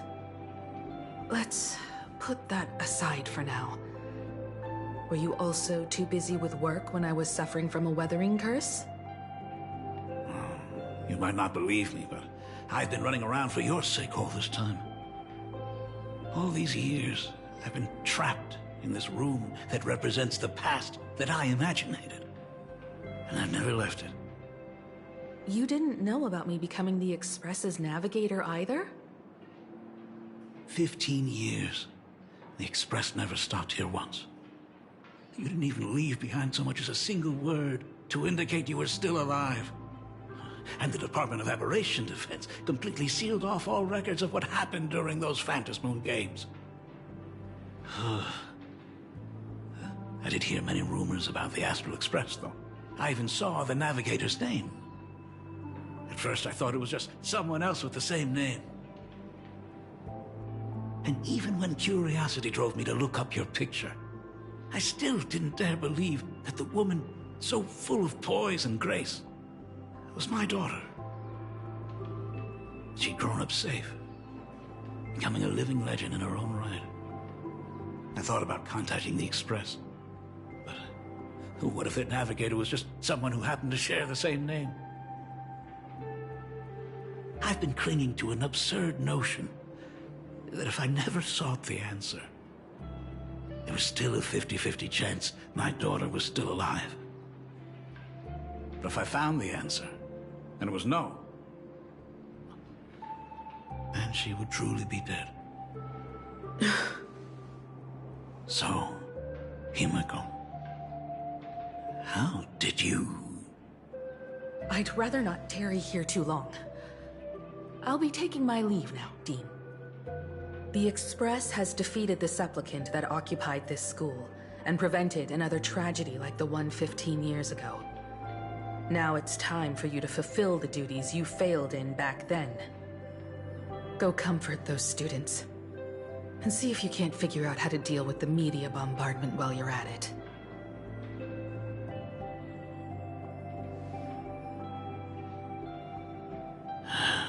Failed in my duties.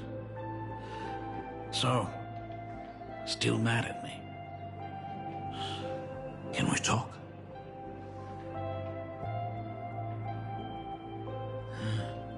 Sorry, kid. This might be a bit abrupt, but... has Himiko ever mentioned her surname to you?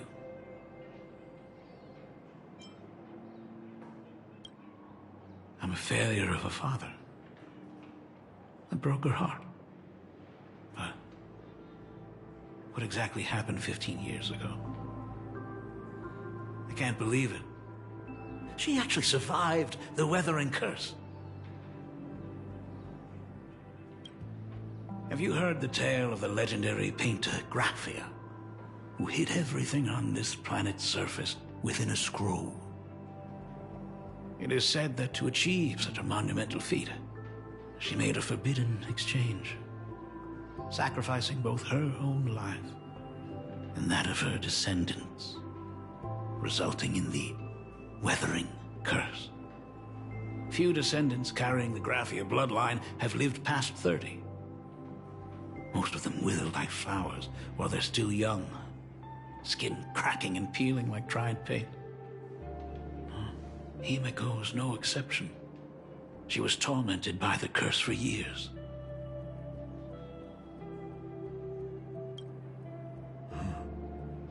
What I did doesn't matter anymore. The Elixir Seekers' folk remedies, the Intelligentsia's guild treatments, I tried them all, but nothing could reverse the curse. All the time spent searching for cures only resulted in me not being by her side when she needed me the most. In the end, I am nothing but a useless father. I'm just a useless son-in-law who married into the family. Strictly speaking, I can't really be considered a Graphia descendant.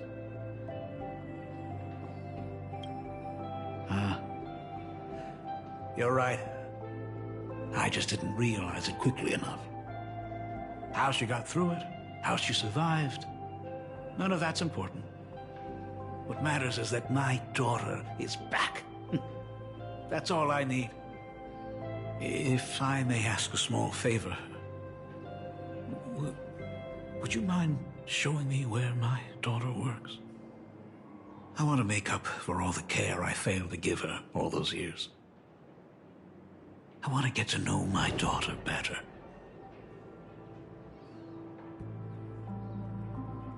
Truly a memorable father-daughter reunion. Brings up some memories of my own home as well. There goes Mr. Yang with that knowing look again.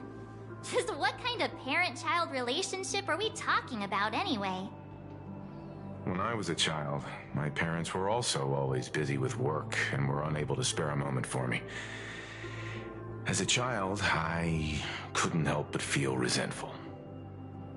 It wasn't until I became a father myself that I understood how they felt when they were forced to sacrifice the time we could have spent together. So, did you already promise to give Mr. Ryusuke a tour of the Express?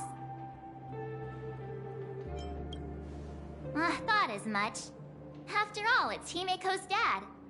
So, where is he? Ah, everyone's here. Sorry to keep you all waiting. I'm truly grateful to all of you for looking after my daughter. Not at all. She's the one who's been taking care of us.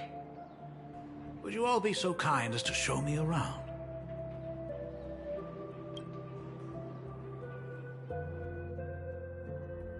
So, this is the Astral Express. Really lives up to its reputation. It's even more impressive than I imagined. As to be expected, of course, huh? It's the place where my daughter works. By the way, what's the pay like for a navigator? Does a position come with insurance and an annual bonus? Talk about parental love. First thing out of his mouth is asking about her salary. Like I'd have a clue. Help! A little backup here?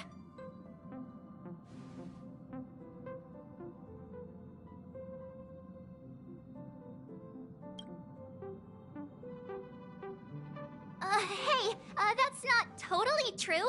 We get some spending money every time we stop somewhere. What? No income? Don't tell me that everyone working for the Astral Express is actually doing volunteer work. I mean, I guess you could say that. But actually, it's more like... I'm butchering the explanation. Anyway, it's nothing like what you're thinking. Mr. Ryusuke, please rest assured. None of the Express crew ever lack for money. We not only receive support from members of the Genius Society, but also from prosperous commercial worlds, such as the Planet of Festivities. Ah, good, good. Hearing you say that is a huge relief, Mr. Yang. Speaking of which, what kind of work does being a navigator generally entail? Don't you underestimate Himeko either. Her daily duties include, charting navigation routes, calibrating warp jumps, and technical maintenance. Not to mention she's always guiding the Nameless on missions. Oh, my daughter is really something else, isn't she? Of course! Every time we return safely from a trailblazing expedition, it's all thanks to Himeko's guidance and protection. She's the backbone of the Astral Express.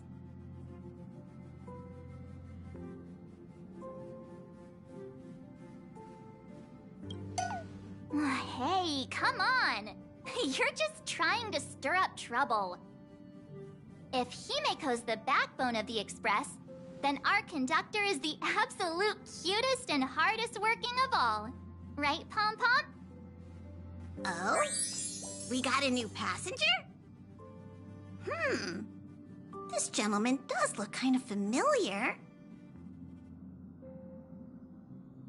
No wonder he felt so familiar. How are you, Mr. Ryusuke? Conductor? Oh. So you must be my daughter's superior, huh? Well, thank you for taking such good care of her all this time. Superior? That's way too formal. It's Himiko who's been taking care of the Express and everyone on it. He's... What is he doing on the Express? It's all my fault. I was just curious about your daily work, so I asked your colleagues to show me around. And I know I didn't ask your permission first. Just please don't be mad, Himiko. Mad? Why would I be mad? Mr. Ryusuke, welcome aboard the Astral Express. Is there anything else you'd like to see? I can show you around. Well, I know you'd rather keep your distance from your good-for-nothing father. You're on a journey, and it's rude of me to barge in like this. But it's been way too long since we last saw each other. As your father, I want to get to know you better. Make up for all the time we've lost. At least while you're staying here. Please allow me to show you some of the fatherly care and devotion I owe you. Will you? Excuse me? Why don't the two of you go to the party car? Shush, get the drinks ready. Shush. All right. I'll go make some tea. That's just our domestic robot's name. Come on, Father. People are resting here. Let's not disturb them. Oh, and, come with us. I want to talk about the Phantasmoon games, not just personal matters. They left. Whoa. That's the first time I've seen Himiko be that cold to anyone.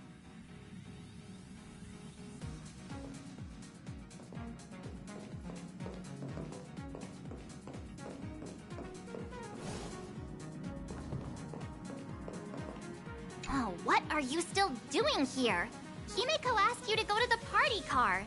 I get it. Reunions are private, and you don't want to spoil it for them. That's fair. It won't hurt to give them some time. I hope a drink will help the two of them set aside their past differences. If they do argue, I'm counting on you to play peacemaker. So that's Himiko's father. No wonder he looked so familiar.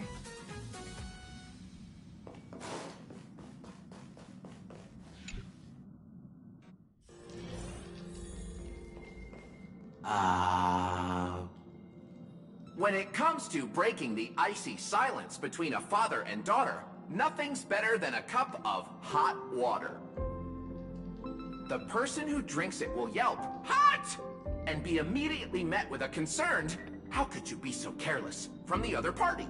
And just like that, the conversation starts flowing. Friendly reminder, that is not a joke, but a practical ice-breaking tip.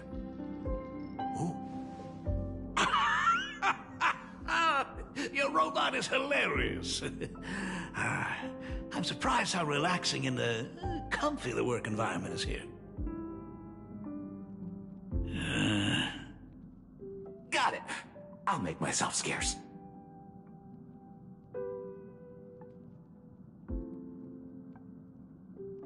Being a nameless is neither relaxing nor comfy. Most of the time, we are facing down Void Rangers from the Antimatter Legion, bugs left by the Swarm disaster, Borisin, and various organizations that are suspicious of the Express or have malicious intentions for us. That dangerous? Huh. Maybe this trip home is a great chance to quit your job, huh? Talk about coincidence. Just so happens I'm getting on in years. And Graphia Academy is in need of a new dean.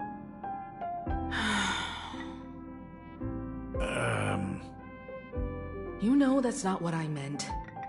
Once I've set my mind on something, I never look back.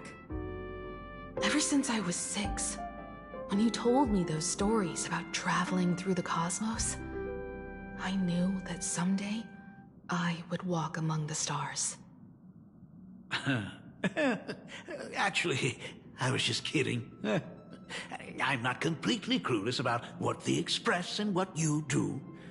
Oh, right. Once I knew the Express was coming, I even bought that comic series that's based on your adventures. Please don't tell me it's fluffy across the blue. I never thought you'd be into comics. That's right. The protagonist is a baseball bat-wielding raccoon. The character's based on that kid, right? As an artist, you do have a good eye. Come over here. Thanks for giving us some time alone.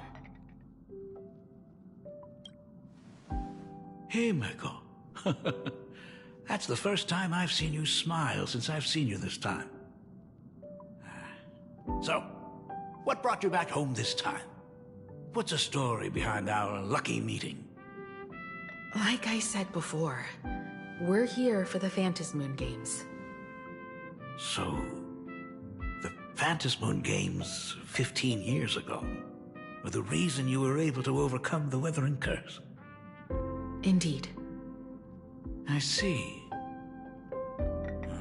That makes sense. For those of us who haven't experienced the Ionic game firsthand, it's just something from the history books, or even akin to a myth. But I never imagined that the Ionic game would turn into a blood sacrifice overnight. The Herald of Death was a heartless madman. If I hadn't defeated him then, all of Duomension City would have become his slaughterhouse. During the first few years of my journey, I relived that evening every single night in my dreams. The color of that twilight, painted with blood. So much blood, blended with terror and screams. The victims were twisted like clay into grotesque shapes, like paint tubes that had been snapped, one after the other. And that man, he reveled in the colors splattered everywhere and wanted the whole world to be his canvas.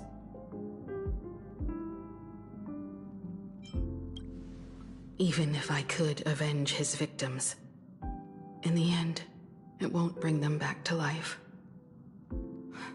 The entire thing is like a heavy piece of baggage. Only by letting it go can I travel the road ahead more easily. You did your best, and I'm glad to see you made it back here safe and sound. I thought I'd never come back. But the times have changed. The conditions to hold the Phantasmoon Games have been met again. However, to hold 2 games in just 15 years? That in itself is far from normal. Just like 15 years ago, the IPC wants to control everything. However, a game woven by the most fickle of eons is destined to slip through everyone's grasp. I received a report from the Department of Aberration Defense. I'm sure she must also have heard. There's been a brutal incident in Dovebrook District.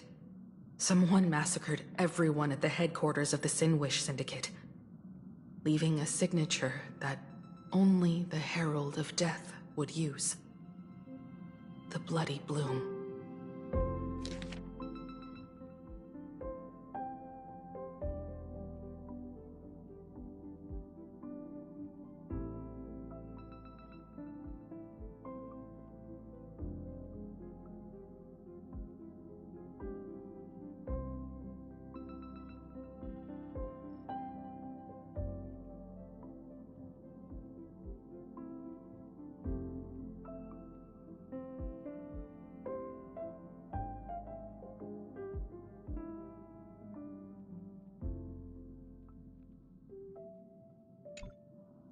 What?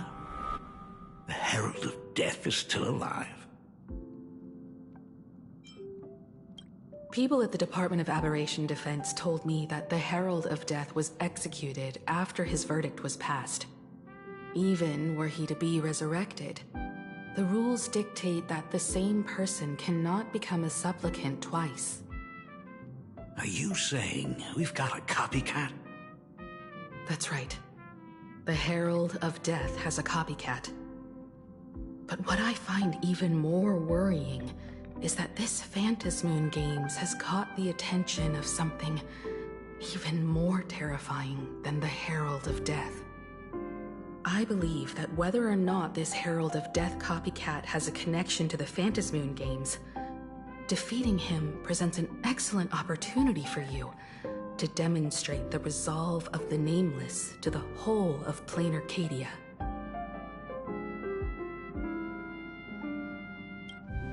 Exactly. As for you, Dad, have any clients commissioned you lately? It'd be best if you left this world for a while. Oh. May I take that as my daughter showing concern for her dad? You can take it as a safety advisory from the Astral Express. Also, as she has already become a supplicant and joined the Phantasmoon Games, she will have my full support. I'd like her to temporarily keep the Mask of Elation that has been passed down through our family. Too late for me to raise any objections at this point, right? Sounds good. The mask stays with the kid. Thank you. Would you like another drink? Ah, got it. Next, it's time to show me the way out, isn't it? Oh, I've definitely overstayed my welcome. For most of my life, I couldn't be there for my daughter. And now that I finally have the chance, she wants me to leave. In that case, I ought to be on my way. Himiko. The Graphia family has a number of records about the Phantasmoon Games, passed down through the generations. Come over to the school library later. I'll give them to you. I'll be there, Dad. I apologize. My father's little tour seems to have made things awkward for everyone on the Express. Let's head to the parlor car and check in on Welt and March. Now that my father's gone, we can all relax a bit.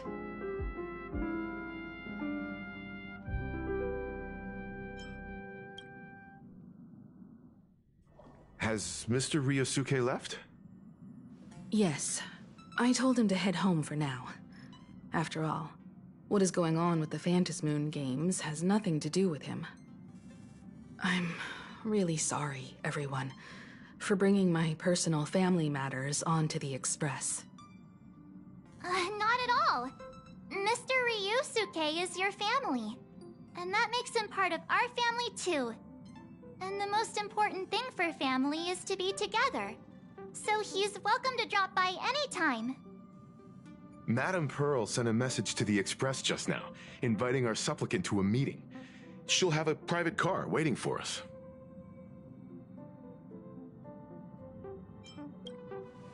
Yes. The meeting won't be held in some stuffy, formal reception room.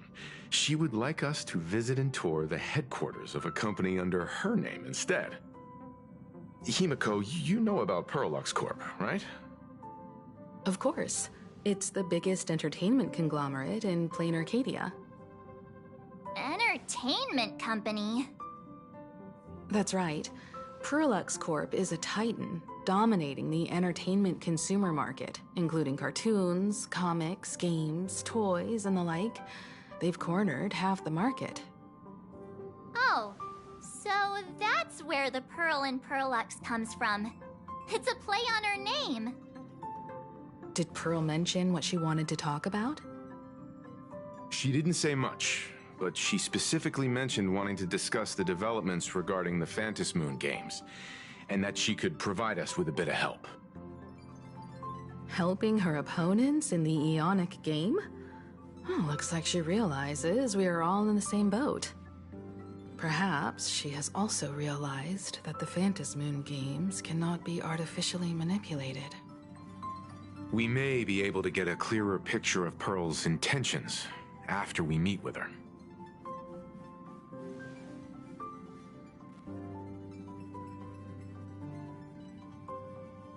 Think about it. You've already crossed paths with key figures from numerous factions, and even built rapport with some. You're already a capable Nameless who can more than hold your own. Though she holds a high administrative position on this planet, do not forget, she is also one of the 10 Stonehearts. You've already dealt with Aventurine on numerous occasions, so you should have ample experience handling members of the 10 Stonehearts. Hey, don't worry. If things do get messy, yours truly is here to save the day. Looks like March wants to visit too. I'm just trying to look out for her here. Even if things do go sideways, Pearl wouldn't dare get mad at two adorable young ladies like us, right? Well then, I'll leave this meeting to you two. Aren't you coming with us, Himeko? I'd like to talk with my father. Didn't he say he would hand over the records about the Phantasmoon games from our family history to me? And honestly, isn't this a good chance for you youngsters to handle things independently? I understand.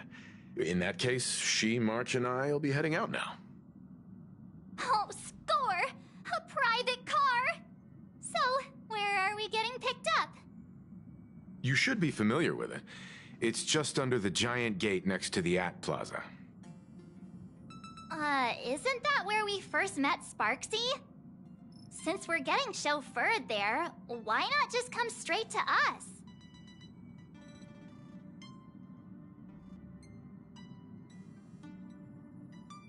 Perfect! I've been wanting to stop by the comic store to grab a copy of Fluffy Across the Blue.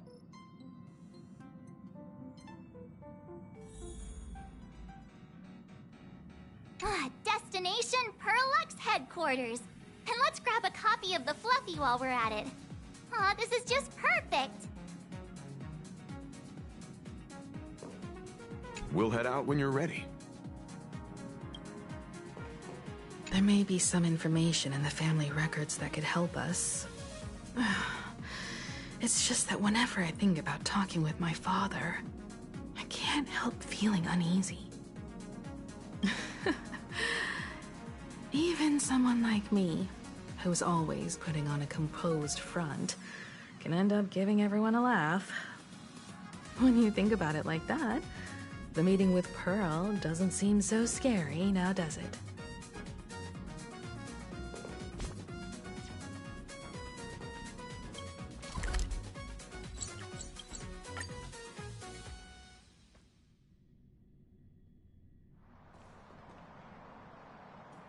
Look! There's a convenience store! Mind if I grab a copy of Fluffy Across the Blue while we're waiting? Is that the comic based on the Express's adventures? The author sure knows how to tap into what's trending. The best part is that the author drew all of us as adorable little animals. Totally fits our personas, don't you think?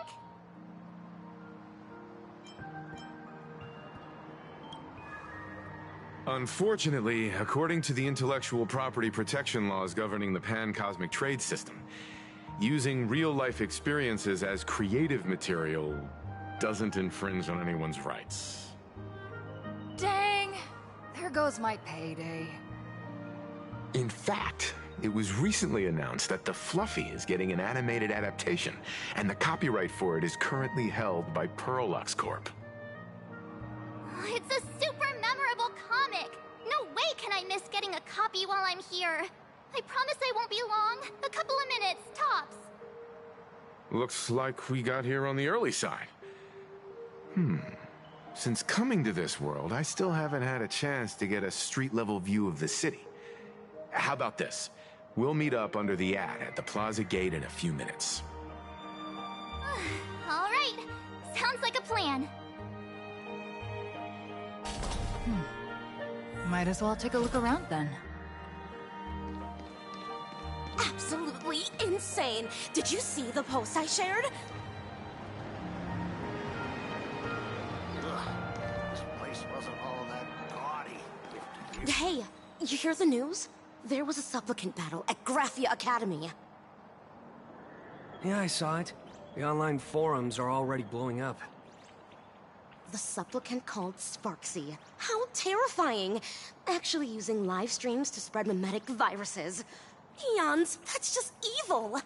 I can't believe the Department of Aberration Defense is letting someone that dangerous run loose! I heard her livestream got permabanned. Good thing that Nameless from the Astral Express acted so quickly. I wonder what the next supplicant will do.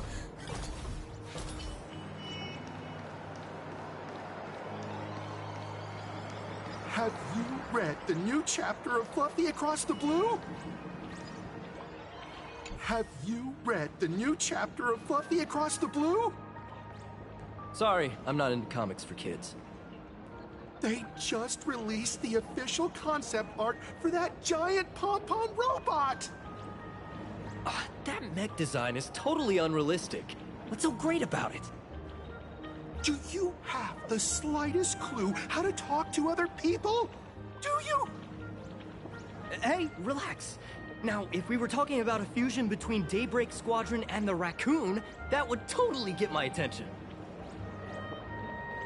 Wow! You are unbelievably childish!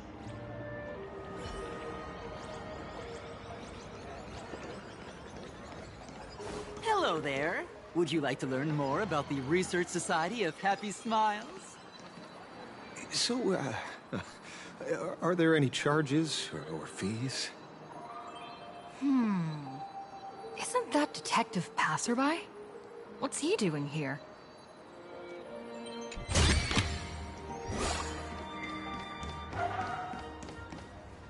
Is the weight of work and stress in your life crushing you? Check out the Research Society of Happy Smiles. So, this free? Rest assured, the only thing joining our Research Society will cost you is a bit of your precious time. We've set up a venue near Dovebrook, where we offer free psychological counseling and living assistance to all visitors. All our services are provided free of charge. I had a friend who passed away, and he'd mentioned you before. He told me that if I ever ran into trouble, the kind people at the Research Society would help me. Your friend passed away? How terribly sad! But the words he left you have illuminated your path in life. He told me that if I joined the Research Society of Happy Smiles, I could get rid of my suffering forever and be eternally happy. That true? Of course it's true. Just look at the society we live in. Everyone's suspicious and dismissive of one another, and willing to take dangerous risks just for a little pleasure, for a thrill. Did you hear about how a streamer took over Graphia Academy and was trying to spread a mimetic virus through the internet? And over in Dovebrook, gang violence erupted and left a pile of corpses in its wake. Oh, may the Master of Elation save us all. The Research Society was founded with the sole purpose of healing humanity's incurable inner pain. Following Aha's creed, we aim to spread laughter across the mortal coil and eliminate all suffering.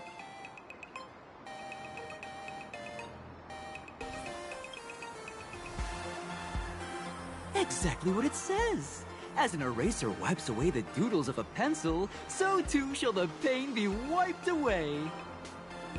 Have either of you heard about the tragedy of the Bloodstained Games 15 years ago?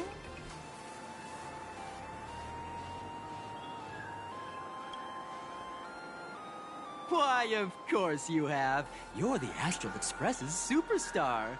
You've even dug up everything there is to know about something that happened over a decade ago.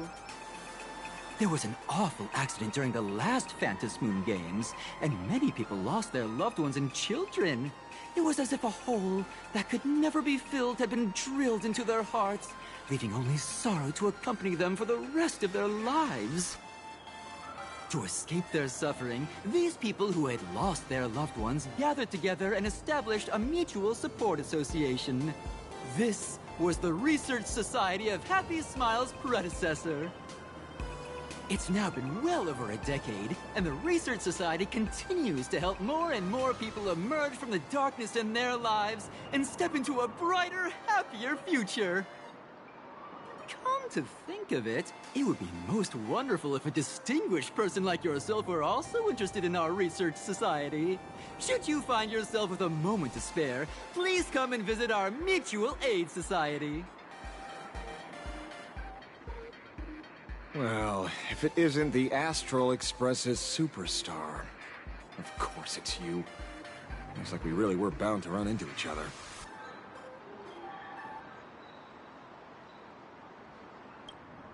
I'm here to do my job. Problem is, you've gone and messed up my investigation.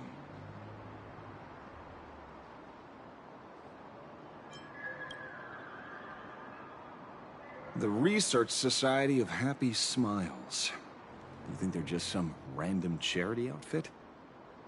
You must have heard about the Sinuish Syndicate killings in Dovebrook, right? The lead I'm following might be connected to this Research Society of Happy Smiles. But I'll stop there. Not like you're going to pay for my intel, and none of this is any of your business anyway.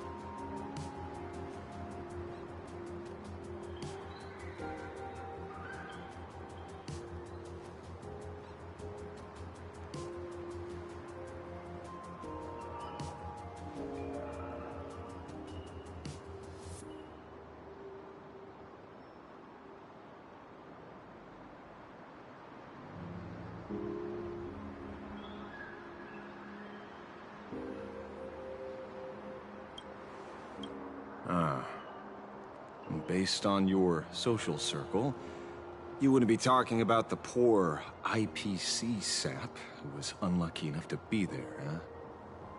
Planning to avenge him?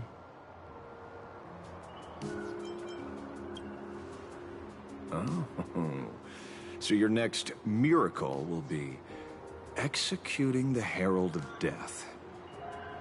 Can't say I'm surprised. Be careful. The murderer is the Herald of Death. He's dangerous. Oh, thanks for your concern. Oh, be careful. Been a hot minute since anyone said that to me. Even so, it's my duty to solve the case. Doesn't matter if nobody pays me. I'll still find the killer and exact justice on the spot.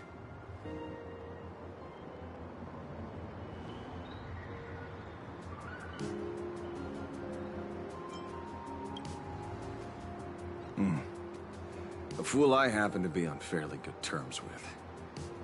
Revenge killings or turf wars.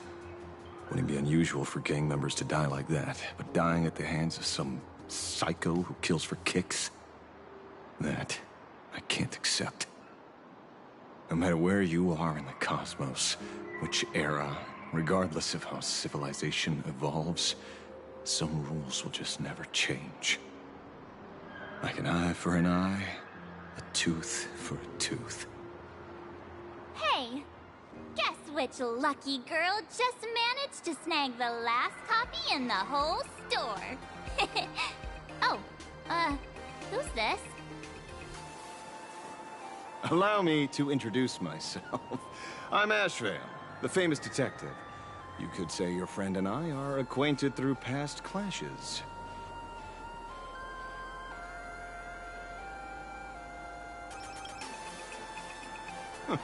We did have a bit of a clash of opinions back at the tavern, did we not? That's what you meant by clash? Fair enough. First time I've ever heard anyone introduce themselves as a famous detective. Mr. Ashvale? Why are you staring at me? Is there something weird on my face? Young lady, you're holding a copy of Fluffy Across the Blue, right? Would you mind giving it to me? Well, give it to you? This was the last copy in the store, you know. Oh, I see. Of course. I'm not asking you to give it away for free. I'll pay for it. The retail price is 300 credits. I can pay you 10 times sticker price. 3,000 credits. What do you say? Hey, mister, this isn't about the money. Because it was the last one on the shelves. True. The last item in stock is like the final slice of cake on a plate. The last prey animal on the plains never fails to stir our urge to seize it before anyone else. So, 30,000 credits. How about that? That's my final offer. I'm not exactly rolling in money here.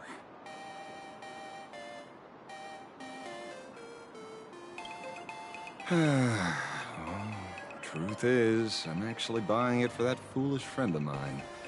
The one who died. Today is his farewell ceremony. I thought I'd buy him his favorite comic to pay my respects. He'd always be rambling on about some raccoon with a baseball bat. And how the journey of the Express would never end, that kind of stuff. I heard those stories so many times, it felt like my ears were gonna fall off. But, after all that fuss, I completely missed the chance to buy it. Every store around here is sold out. Oh, that's enough. My poor little heart can't handle sob stories like that. Here, Mr. Ashvale, take the comic. Oh, thank you very much for the comic, young lady. Here's the 30,000 credits. Ooh, as promised. Oh, I heard you're the real-life inspirations for the characters. Since you're here, could I perhaps trouble you to sign it?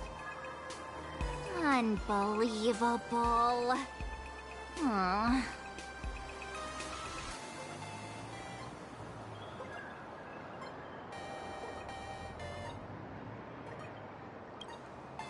Thank you both. If Kostad could see this from where he is now, I'm sure he'd be smiling down on us. As a token of my gratitude, I'd like to give you a friendly word of caution, little girl. I know you plan to target the Herald of Death and cement your heroic image. However, all eyes will be on you during the Phantom Moon Games. On such a public stage, discretion would be wise. Because when the masses see your magnificent miracles and wield your extraordinary power, fear and jealousy could turn their wish power into wish you ill power at the drop of a hat. Forgive the expression, but you get what I mean. So, whatever plans you might have for this Herald of Death, why not leave the whole messy affair of revenge to someone who couldn't care less about winning or losing? Like me. Just like this comic, I'm dead set on getting him.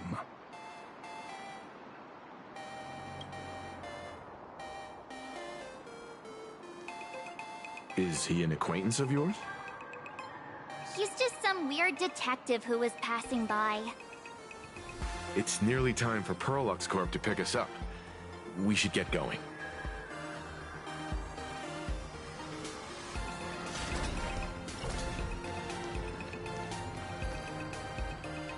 Well, we're here.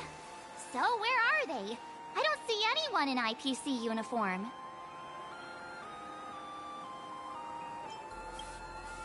This is the time we agreed on, no mistake about that. Maybe they got held up in traffic. Greetings, crew of the Astral Express. It is my honor to escort you on your visit to headquarters. Mechatron? I am guard number 100086, created by Perlux Corp, a security specialist from the business division. My designated human name is Faerun, said to derive from an ancient language meaning iron. It's a pleasure to be of service.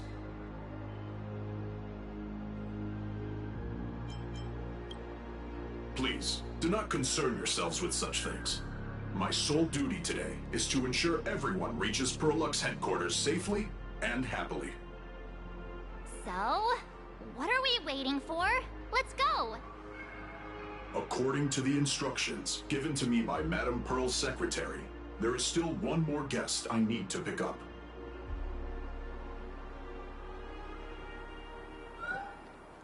Well, now, how did I not see this coming? Looks like we're going the same way after all. It's you again! Hey, Mechatron, what's the plan? Do we hop into your cockpit, or are you gonna give us all a piggyback while you fly over?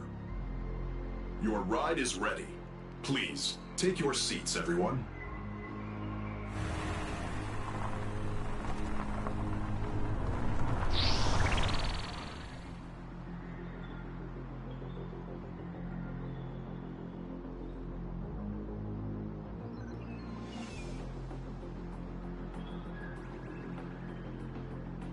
Whoa!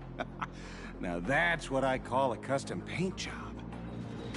Your ride isn't your run-of-the-mill business car, but a customized, made-to-order vehicle, used especially for receiving guests.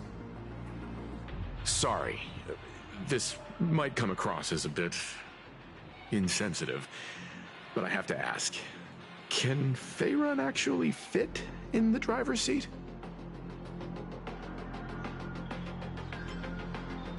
Of course not. I'll be driving and monitoring this vehicle remotely. Please, take your seats.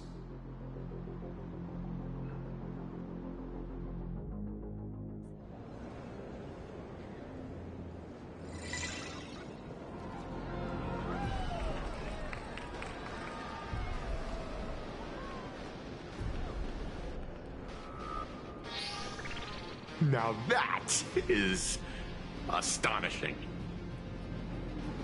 Wow, that's one massive robot! Ladies and gentlemen, welcome to the headquarters of the Perlux Corp. Back when Himeko said this was an entertainment company, I knew their headquarters wouldn't be some ordinary old office building. But this is way too much. That giant robot statue? This place is totally like some supersized mega hangar! Ha ha! You're absolutely right. In accordance with the vision of our founder, our lobby was intentionally constructed as you see it now. To realize dreams that far exceed what consumers imagine has always been Perlux Corp's core design philosophy, and we have never strayed from it. If any of you are familiar with our company's works, you may recognize this as Mechatron Warrior Series, the Daybreak Squadron's base of operations.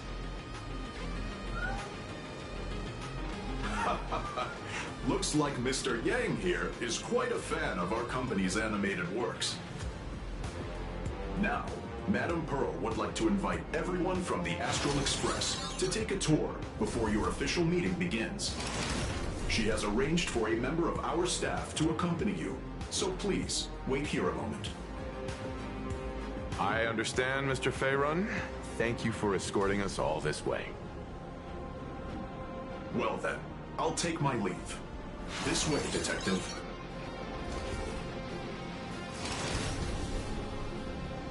Oh. See you around, everyone.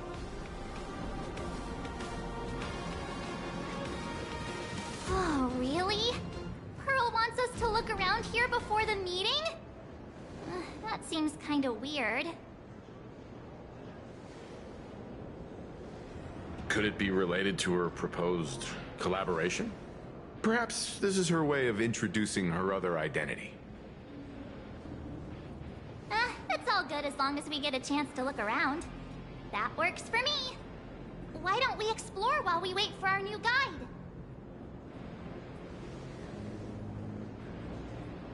Mr. Yang! Over here, quick, come on! Looks like March's inner explorer has been awakened again. Let's not wander too far this time, shall we? Mr. Yang! Isn't this your favorite giant robot?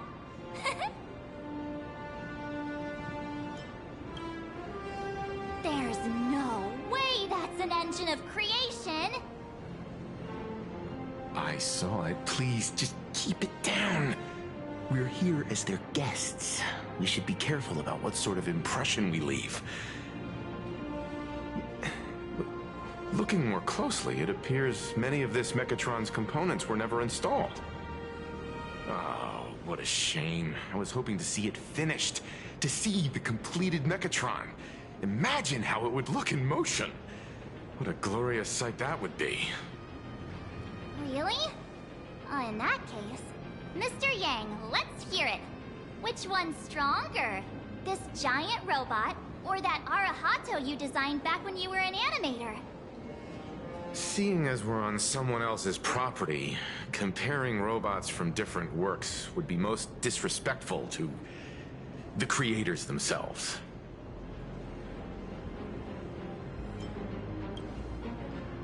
Yeah, like how Cosmicon Collective players are always obsessed with power scaling all the characters. Arahato is an animation all about robots, while Daybreak Squadron is a live-action hero drama. The two really cannot be compared. Oh, what a stereotypically textbook mature answer. My days of being a hot-headed young man are well behind me, so please, cut this mature old man some slack, would you? We don't usually come to a place this cool. So why don't the three of us take a photo under this massive Mechatron? Now we're talking. Let me set the self-timer, so we can all get in the shot together. Oh, standing below a huge Mechatron like this is just incredible. Looks like Mr. Yang's still young at heart after all.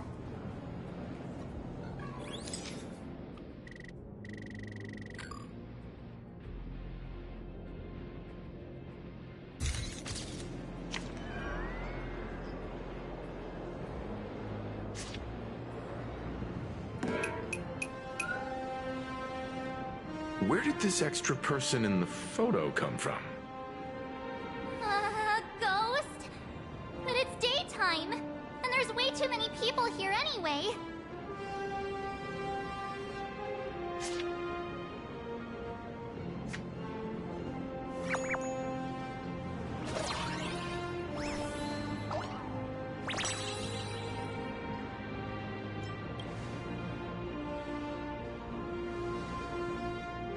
Who are you? Oh. Wow, this truly is a magnificent face. Oh, it's nothing like how it looks on the news. Being able to see it up close feels almost surreal.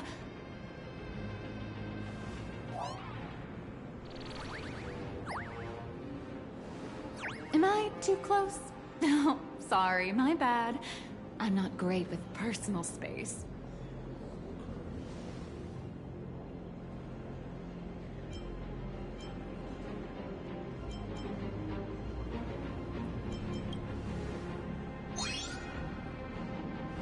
You're probably gonna be disappointed then, because I'm totally broke. Oh, right, I forgot to show you my ID. Right, here we are. I'm Nihilux, and I work at Parallax Corp's Imagenesis Technology Department. I'm a P-30 agent who works for the IPC.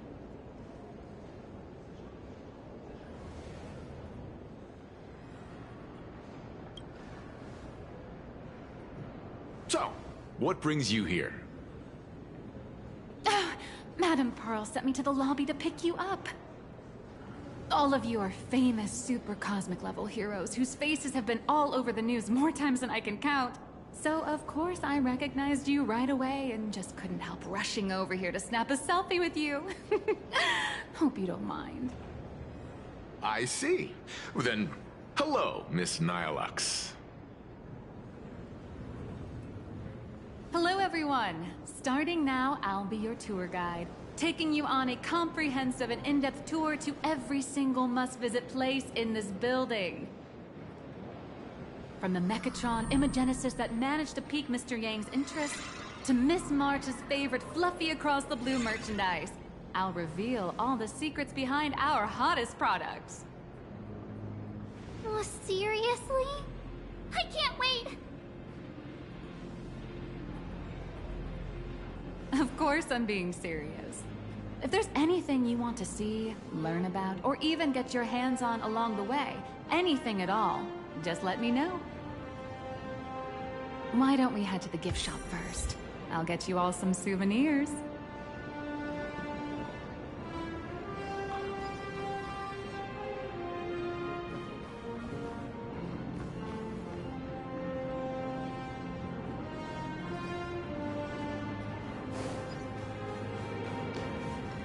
Welcome, ladies and gentlemen, to Parallax Corp. Mr. Yang, you seem reluctant to part with the Mechatron. Want to take a few more pictures with it? I'm just curious. When will this giant robot be completed? Here's a little spoiler. That's actually part of today's tour. We'd like to invite the heroes of the Astral Express to help complete this Mechatron statue. Will it be able to move like the other Mechatrons in Plain Arcadia once it's done? That's... oh, I'm afraid it'll be a bit tricky. You're probably all aware that Mechatrons are imaginae driven by wish power, which means they don't actually have any complex machinery inside them. You know how humans tend to unconsciously imagine inanimate objects as living things that can think and move? It's this empathetic projection that grants wish power to Mechatrons. No, to all Imaginae, giving them life.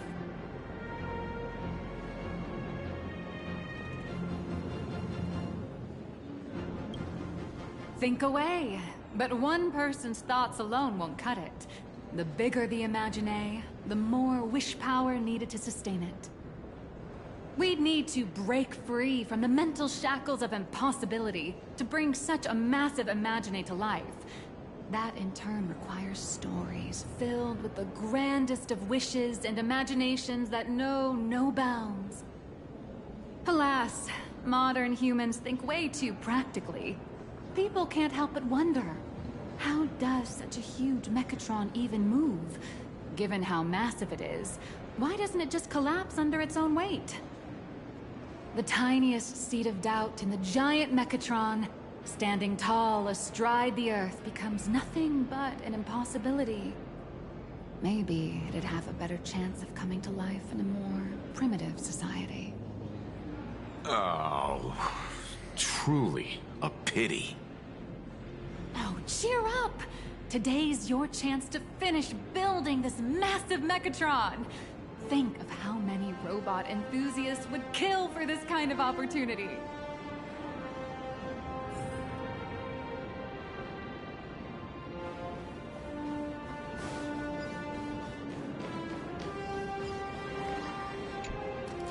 Hey, wait. This isn't right. Isn't this Pom-Pom? Oh, wow! Oh, that's some really fine craftsmanship. This is a toy model of Alloy King Pom-Pom, which hasn't been officially released to the market yet. But just you wait. You'll see even cooler toys coming up later. Are you sure there's no copyright issue with this thing? Actually, this is Pom-Pom from Fluffy Across the Blue, which is totally unrelated to the Pom-Pom from Astral Express.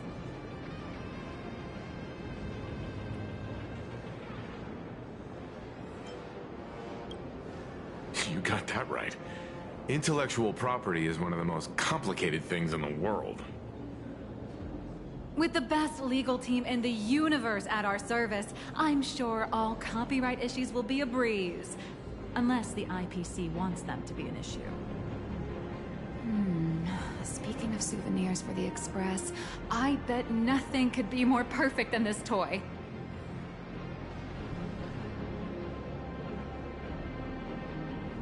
I have a small favor to ask.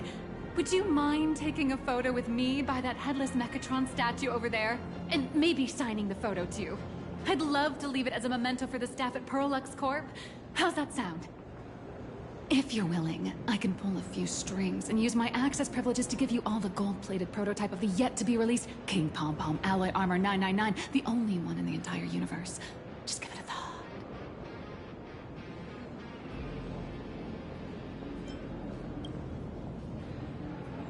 It's nothing, really.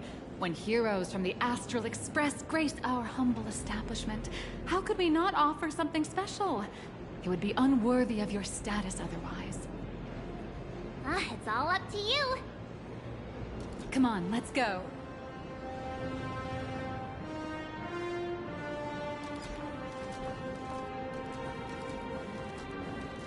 Crush mediocrity and rise to greatness.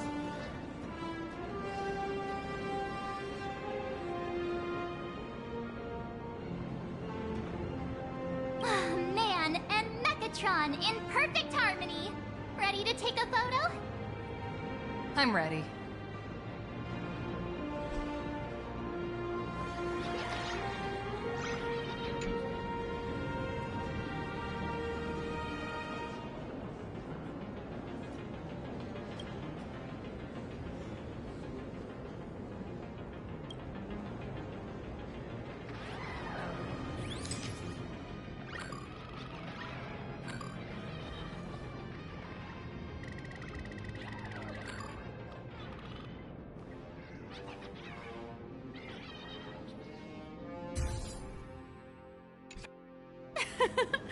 I love this one so much. I suddenly have the selfish urge to keep it all to myself. And don't forget about that exclusive gift you promised. You bet. In fact, I'll throw in a normal edition for each one of you as hush money. Come on, let's head to checkout.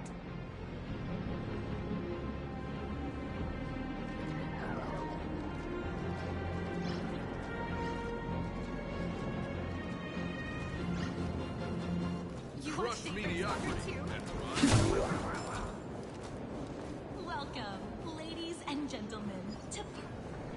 How are you doing? It's my pleasure to serve you. I'd like to present each of our 3 distinguished guests from the Astral Express with an Alloy King pom-pom toy model as a gift. Sure, you got it. For the gift expense record, could you please provide your employee ID? Please charge these expenses to this employee ID. Huh. This is... Madame Pearl's ID number!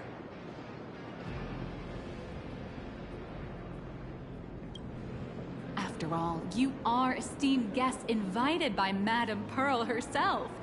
It would only be fitting for the gifts to be presented in her name. I see. Please wait a moment.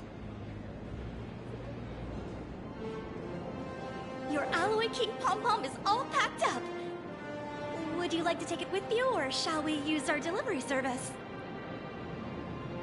Since we still have the tour to go through, please just have it delivered to the Astral Express. No problem. Hope you enjoy your visit here. Now that the gifts are done, I'll take you to the Mechatron Design Lab. This is the part I've been looking forward to the most. This design.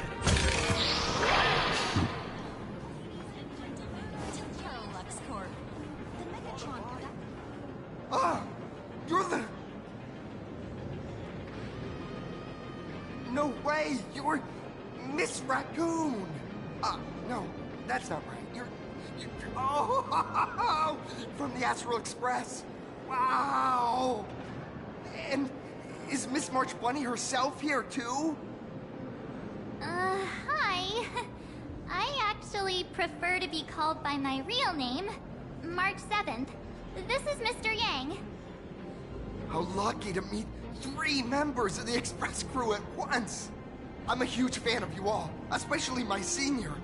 I haven't missed a single episode of Fluffy Across the Blue. And I've even bought all the collector's editions. How could this guy say he likes you more than me to my face? Good thing I'm not that petty.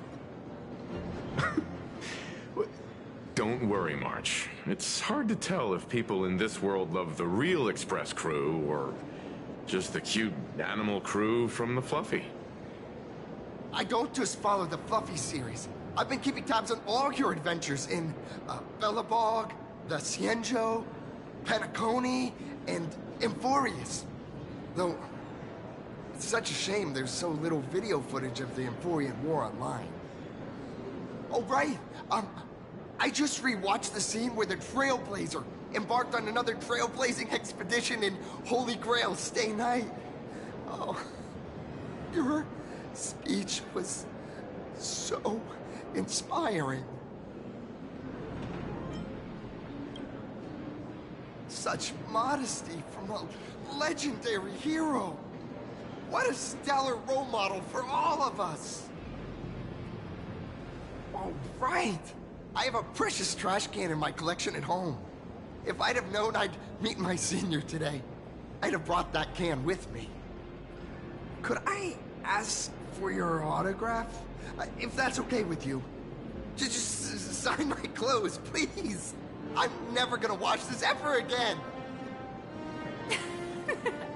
Oh, you're acting exactly like me from 10 minutes ago, kid. Don't worry, she won't fly away just yet. As for you, you've been chattering away non-stop. How about giving us a proper introduction so that your idol gets to know you better? Sorry, I got way too excited. I'm Warrior Cinderborn from Daybreak Squadron. And my real name... Well, my real name doesn't matter. Just call me Cinderborn. If you're not in a hurry, would you mind chatting with me for a bit?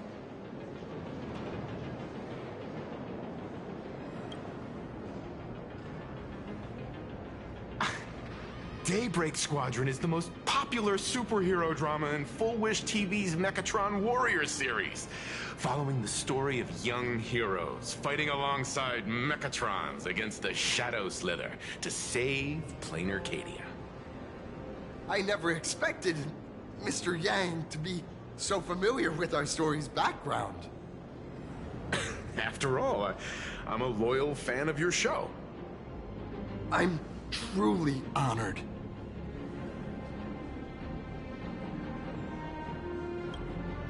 I'm just a small-time actor playing a hero on TV.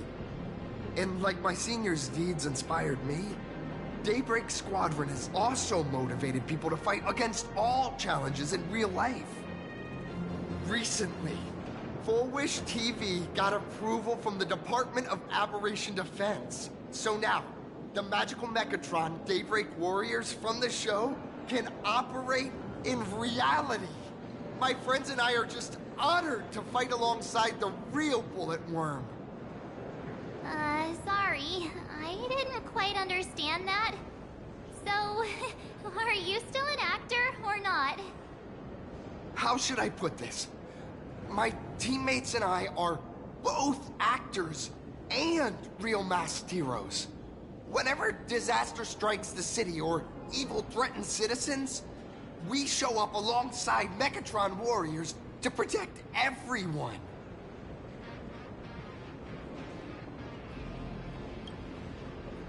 I'm here today to test a Mechatron's performance and do some advertising shoots while I'm at it. Full Wish TV and Perlex Corp have always been partners. Even the squad's transformation Mechatron is imaginated by Perlex Corp. The more popular Daybreak Squadron's drama becomes, the more wish power flows into the Mechatrons, making the squad shine even brighter in reality. And the more active they are, the better Perlex Corp's model kits sell. It's a perfect, virtuous cycle. Oh, sorry for taking up your precious time with all this chit-chat. If the crew hasn't visited the combat testing area yet, I'd like to volunteer myself as my senior's opponent for the test. If that's all right with you.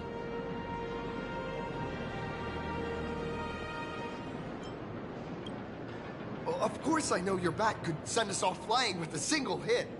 This time, we'd like to invite you to experience synchronized Mechatron combat.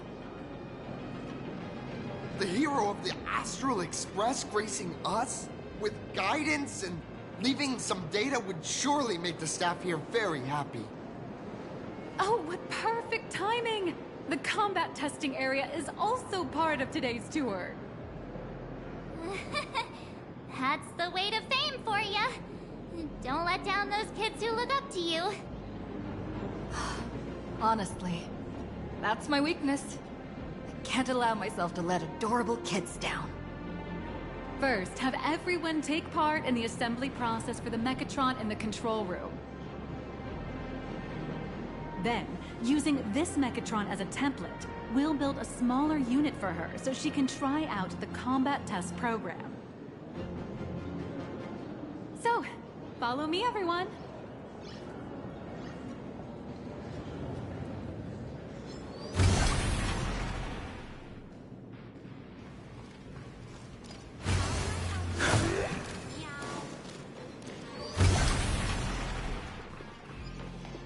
This is Perlex Corp's Mechatron Imagenesis Design Lab.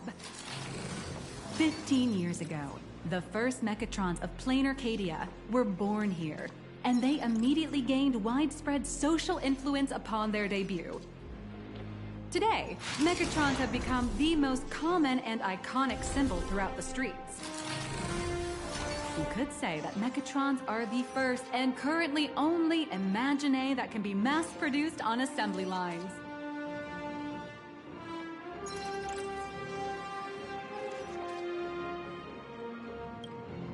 Imagine such as Mechatrons which can be produced and discontinued at will, are the perfect residents for Plain Arcadia, and perhaps the perfect IPC employees too. In some people's eyes, being able to create an infinite army of Mechatrons would be even better. Say, dear guests, do you know what the first step is to creating an Imagine in Plain Arcadia?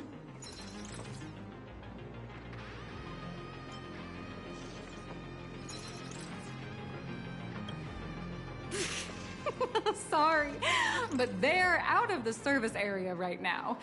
Actually, it's about drawing the physical form. Drawing the physical form means humans using brushes to give shape to fictional beings, which was originally the domain of professional artists. But here, collective creation and standardized Mechatron blueprints have replaced traditional artwork, improving standardized workflow efficiency and reducing wish power resource waste. In short, this is the industrial revolution everyone's been chasing. Oh, to think that even Imagenesis, a skill as magical as this, could be industrialized. I'm suddenly starting to admire the IPC. That's nothing. Our company aims to create 2 billion Mechatrons for social production and public services before Arcadian calendar 2030. And that includes special combat Mechatrons like the Daybreak Squadron. That's a staggering number. But can the wish power of the people here really sustain so many Imagine? That's why Perlux Corp keeps churning out animations and hero shows one after another. In other places, these are just entertainment. But here, they're legit breeding grounds for spiritual energy. All of this shall serve Madame Pearl's grand goals and ideals. All right, back to square one. First step, let's go print the Mechatron structure blueprint.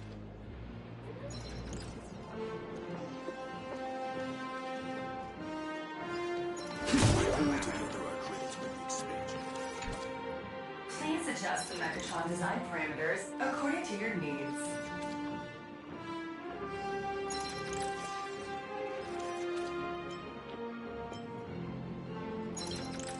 Mechatron assembly blueprint updated. Processing. Printing.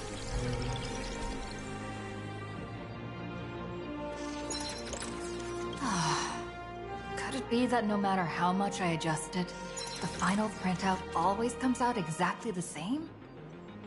Your suspicion makes sense. But please answer my question first. Which do you prefer? The sense of achievement that comes from hard work, or the convenience of getting things done easily?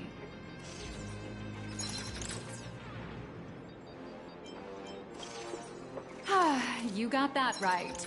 The fully automated Imagenesis blueprint design system perfectly matches your needs. You can meticulously adjust every parameter, or just hit one button to skip it all, and the automated system will always produce results that meet the standards. Amazing, right? Just like how the inventors on planet Skrullum used to ask themselves, if all their inventions were already pre-recorded in the Supreme Punch Tape, what's the point of inventing in the first place? Printing complete. Please retrieve your blueprint. What you just said is the answer. It's not about the results of creation, but the elation we experience in the process.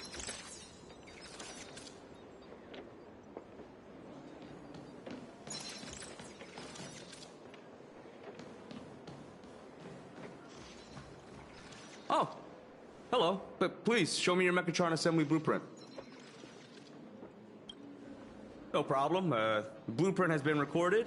The Mechatron parts are ready to go. Hope you enjoy the experience.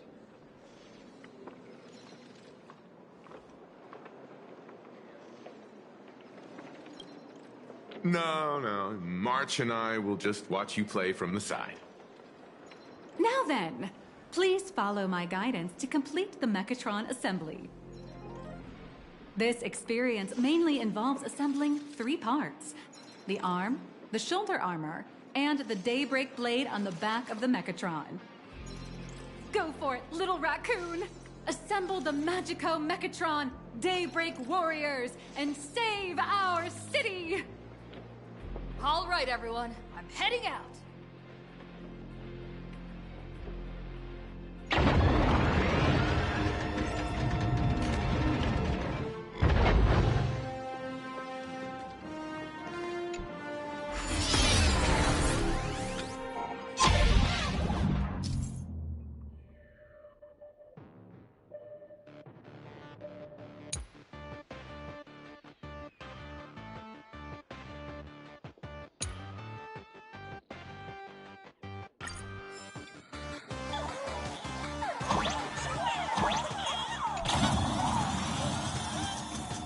The first step of assembly is to remove each part from the frame, one by one.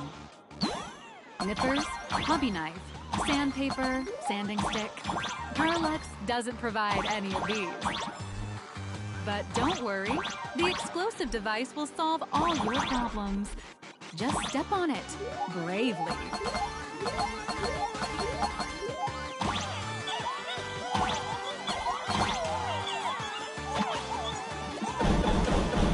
It may look brutal, but it leaves no burrs. And that's the magic that we at Parallax Corp are so proud of.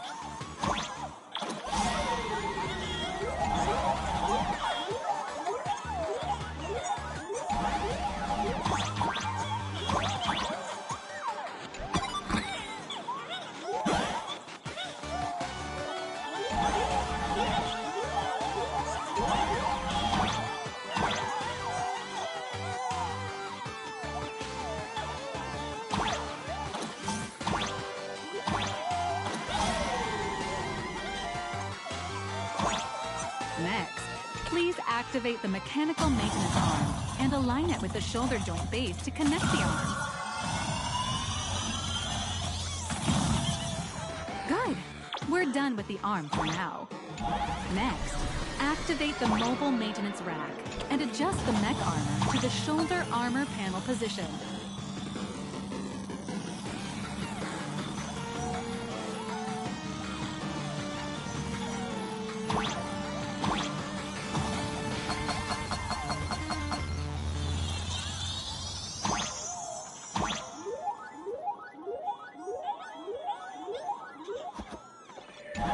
Just like before, the first step is to remove the parts from the frame. Artificial gravity field adjusting. Please exercise caution.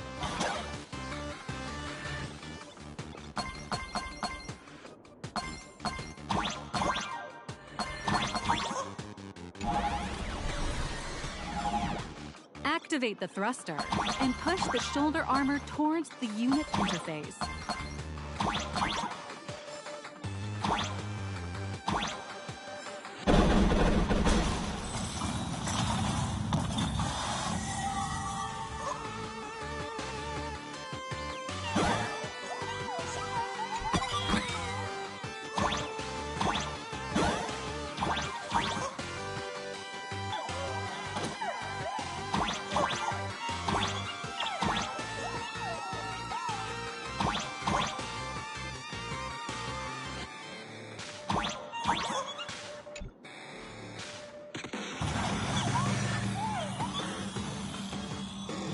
beautiful. Absolutely beautiful. This giant Mechatron is truly the soul of Perlux Corp.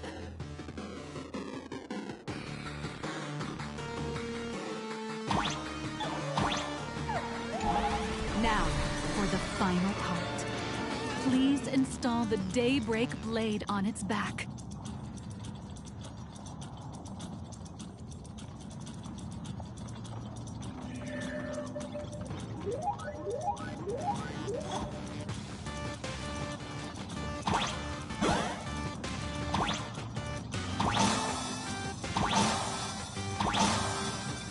Aim at the mounting point on the back. And fire! Awaken! Daybreak Blade! Mission accomplished. The colossal Mechatron you built with your own hands will now stand proudly in the center of this hall. The great hero of the Astral Express has graced this place, left behind a blueprint, and even contributed their own inspiration to the completion of the Mechatron statue. What outstanding promotion. No material this is for the marketing department.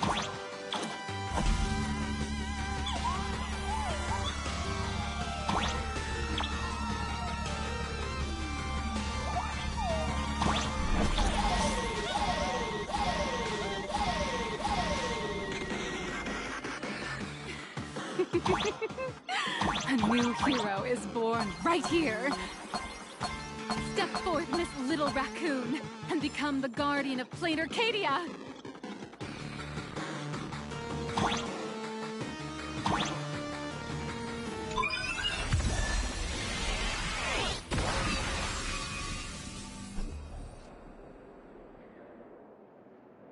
Powerful wish power supply entity detected.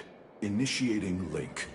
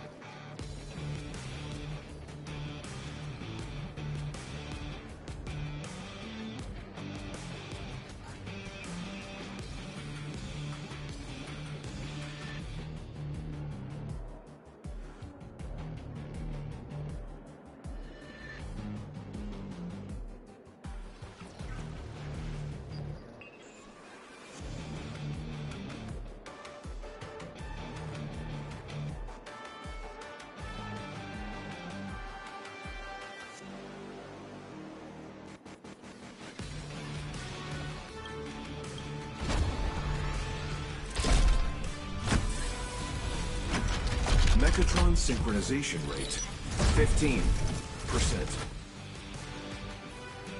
Assembly complete. Could the next step be? That's right.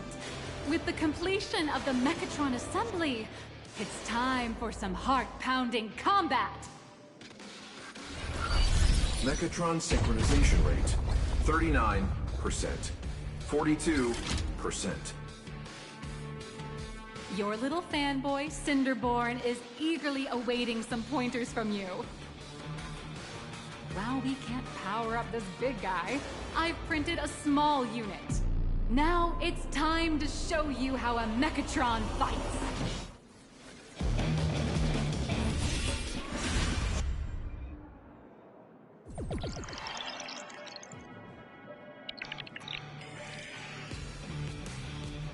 I merged with the Mechatron? Where am I now?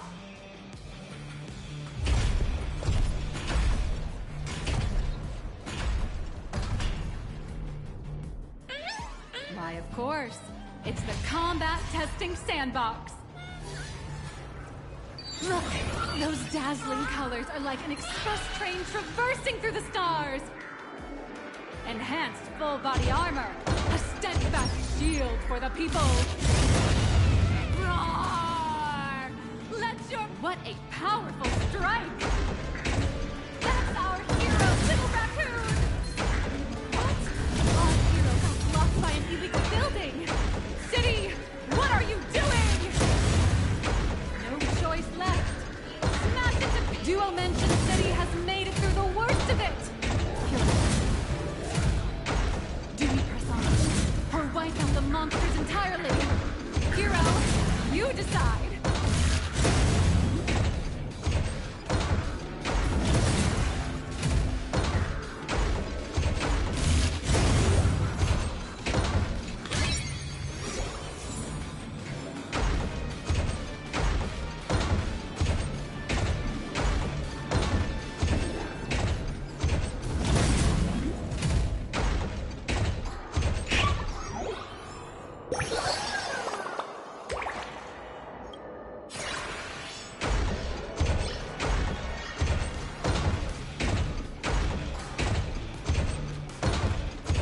The monsters that were hiding here seem to have been reduced to nothing.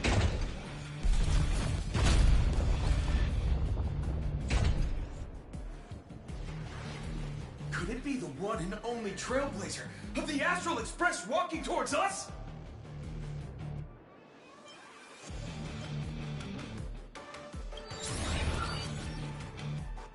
You bet! After all, you're our beloved hero! Although the giant shadow crisis in Duo Mention City has been dispelled, the real battle for you and the Daybreak Squadron is only just beginning! As the old and new generations of superheroes, you will face off here to determine the victor! Forced by raging fire, burn away the darkness, the star that set the world ablaze! Blaze Weaver! Slice through the skies! Flights of lightning! From the blue heavens descend, Azurling! Ka! Shadow the eternal night, light blazing bright, the radiant bow of hope, Dawn Lance! Cut through despair, unyielding blade of steel, edge that never fades, Cinderborn! You can do it, friend! Darkness wanes, and dawn awakens! The Daybreak Squadron, Alliance!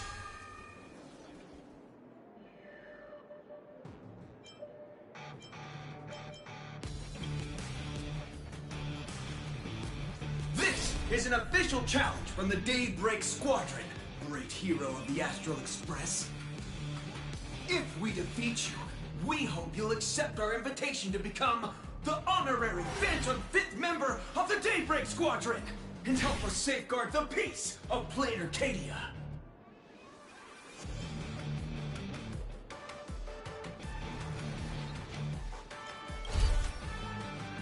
Ha-ha!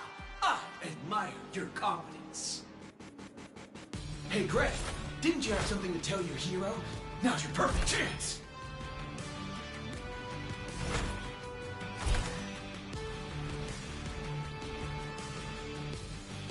My friend, you know what? Every time I transform into a Mechatron, I imagine I'm you. I think about what you would do when facing danger. It is your adventure stories that give me strength. So I'll give it my all from now on. Please don't hold back.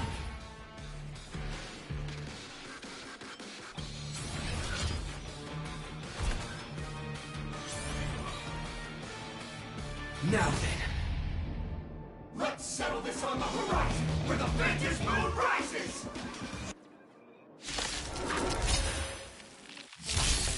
Let the two of us see what you're made of. Come on!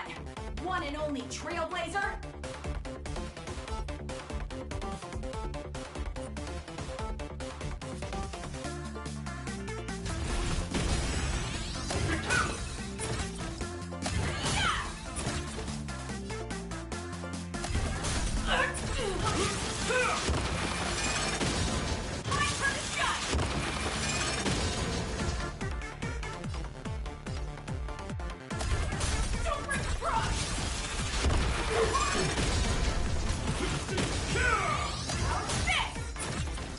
It's your turn!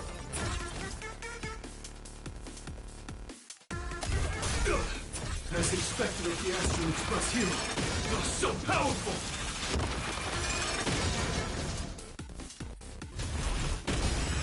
Too slow! I shall bring judgment!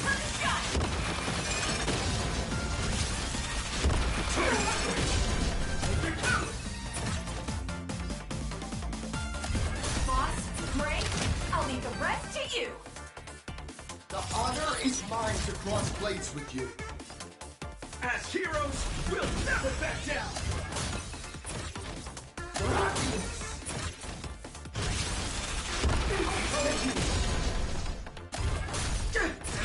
Face your struggle! Teach me your way!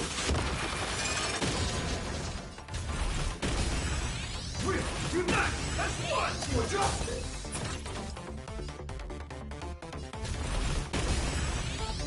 This! This strike contains all my respect! Bring it on! What? Even the invincible little raccoon is reaching her limit? Listen, those are the people's wishes. Power converging as one.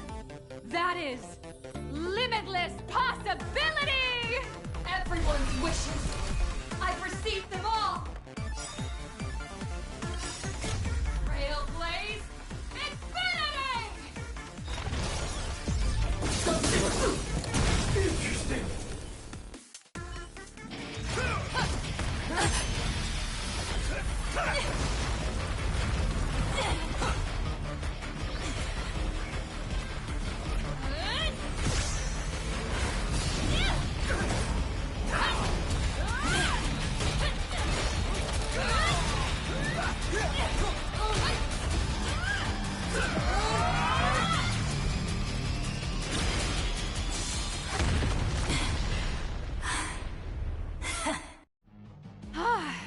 You really got into character. That was some great acting. Huh? Were we just fighting in a film studio? Don't tell me you actually thought you were fighting them in a real city. That ain't gonna happen. Madame Pearl's insurance fund would collapse. It doesn't matter if it was a real fight or a fake one. What matters is your experience. Did you have fun? The user gave us a 5-star review. Thank you for your kind feedback. Your satisfaction and approval are our greatest motivators. Oh, looks like the Daybreak Squadron is waiting for you. You gave them quite a combat lesson, it appears. Why don't you go share a few words with those youngsters?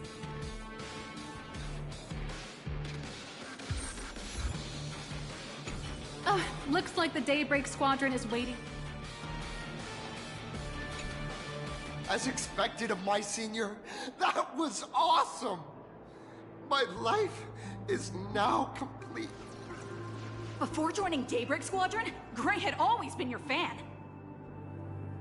That kid knows every story about the Astral Express like the back of his hand. And he's always looked up to you as his role model. Even as his leader, I'm nowhere near as important to him as you are. Huh, what an amazing battle! Well, more than beating you, we were hoping Gray would leave a lasting impression on you. After all, being remembered by their idol is the highest form of praise for a fan, isn't it?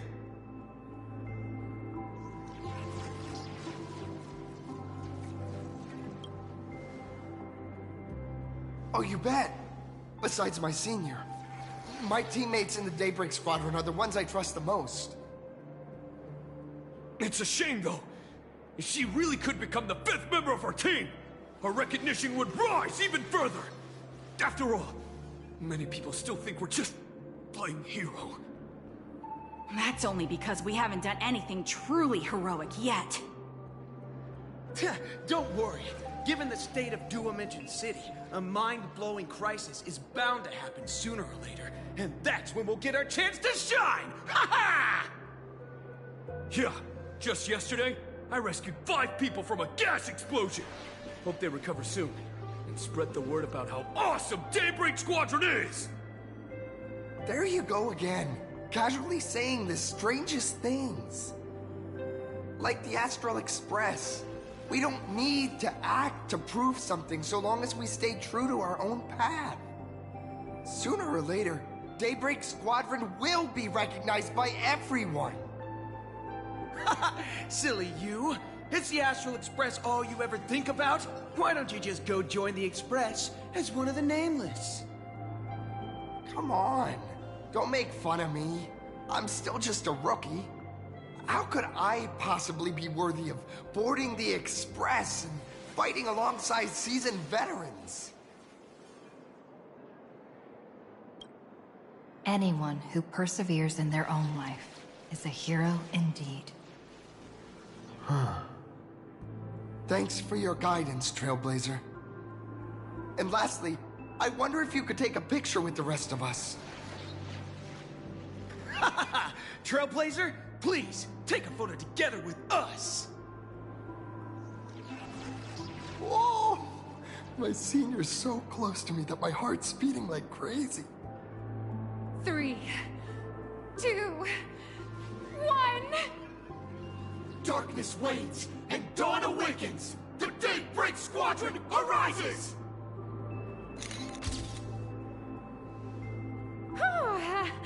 Time's about up. We should meet with Madame Pearl now. Oh, right. Want to say goodbye to your big fan before we go?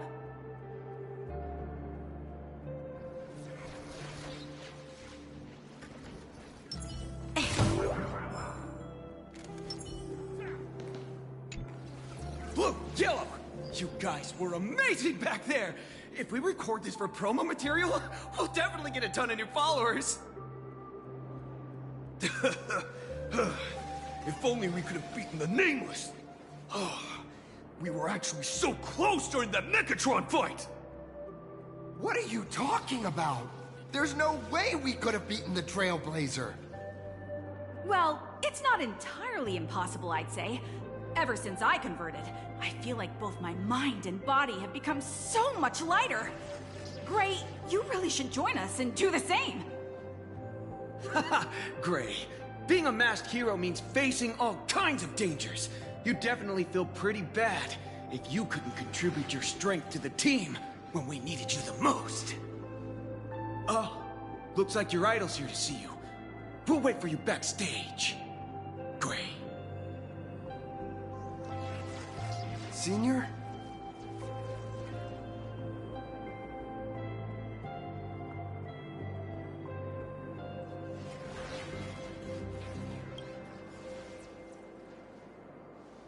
Me? I'm fine. Totally fine. It was no surprise that you took us down without breaking a sweat. It's me. I'm just too weak. I'm always hesitant, whether in combat or dealing with life. Even though I know I can never become an amazing hero like you, I've always been trying my best to get closer to being like you. It's a bit embarrassing to admit, but no one ever taught me the principles of how to live and behave growing up. I dropped out of high school pretty early and started hanging out with street gangs. Every time I threw a punch to intimidate someone, I thought I was being a hero.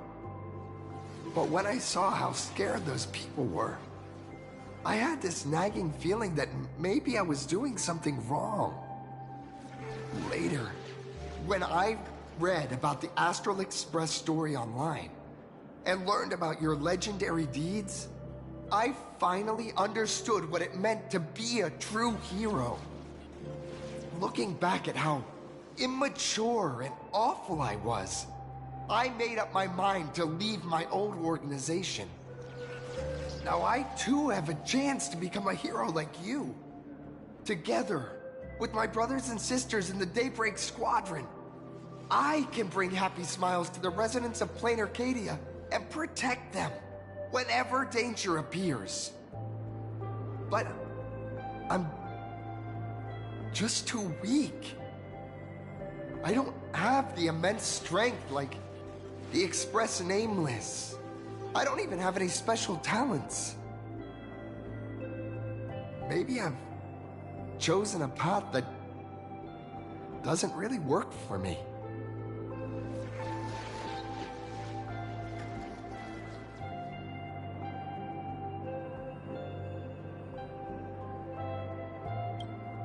I don't want to give you empty platitudes about humans triumphing over fate.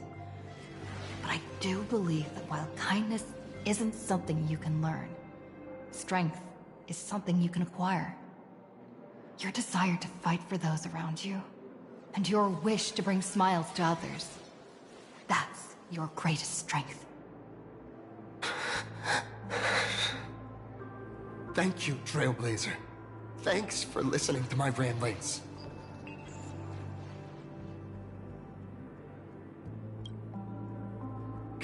Could you please sign that famous line?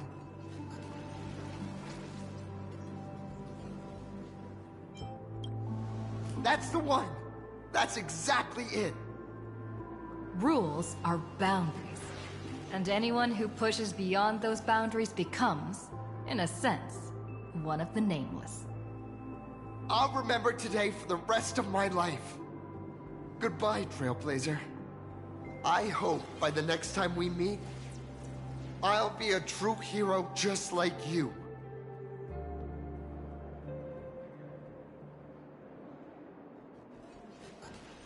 Apparently, we can view the grayscale. Well, that about wraps up today's tour.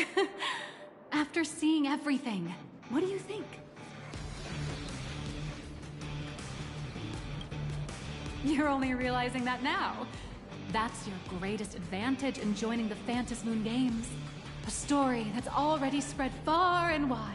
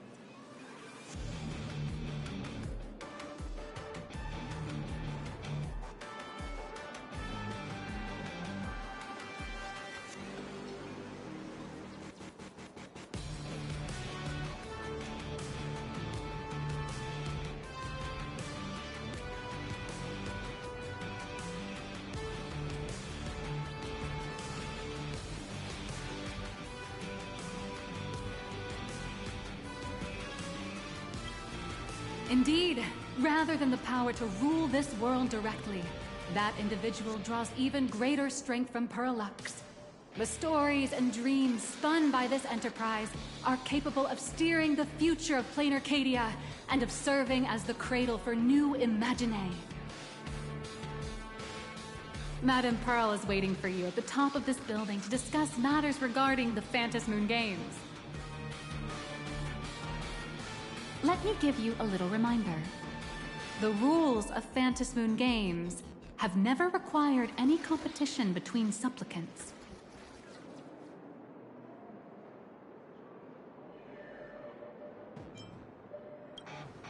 As an IPC employee, I've said far too much. Your friends are waiting for you in the hall.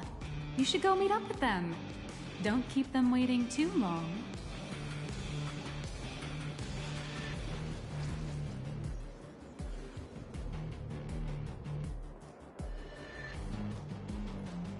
I feel like Mechatrons or cat ears would finally take over.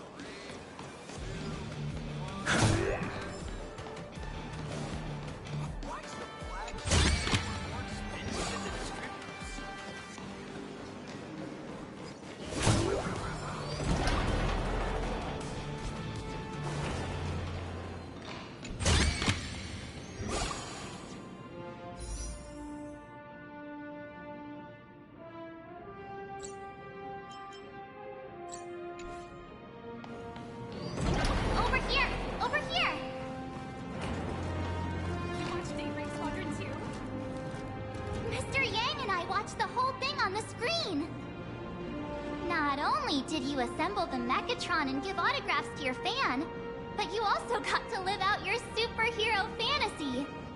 Did you have fun? Mr. Yang's looking at you with such loving eyes, like a parent watching a kid riding on a carousel at an amusement park. Indeed. Seeing her so happy reminds me of my younger self. Those were the days. What are you talking about? Mr. Yang, you're still as young as ever. Oh, right. We've been wandering around here for ages and seen everything there is to see. What's this Madame Pearl really up to? I understand everything she wanted to show us. There are just a few questions I'd like to confirm with Miss Nihilux. Miss Nihilux? Wait, where did she go? Ah, there you all are. We've been looking everywhere for you. The Secretary's office sent Agent Feld here to keep you company while you wait, but he said he couldn't find any of you.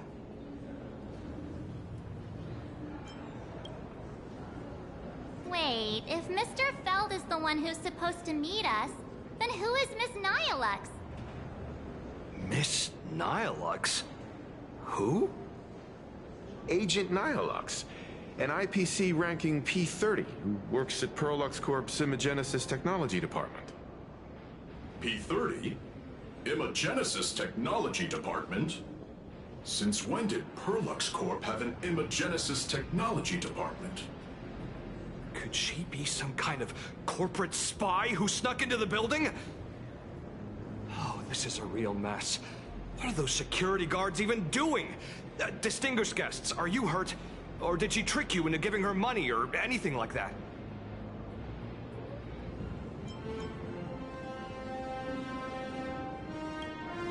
This lady seemed totally legit.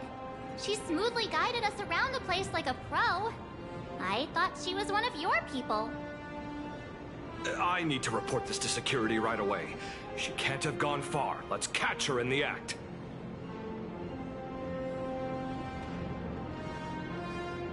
Thank you for your help. Astral Express crew, Madame Pearl has been waiting for quite some time. If it's convenient, shall we head out now? I'll show you the way. Please inform Madame Pearl that the 3 guests from the Express will arrive shortly.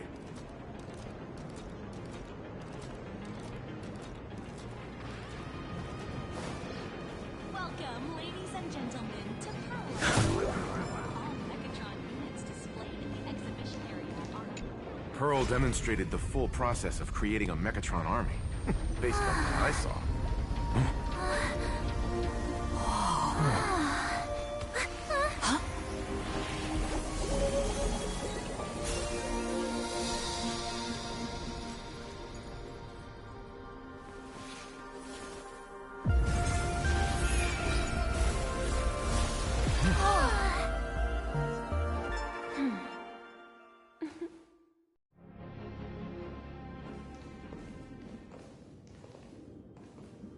Hello, guests from the Astral Express. Nice to see you again. Thank you for your gracious hospitality, Madam Pearl. I understand there was a minor incident in the lower lobby involving someone impersonating a Pearl Lux employee. I hope it didn't spoil your enjoyment. We're fine. Don't worry about us. But how are things with you? Did you lose any valuable tech? Blueprints? Or top secret information? No. Pearl Lux's data firewall remains untouched, and all assets under security network surveillance are intact. The only change is an additional expense claim under my employee ID. Never mind. I can make a preliminary assessment that this was the result of someone's momentary impulse. Lately, mishaps have been piling up, like dark clouds before a downpour, casting shadows of uncertainty over my plans. Could you be referring to the Herald of Death? 33 citizens were found dead in the Dovebrook district. In addition, an IPC specialist assigned to negotiate the purchase of a Mask of Elation died in an unexpected incident. This party has made overt threats to public order and is clearly challenging the IPC. My intuition tells me this is only the beginning. Managing capital and managing a corporation share one thing in common. That is, an aversion to risk and a pursuit of stability. And I bear both responsibilities. As the executive officer of Plain Arcadia, I bear an inescapable responsibility for the safety of this world. As one of the 10 Stonehearts, I hope to bring the Phantasmoon Games to a swift and safe conclusion. Rather than staging another dangerous battle, like what happened at Graphia Academy, I hope the supplicants can show the people of this world miracles of joy and happiness, instead of sorrow and rage during the Phantasmoon Games. Therefore, I'd like to hear the Express's request. Trailblazer, please. Tell me, what's your ultimate goal for joining the Phantasmoon Games?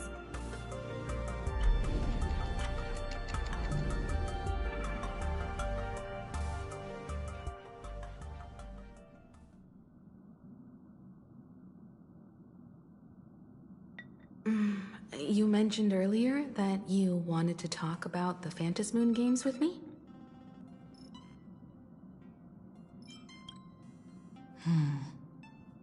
I'd like to talk about our ultimate goal for participating in the Phantasmoon Games.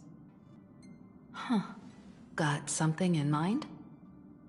I think the rules and rewards for the Phantasmoon Games are a little too vague. That's exactly what I thought when I joined the games 15 years ago.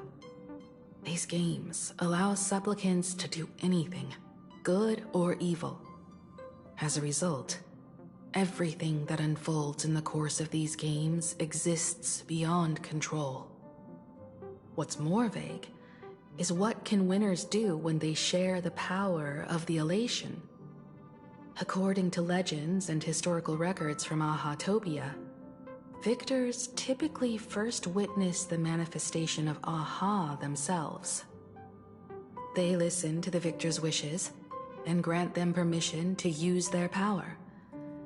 and the applications of this power seem to be boundlessly vast.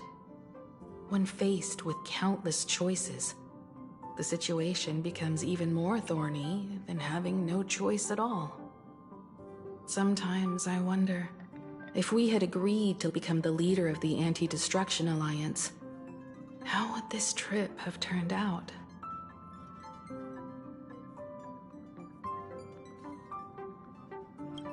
If I win, I'll give up sharing Aha's power and ask them to be the leader of the Anti-Destruction Alliance.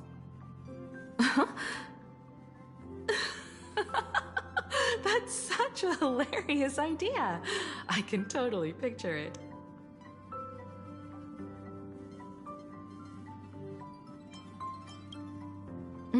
I get it.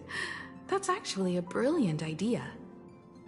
To begin with, this is far more meaningful than taking up a god's authority and squandering it freely for a single minute. Secondly, placing an Eon on the righteous cause of opposing the universe's greatest threat is something neither the IPC nor the god itself could reasonably object to. Finally, this would also help us avoid the risk we currently face, cooperating with the IPC while remaining wary of being drawn into its ambitions during the operation of the Anti-Destruction Alliance. If we handle the negotiations well, perhaps Aha could stand behind the Astral Express, just like our cooperation with the Xianzhou, where we could maintain distance from one another while offering support from afar. The only question is, will Aha agree? Don't worry about that. From what I know about them, they'll agree. What kind of god of games would they be if they broke their own rules? Besides, they still owe the Express a debt. This is their IOU for the Express debt from when they were traveling with Akavili, complete with their signature and seal.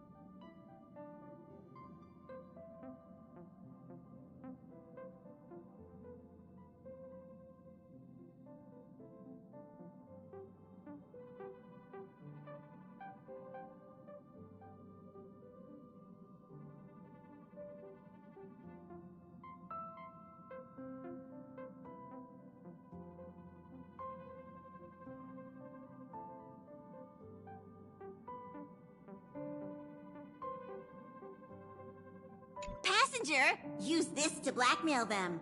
That one will definitely give in to your demands. Probably. So, you're saying you want Aha to take on the leadership of the Anti-Destruction Alliance?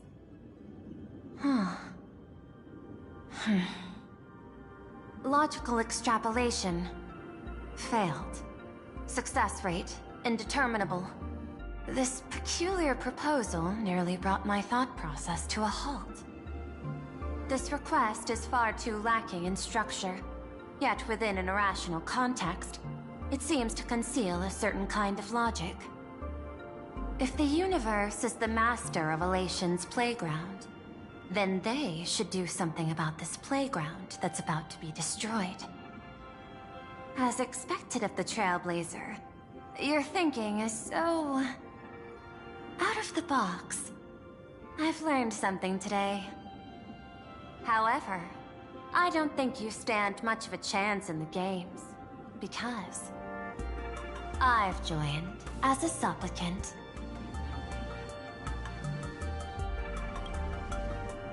Not a single rule in the Phantasmoon games requires supplicants to engage in combat, so there's no need for hostility between us.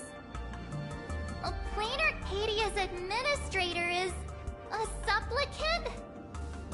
At the same time, she has at her disposal assets of staggering magnitude. What, Perlux Corp among them. With money and power on her side, wouldn't her chances of success be way higher than ours? As I previously proposed to Miss Himiko, I'm willing to cooperate with the Astral Express to ensure the smooth progression of the Phantasmoon games. But the Astral Express isn't your only partner, is it? I have 2 other allies. However, you all are my most promising ones. Once the Astral Express joins, it will maximize the safety and success of this Ionic game. And I will do everything in my power to fulfill my partner's wishes within that limited minute.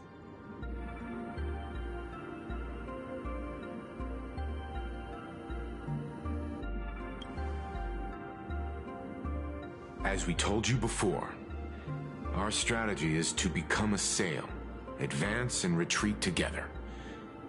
The Astral Express is not a lone supplicant, since we have our own allies in the games. An ally like Sparksy? It's true that you defeated her and took her mask, but given her typical decision-making style, Sparksy isn't exactly what you'd call a reliable ally.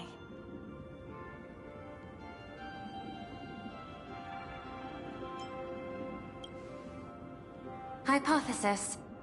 The Sinwish Syndicate's missing mask. I thought it fell into the Xianzhou's hands. Don't tell me. Yao Guang gave it to you guys? That's right. 3 against 3. We're tied at the moment. With this new variable in play, I'll have to adjust my extrapolations. But the conclusion seems unchanged. After all, as the administrator of this world, I have the natural advantage in resources.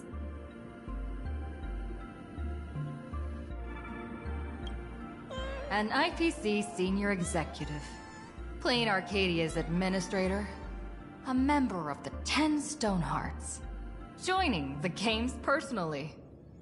It certainly has an intimidating ring to it.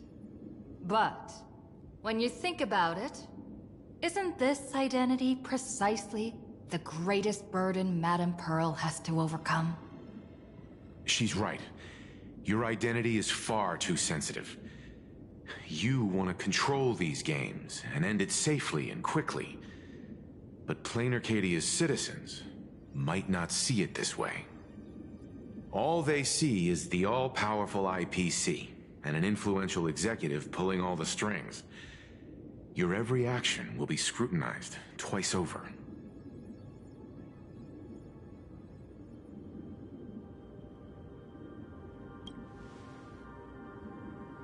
A sharp observation, I must say. Quite impressive. But I do not believe you yourself would overlook this. Madame Pearl, what is it that you seek to obtain from the Phantasmoon games at any cost? What I seek is a treasure lost to this world's history. I want to recreate Graphia's divine art of imagenesis. Does that have something to do with painting? Hard to believe, no? My birth originated from the theme assigned by the celestial differentiator of planet Scrulum: art. At first, I was nothing more than a machine that imitated human paintings. For an Intellitron, generating works of art is no great challenge. Day after day, I studied. Day after day, I exhausted every possibility. I could instantly analyze the proportional structure and pigment composition of any painting. I could precisely reproduce every pixel of Graphia's masterpieces. could not create as she did. Graphia's ultimate creation was establishing the world in canvas at the end of the Phantasmoon Games. I want to understand her thoughts at that moment and touch the essence of creation. Is this your personal pursuit? Or the IPC's demands on this world? Both. The IPC's point of view is far more pragmatic. The world in canvas is a dimension that can shield us from the Antimatter Legion's warfare, and they've always been eager to master this technology. Unfortunately, it seems we can't convince each other to back out for now. Then, I have another proposal. Why don't we shift our perspective and turn our attention to those two supplicants who haven't surfaced yet? These two individuals' objectives are unclear, and their abilities remain a mystery. If left unchecked, we might see a repeat of the Herald of Death tragedy. I have a cooperation proposal that could help us gather intelligence on them, and I'm willing to share this piece of information with you all.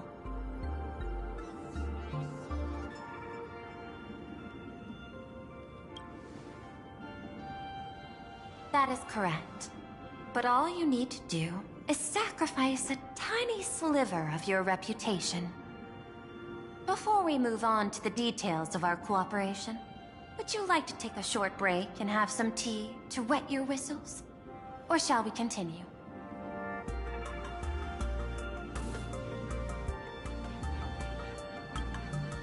I was thinking of having Perlux Corp host an expo for the Astral Express. As for the name, how about Star Rail Fest? Star Rail Fest? You mean hosting a Fluffy Across the Blue convention? Correct, but not entirely. The Fluffy is well known in this world, so it's a good collaboration element. But what I want is an unprecedented Astral Express exhibition, with the Fluffy being just a small part of it. The real stars of this grand event will be you, the Express crew. You'll be there in person to meet the people of this world. Are you trying to use this exhibition to lure those two unidentified supplicants out of hiding? Huh? What if they're up to no good? Won't that just make us walking targets?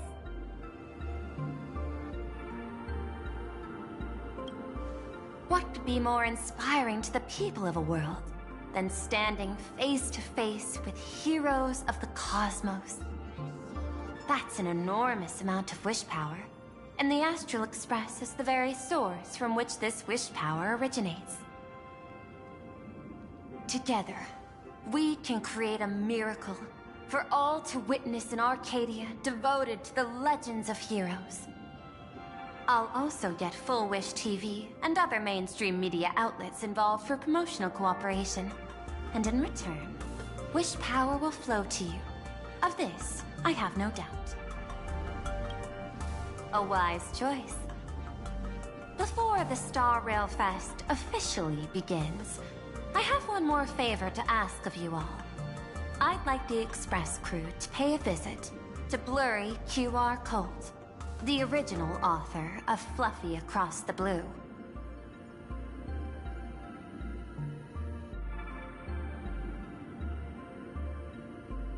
Doesn't Perlux own the rights to the Fluffy?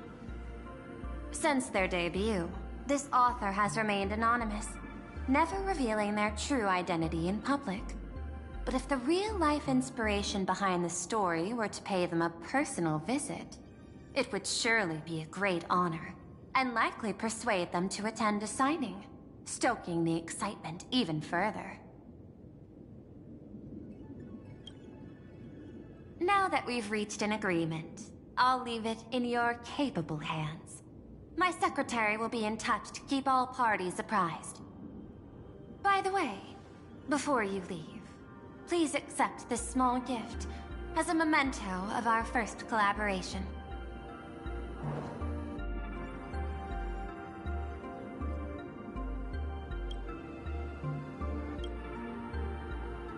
I've studied in detail the records of my colleagues' interactions with partners in Penacony, and I was particularly inspired by Aventurine's technique of giving small gifts that symbolize good fortune. So please, keep this chip with you as a symbol of good fortune for our future cooperation. Take care, everyone. Well, we'll be on our way then.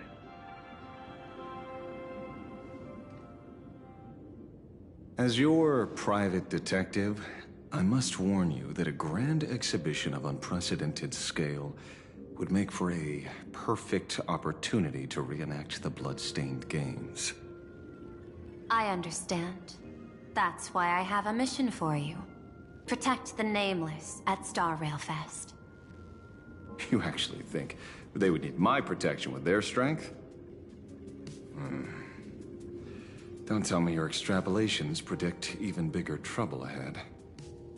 Hidden beneath each extrapolation, tiny signals of unease keep bubbling up to my thought interface.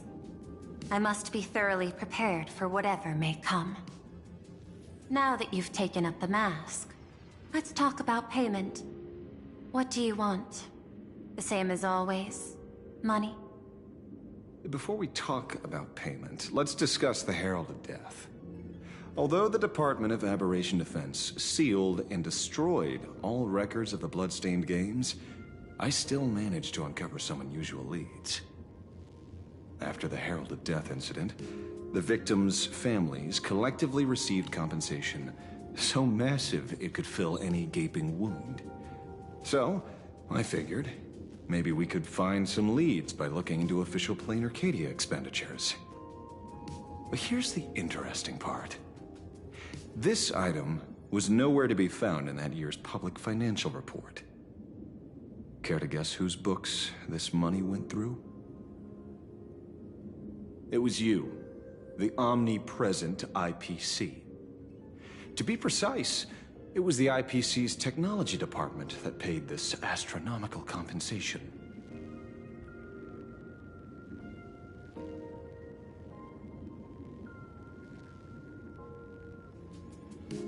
Following the usual human drama tropes, am I supposed to give you a round of applause now? Being able to dig up all this information really shows your connections and capabilities, Detective Ashvale. In movies, a big shot like you would usually raise a hand right about now, revealing the dark muzzle of a gun. I'm afraid you've learned too much. And bang! That's when the gun goes off. And I, the poor sap who uncovered the truth, am supposed to bite the dust. Sorry, my hand is on the checkbook and unavailable. Mr. Ashvale, tell me, how many zeros would you like to see on that check for our cooperation? It's not about the money. Indeed, money isn't the issue. 100 million credits. Are you trying to buy me off like some poor victim's family? Tell me, why did the technology department pay to sweep this under the rug? 300 million? I know you've always needed money. For cryosleep, supporting the families of fallen comrades, and for treating those who survived. Isn't this exactly what strategic investment is about? Putting money in the hands of those who need it? I'm not your lackey, Intellitron. Tell me the answer. 500 million? I could pretend there's a glitch in my calculation process and make it a cool billion for you. Money or answer? Your call. I want the answer. Oh, an unexpected choice. It defies my usual understanding of your decision tree. Note, I say this without sarcasm or ridicule. The answer is, I don't know much. Hard to believe, perhaps. But as CEO, my power isn't unlimited. Besides, The Herald of Death affair lies 15 years in the past. This world is like an unfinished game of chess that's been dragging on for years. The hidden moves laid by the previous player keep becoming my challenges. Even today. But since you've invited me to finish this game together, sharing intel is a must. Reasonable. I'll share what I know about the answer. Marcus Antali, the Herald of Death. Last member of the Intelligentsia Guild School of Evolutionary Perfection. 5 years ago, his identity was confirmed, and he was executed. Note, executed in every sense of the word. Miss Yabali, head of the technology department, took possession of his belongings, and even I don't have the clearance to access those records.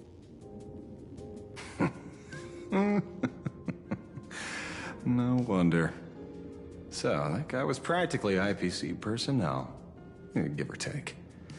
That also explains why the technology department shelled out the compensation. Yet, the method behind this latest killing is identical to the one from years ago. If the Herald of Death is truly dead... A serial killer coming back from the dead is the least of our worries. Even if a serial killer does come back to life, he's still just a serial killer who's been shut out of the Ionic game. What's more concerning is this. Someone wants to exploit the legacy of the Herald of Death. Miss Yabali took away everything that man left behind, except for the fear he instilled in the people of this world. And during the Phantasmoon Games, not only can miracles trigger wish power, but fear too. Based on my extrapolations, the appearance of this new Herald of Death might mark the beginning of the festival spiraling out of control. No wonder you're in such a hurry to end the games. Mr. Ashvale, I've always respected you. But right now, I need to rely on your strength even more.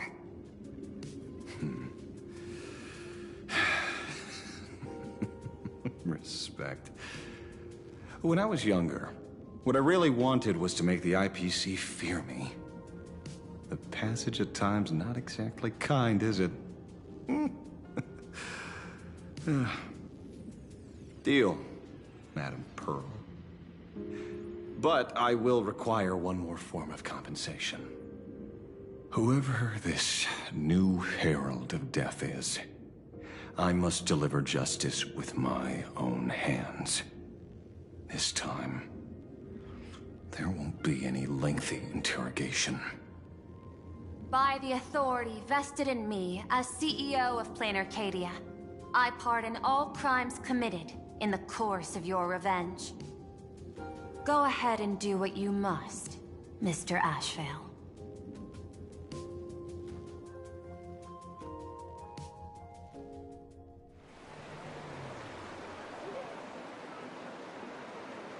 My friend, I don't blame you, but I'm done being a breathing dead weight. So do me a favor and pay me back for that drink with this bullet. Just do it, you coward! Let me die as a Galaxy Ranger before I turn into a monster of abundance! But shoot me. I beg you. My Skybo above. May you have a pleasant dream. Not knowing who you are, not knowing why you exist here, that isn't life. In ancient times, humanity's daily goal was to obtain 2,000 calories of food. Humans back then knew they were just one member of the animal kingdom. They understood why they migrated, hunted, gathered. But now, in an era where you can get food delivered to your door with just a tap of your finger, effortlessly achieving that 2,000 calorie goal, humanity has lost its way like never before. Tell me, will the Phantasmoon Games bring a new direction to this world, Ashvale? What's wrong with getting food with just the tap of your finger? Don't tell me you want to go back to the days when everyone was starving and at the mercy of the harvest? 2,000 calories are pointless, but just for survival. It's the goals beyond 2,000 calories that define humanity. And the Phantasmoon Games holds up a mirror to humanity, allowing them to see their truest selves. I'm just a detective. Ask me such a profound question again next time, and I'll charge extra. My apologies. I just heard you joined the Phantasmoon Games, and couldn't resist asking for your thoughts. You've met Madame Pearl, huh? She dumped this hot potato of the Herald of Death on me. On us. Judging by your expression, it seems less like a hot potato and more like a sweet fruit. Because I have a lead now. I think the key lies in the word copycat. To prevent copycats, you kept the Herald of Death's modus operandi from 15 years ago under wraps. Which means... There's only a few people who could reproduce this killing method with such precision. The investigators from the Security Bureau and the Department of Aberration Defense at the time, and those directly involved in the Herald of Death case. Detective Kuchiba, I've heard that you've devoted considerable time to researching the crimes from the Phantasmoon Games. So, I'm the prime suspect now. Is that it? Just a bit of minor deduction. After all, murderers always love to return to the scene of the crime. Isn't it coincidental that you happen to be standing right before my eyes? That's not deduction. It's a conjecture at best. As for investigating those two categories of suspects, we've been doing that for a long time already. It's been 15 years. The relevant people and the victims' families have all gone their separate ways. Tracking them down now won't be easy. Yeah. After losing their loved ones in such a cruel way, their hearts were shattered. Many couldn't bear to stay in Dovebrook District and chose to move away. I remember seeing that in the case files you sent me. They even formed a mutual aid society for the victims. I wonder, after all these years, have they managed to heal the wounds in their hearts? Maybe they have. After all, they go by a new name now. The Research Society of Happy Smiles. Ah, you mean that charity with the slogan, Healing Smiles, Healing Arcadias? Before he died, Kostad mentioned that group to me. He said quite a few young people in the gang left without looking back, just to join them. So I thought, maybe we should start by looking into their rivals. The Research Society of Happy Smiles, huh? A charity that helps people escape their pain and find happiness, offering free counseling, medical care, all of that good stuff. Sounds like they've turned over a new leaf. How could you call them rivals to the underworld? I dug a little deeper into them, and found something interesting. You mean your monkey dug up something interesting, right? Okay. Mr. N dug up something interesting. Have you heard the name of the sponsor behind the Research Society? Her name's Full Wish. That name rings a bell. Wait, isn't she the boss of Full Wish TV? I think she was one of the survivors of Graphia Academy too. This is getting a little too coincidental. Just like every case you've accidentally cracked before. Mr. Ashvale, should I compliment your keen instincts or your incredible luck? Luck's a part of a detective's toolkit, too. Anyway, whether Full Wish is guilty or not, we won't know until we look into her. That's why I asked you here.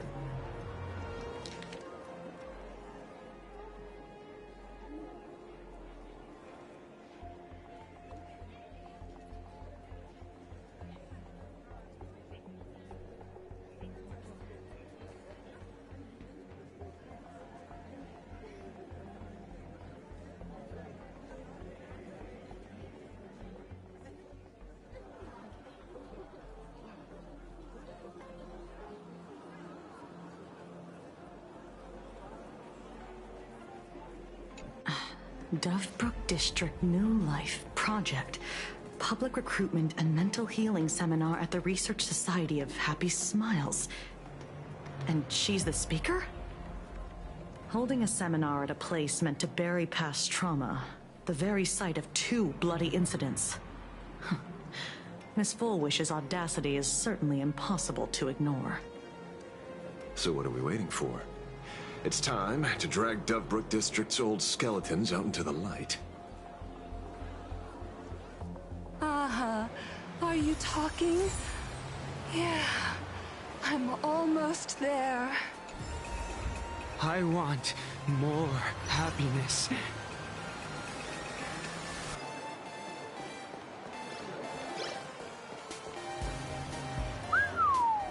This place is buzzing.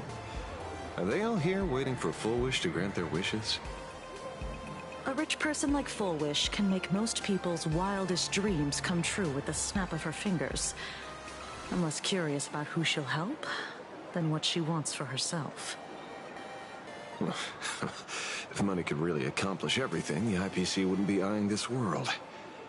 My bet, I'm sure that Fullwish wishes the tragedy 15 years ago never happened. Erasing history. Can the laughter really pull it off? In past victory records, there have been countless and often bizarre instances where the victor used the elation's authority to change reality.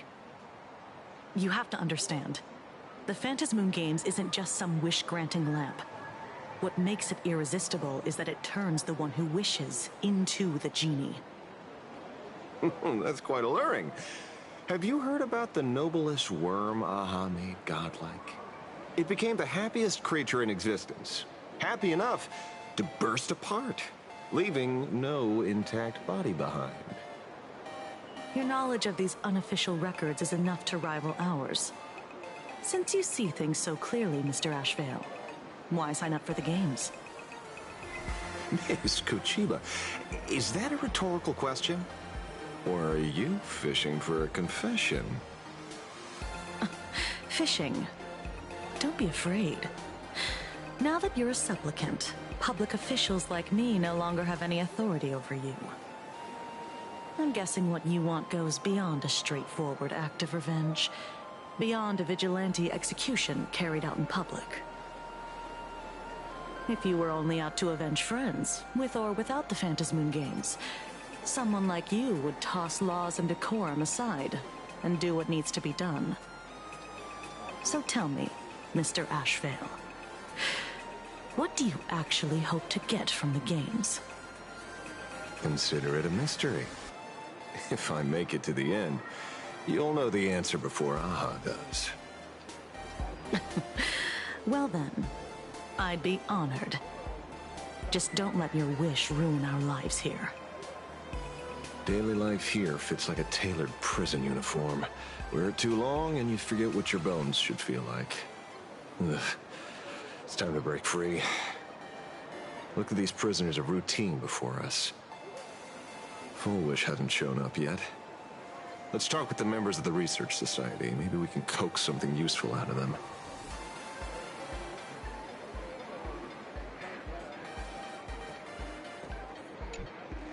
I got called into another chat with the boss today. Never thought he'd care about me this much. Everyone is smiling at me.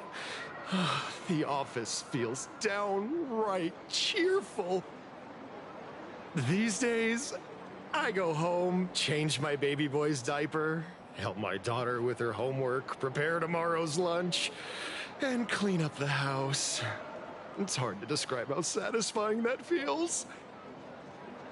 When Emma left me, she must have left the kids to me for my own happiness. When I look back, I realize I was someone who had it good, and I never understood how lucky I was. Right? All thanks to Miss Fullwish. Yesterday, during my tumor removal, the anesthesia wore off halfway through. I squinted and watched the doctors pull all kinds of things out of my stomach. There was this lump still twitching when they cut it out. I used to be too weak to even get out of bed. But after the Society's treatment, I am almost ready to walk out of the hospital.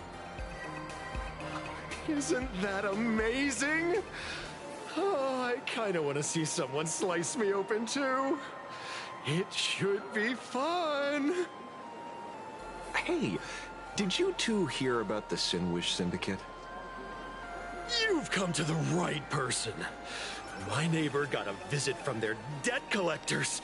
You should have heard the racket. I saw the news too.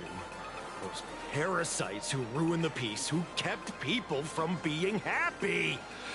Gone! Wiped clean! Oh, praise Aha! Wait, they extorted you too? Something like that. Still owed their underboss tens of thousands of credits. So your debt's wiped clean. Oh, must feel pretty great, huh?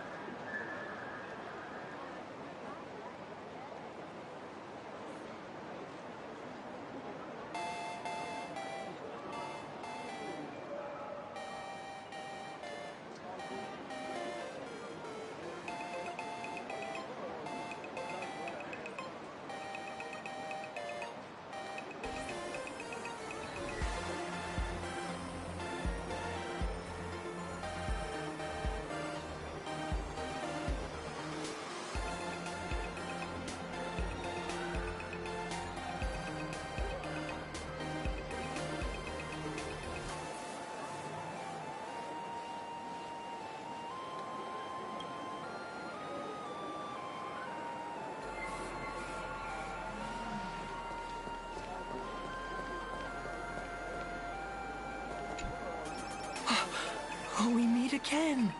Hey, Lady Megatron. How have you been? Good.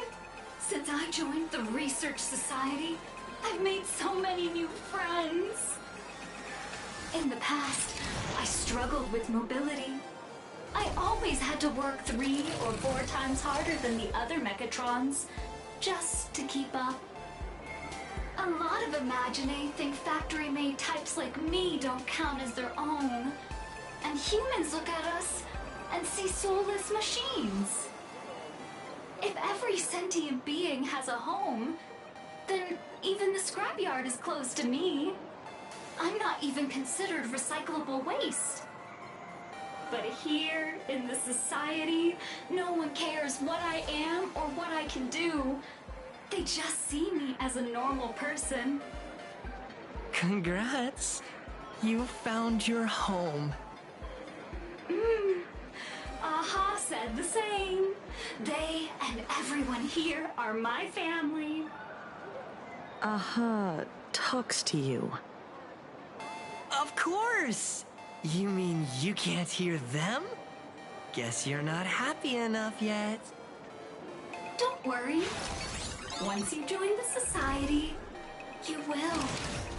No pain, no tears, just pure joy. The society makes everyone happy.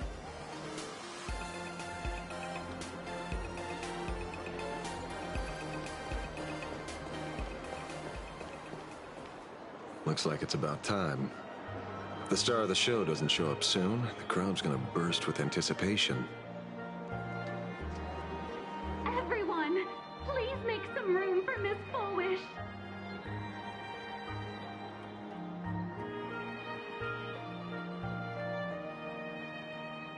By the Master of Elation, may they bless all souls and grant them smiles. Are you all happy today? Very happy! Thank you for your smiles. They're like lamps in the dark. So precious. But before we celebrate the elation, let me share a memory drenched in tears. It once dragged me into the abyss. Yet, it also taught me what the elation really means. As you all know, 15 years ago, during the Phantasmoon Games, the shadow cast by the Herald of Death swallowed this place whole. That day, I lost my parents, my classmates, and the others. The morning greetings, the little daily chatter, all went silent under that crimson dusk. After that, for a very, very long time, all that remained of my world, a door shut tight, a room steeped in silence, and a wound in my heart that would never heal. Just hearing the words, Herald of Death, made me shake uncontrollably. I even once thought the only escape was to follow the dead and leave with them. Back then, I was just an empty shell, breathing, beating, but lifeless inside. And just as my soul was about to fade away, an old lady from the Mutual Aid Society knocked on my door. She didn't offer empty words of comfort. She just looked me in the eyes and asked, "Child, would you try stepping outside this door?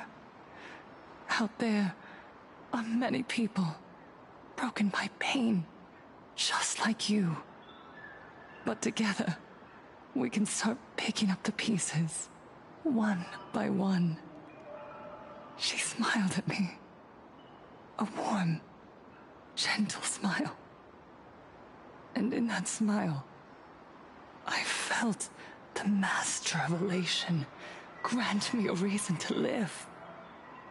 At the Mutual Aid Society, I saw countless souls scarred by fate. Some bore wounds beyond healing, and some had lost their loved ones. Each of us bore a different wound, but every wound cut deep. And yet, what truly moved me wasn't the pain.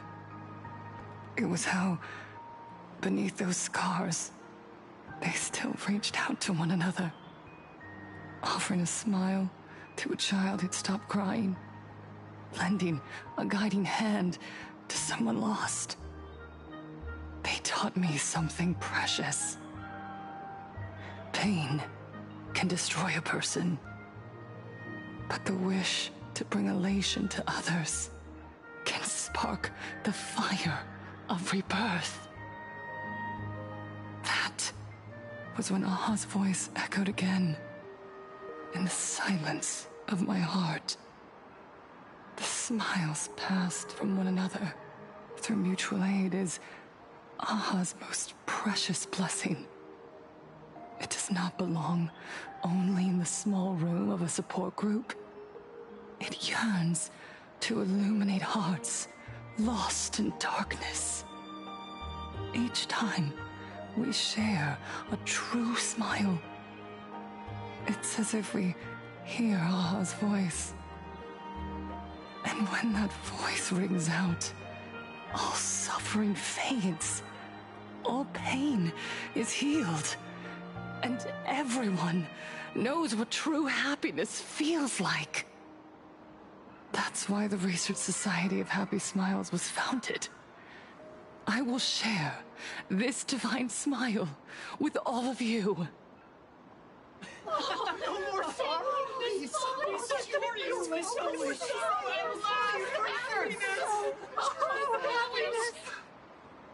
Everyone, I have questions for you.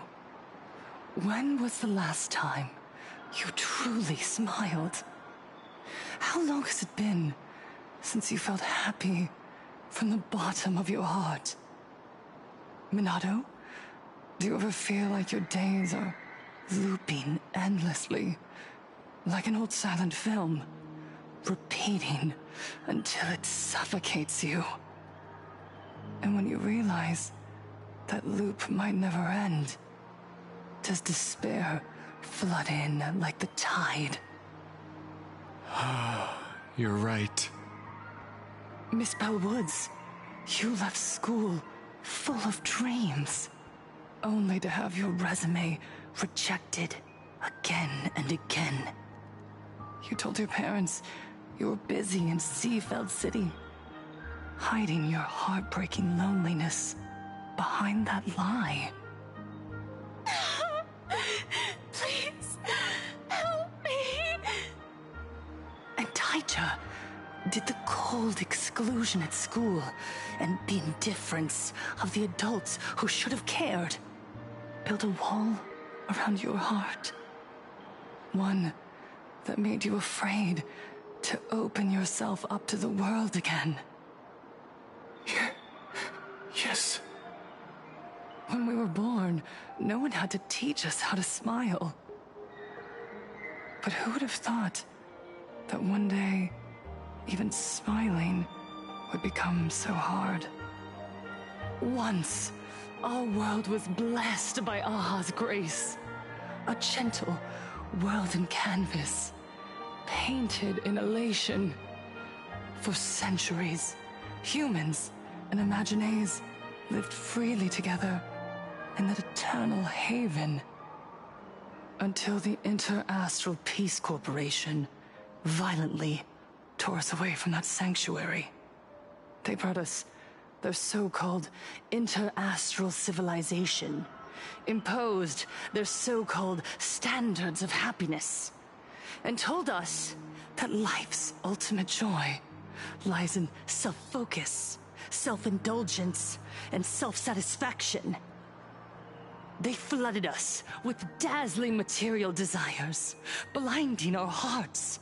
They fed arrogance and prejudice into our minds through the network, making us chase pleasure for ourselves and forget that true elation is found when we smile together. Wish power has turned into fuel. Credits jingle where heartfelt laughter used to ring.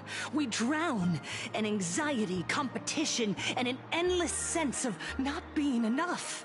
And in all that noise, we can no longer hear Aha's gentle voice. Elation, the truest light of life itself, is being eaten away and replaced by the external. You said it. I work myself to death for scraps, and my boss doesn't even notice. And those useless loudmouths online. They do nothing with their lives, yet constantly judge everyone else. The IPC is nothing but a nest of vampires! They're feeding off of us! Miss Foolish! Please! Tell us how to be happy! Look around you. This land was once blessed by the master of elation. And yet now, it's overflowing with misery. Everyone's chasing their own happiness, but in doing so, they wound others without even noticing. Do you remember the moment I found happiness again? It was when someone who was suffering just as I was, smiled at me. Even through their pain, they gave me that smile. A smile filled with blessings. That smile saved my life. So listen well. Only by opening your heart and sharing your smile with another can you truly grasp what happiness means. It isn't just giving a smile. It's embracing the power that AHA bestowed upon us to smile. Join the Research Society of Happy Smiles. I'll help you rediscover the smile buried within yourself. And AHA will grant your life a transformation. Our mission doesn't end with finding our own smiles. We must bring them to the world and spread true happiness across all existence.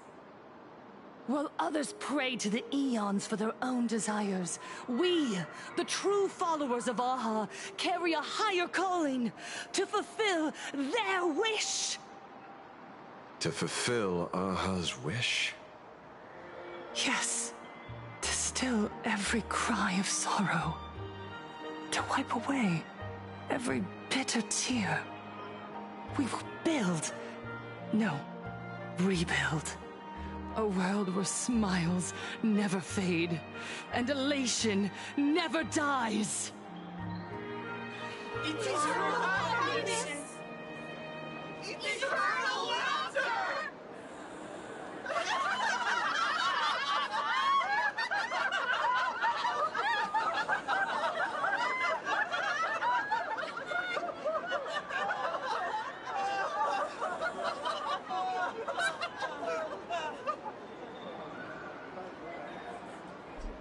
The speech is over.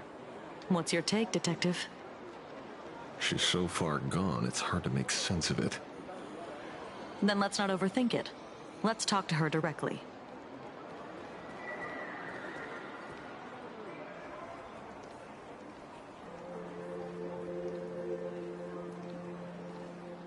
Miss Fullwish, I'm Kuchiba from the Department of Aberration Defense. I'd like to have a chat with you. Ah, I see. You're here about the Sinwish Syndicate case, aren't you? So, you were expecting us. Oh, I heard the news. The entire Sinwish Syndicate massacred in Dovebrook District. Ah, such a cursed place. They may not have been saints, but I still pray for them. May their souls rest in peace. Oh. Though, rumor has it the Research Society of Happy Smiles had a few run-ins with them regarding recruitment, donations, turf. Sounds like plenty of reasons for conflict, don't you think? Are you suggesting we had the Sinwish Syndicate killed? For conflicted interests? Whoa, wait, that's not what I said. You know nothing about our finances. Every expense is covered by a charitable foundation established with the compensation from 15 years ago. We don't need a single cent from our members. When I heard about this tragedy, I personally allocated relief money for the victims' families to keep order and peace in Dovebrook. Tell me, Miss Kuchiba, someone copied the Herald of Death and slaughtered dozens. What will your Department of Aberration Defense do this time? We never released that detail. How do you know someone's imitating the Herald of Death?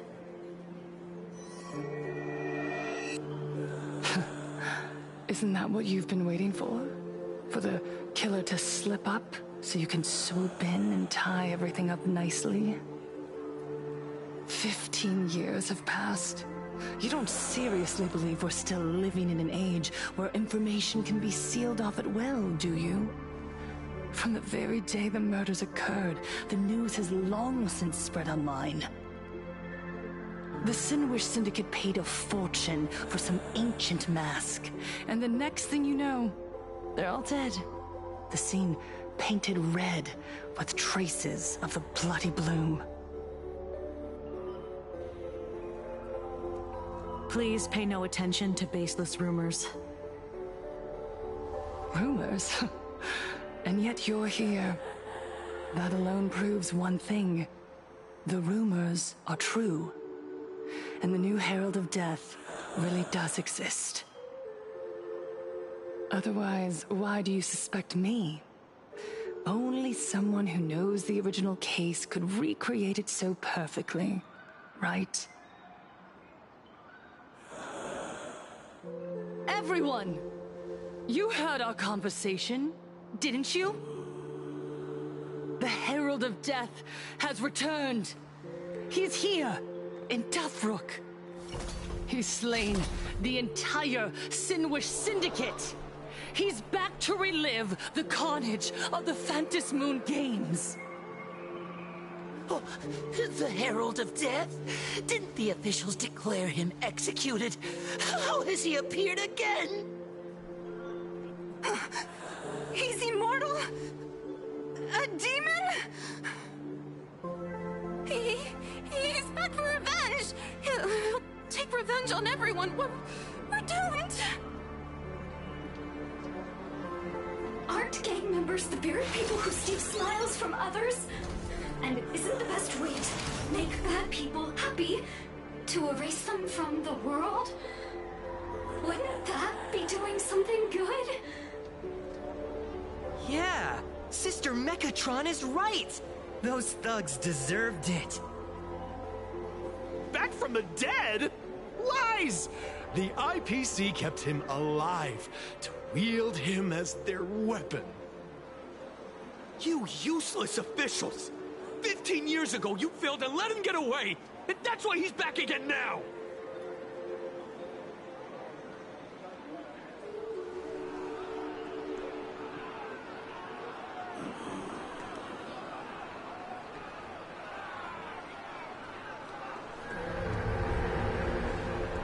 Everyone, there's no need to panic. Remember who you are.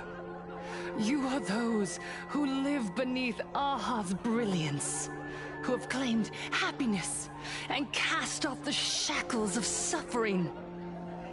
Once the Herald of Death fed on our fear and tears, that was the source of his power. Look at the smiles on the faces of those around you. There is no fear left in our hearts. No tears left in our eyes. All that remains is resolve, happiness, and faith in the elation. The Research Society of Happy Smiles will protect this world. Etch this into your hearts. The happy do not die, for even death cannot touch a heart filled with happiness. What's going on? There's something very wrong about this woman. Yes, as long as we're happy enough, there's nothing to fear. We won't die. Happiness is our weapon. Happiness will destroy the Herald of Death. Happiness will save this world. Operation Spread Happiness. Let happiness infect everyone and spread to every corner of the sky. Make the Phantom Moon smile. Make Lord Aha laugh until they cry for us. Infect the Phantom Moon with happiness. Happiness. Happiness.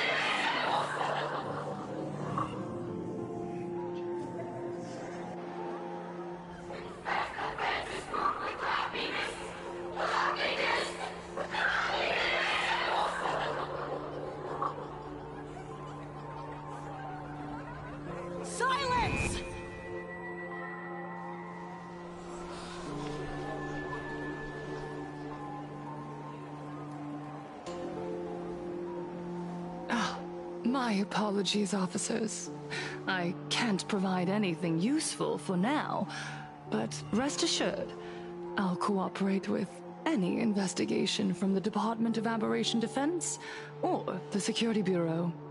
And of course, I'll fulfill my civic duty. Whether it's the newly emerged Herald of Death, or the various upheavals surrounding the Phantasmoon Games, the Research Society of Happy Smiles will handle them appropriately. What we protect is the future and the smiles of plain Arcadia. Or perhaps, after all this, you too have felt that yearning within your hearts. Would you like to join us? To embrace eternal happiness? I'll pass. But I've got a feeling we'll meet again.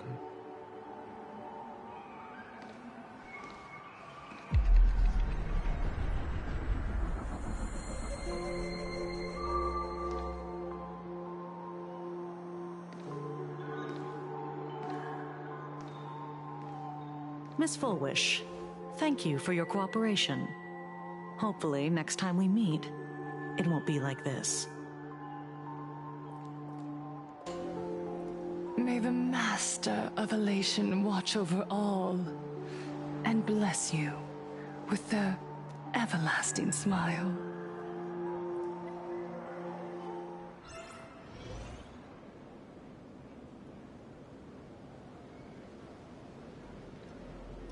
Let go of your obsession. Let go of the shadow in your arms. Let go of that false sense of responsibility. You're the one who should be dead, aren't you? Come, join your brothers. Let the gears grind to a halt. Let the hands fall still and end that life of yours that was never meant to be.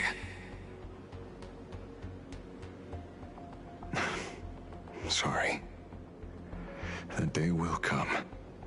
But for now, there are more important things I must do. What did you say? Nothing. Never mind. Looks like Fullwish is a much slyer fish than expected. The bait was there. But she ignored it. And instead, she stirred up a whirlpool. Quite the opposite, actually. Not only did she take our bait, but she also flat out told us she couldn't care less about the hook. Oh? Was there something I missed? The bloody bloom mark from the Singlish Syndicate massacre. How did she know that detail? When we specifically obfuscated it with special mark, even in our internal reports. She broadcasted this information word for word, and even used it to stir up public sentiment, scattering it across the place like tossing blood-soaked feed into a fish pond.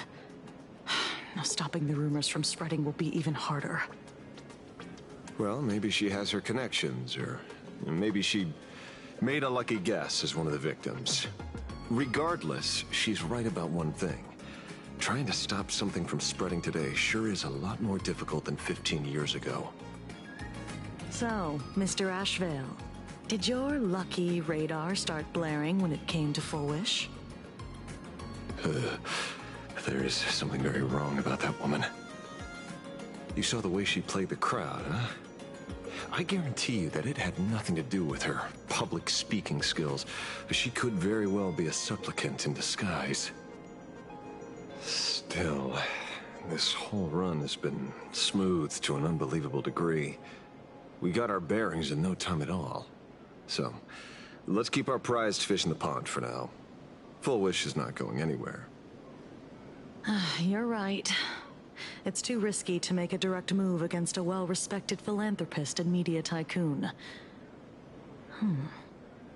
Maybe we should start with the people around her. There were people from all walks of life at the gathering just now. Workers, suits, students, the elderly, and even mechatrons.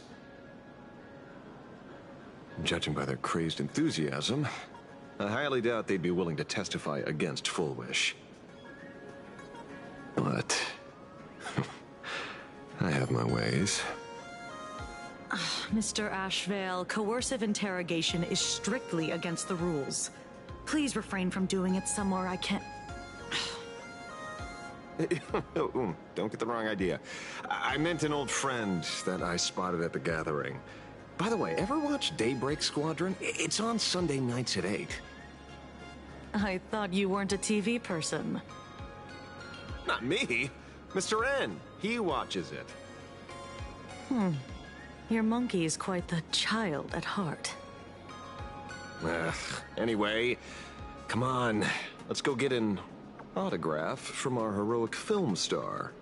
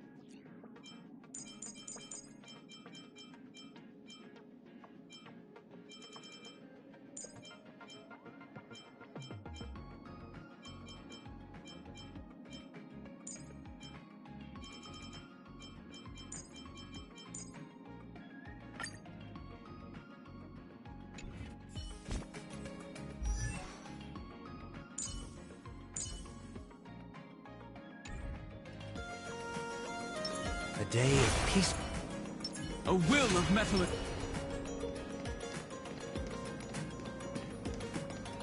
Is that him? Shh. Don't interrupt.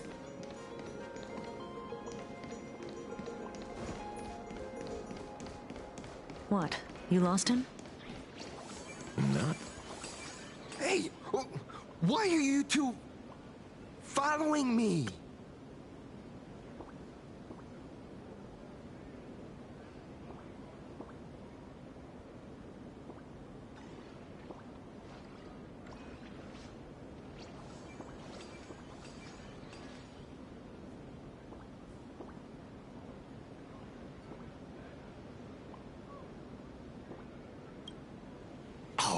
Oh, we're just two grown-up fans of the Daybreak Squadron trying to get an autograph from Big Brother Magnus. Mr. Ashvale, don't prank me like that. You really scared me. Really? Cinderborn, the peacekeeper of our city, vanquisher of evil fiends, is scared of his own fans? Long time no see, Magnus. You're not here for autographs, are you? I saw you two at the gathering. I don't understand. Why are you investigating Miss Fullwish? She's been nothing but a kind, lawful person who spreads happiness to others.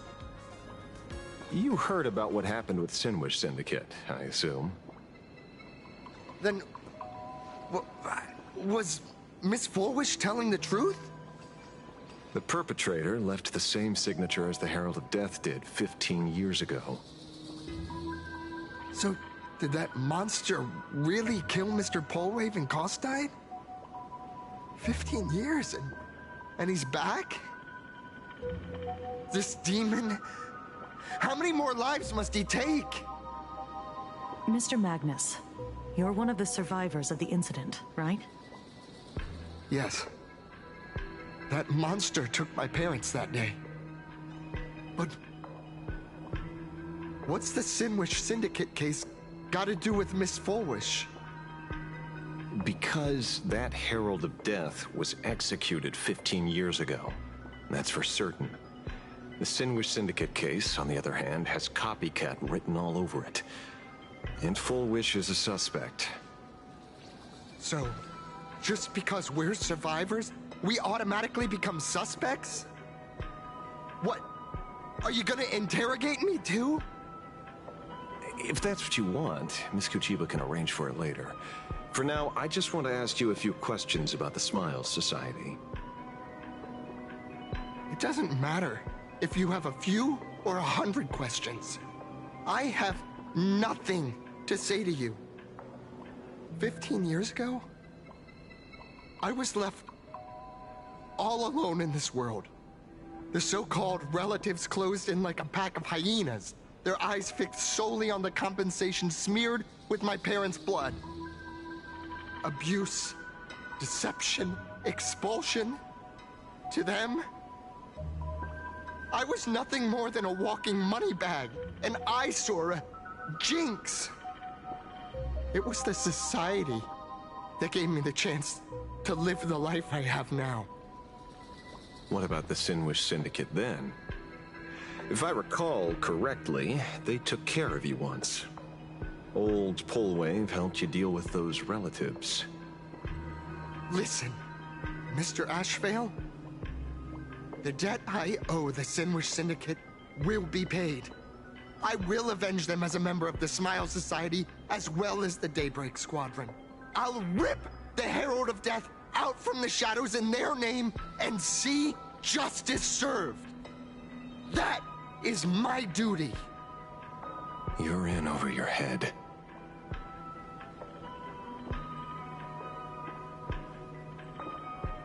The new Herald of Death is very dangerous.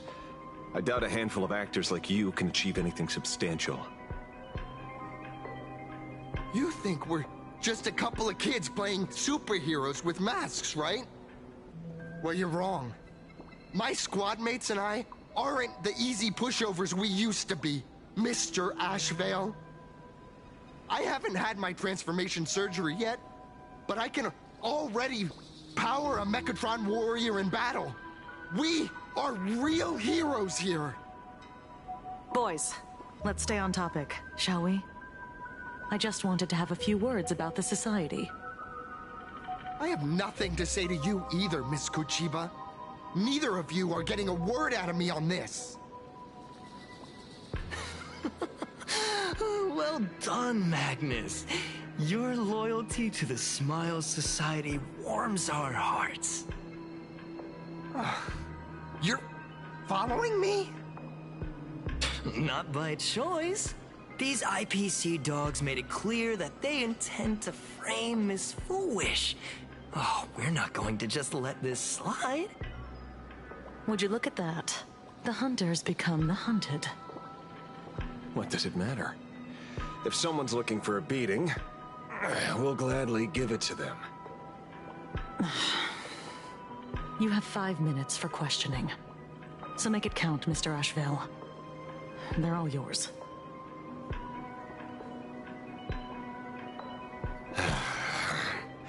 Never expected my first miracle as a supplicant to be teaching thugs.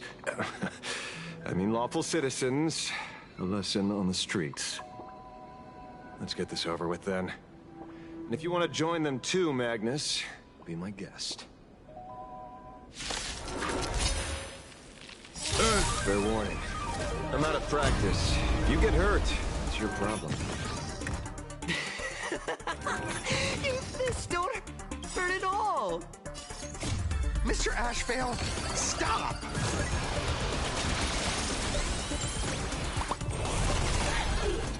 Go and fight to the death.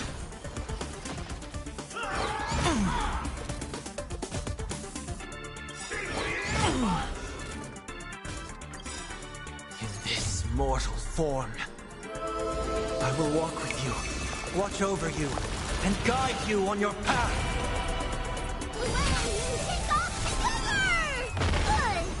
Sins must be paid. Dragons, obey this order. Calamity undone, soaring above the lands. This is permanence.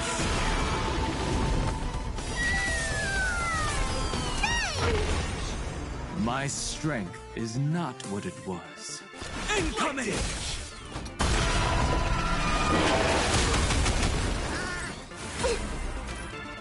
Oh, this old wolf hasn't lost all his fangs yet.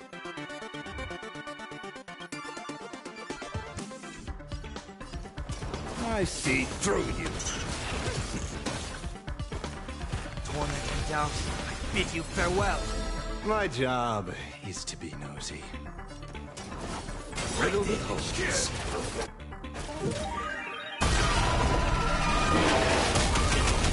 I'm sorry, Mr. Ashvale. I have to stop you. Hooray, Cinderborn! The bringer of justice! Oh, shut up! Beasts, go and slaughter each other. Go and fight to the death. Oh, this is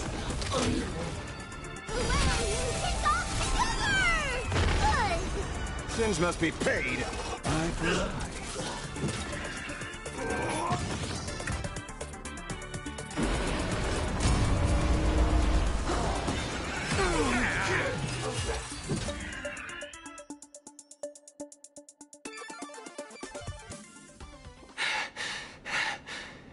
It hurts a little, but I'm happy.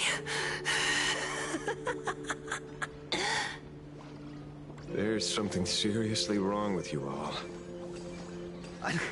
Enough! Are you really going to kill them? What's the matter, defender of the city?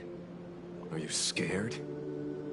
This is the real Phantasmoon Games, Magnus. This is the bloody truth under the mask of the Elation's game.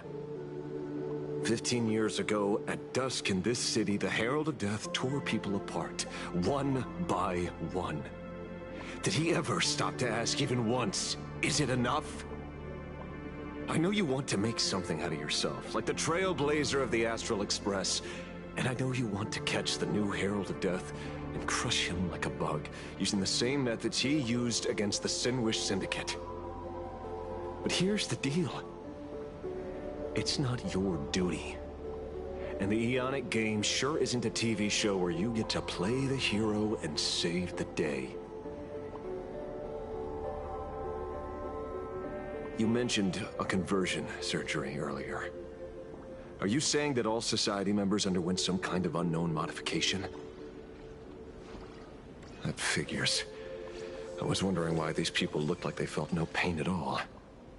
Humming along merrily even as they bled. Does this have anything to do with the surgery?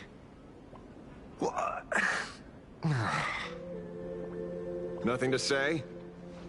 Fine by me. 3 minutes left. That's long enough for me to question them. Time to hurry and get some answers from these people while they're still on the ground.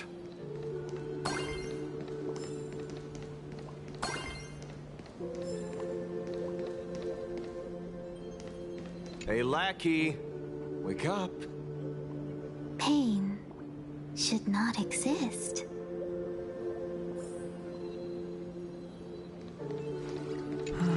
Smile. Please smile. The laughter. Don't let it stop.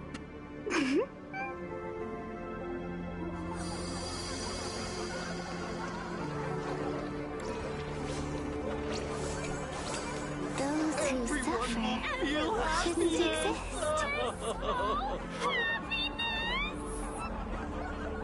What the heck happened to these people?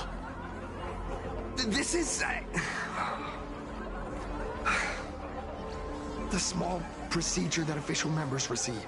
They call it the happiness surgery. With a prick of the needle, no more than a mosquito's bite.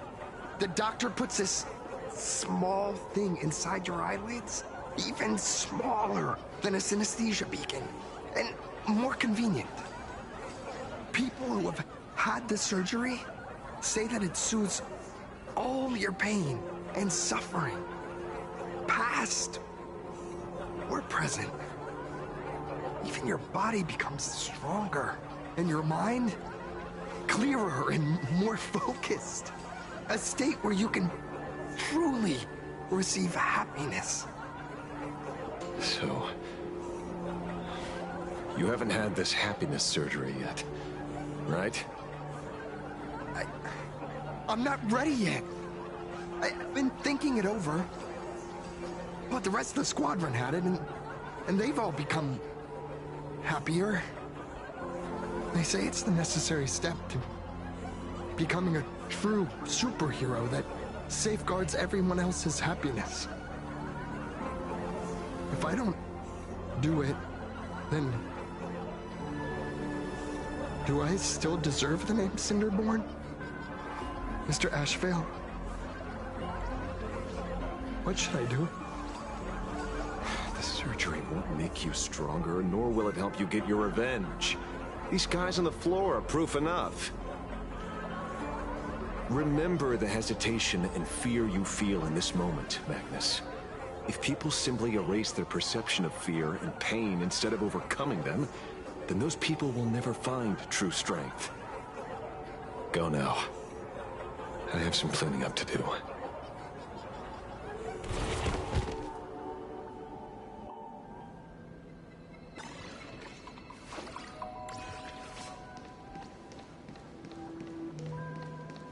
So, did you, pry the answers you were looking for out of them? These people have all been processed by the Smiles Society. Heck, who knows what method they used. It completely neutralized their ability to feel suffering and despair and gave them bodies like steel, incapable of feeling pain. Say, is this the kind of treatment that the Medical Ethics Committee would approve? As if. I doubt they even bothered to submit an application. Which means Followish has far more dirty laundry than we initially expected. The idea was to find the Herald of Death with the leads we had. And here we are, going deeper down an increasingly scarier rabbit hole. Judging by their voices, these followers don't seem to have any ill intentions. In fact, they sound a lot more humane than most humans. If all this has nothing to do with the Herald of Death, then it matters little to our investigation. After all, how they pursue happiness is their own choice. Wouldn't you agree? Are you serious, Kojiba? It's only human instinct to avoid pain, right? Such avoidance doesn't go against the laws of nature. Nor does it legally constitute a crime when the party involved was a voluntary participant. Not a crime. Well, my instinct right now is telling me that this definitely has something to do with the Herald of Death. Unfortunately, Mr. Ashvale, we need evidence to solve a case. I'm here to follow my senses and dig up whatever's at the bottom of this. As for evidence, that's your headache. Besides, I don't think we need to turn over every stone to figure it out. If the new Herald of Death and Full Wish are connected, we'll be seeing another move soon enough. If I were her, I'd choose the brightest stage possible so this weapon could spread maximum panic. You mean the Star Rail Fest? Madame Pearl promised that top-level security would be deployed during the fest, as well as a contingency plan, robust enough to quell any crisis. And you are staring right at him.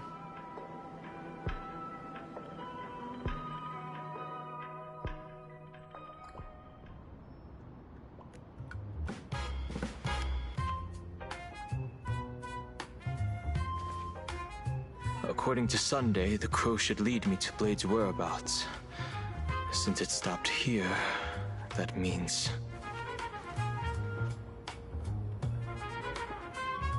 I wasn't even looking for you. Yet here you are, throwing yourself into the fray. Consider me surprised. We haven't even settled the score over the mask you stole from the Sinwish Syndicate. And now you're skulking around and following us? What's your deal? What do you, or should I say, all of you want? General Yao Guang of the Yuchui has come to this world and is looking for you. Dragons clash in the wilderness, their ichor dark and yellow. In her divination, you will become a slave to your own violence, bringing a catastrophic end to all. I am in that future as well. The only violence within you that comes to my mind is Shuhu. The emanator of abundance who resurrected time and time again. The monster who turned planets into living beings and merged billions of people into flesh spheres. The Xianzhou fears that he is using your body to resurrect himself. So, what's your plan? Kill me again. Oh my. Things are getting a little heated. Should I get you both slushies? Thank you. I'll pass.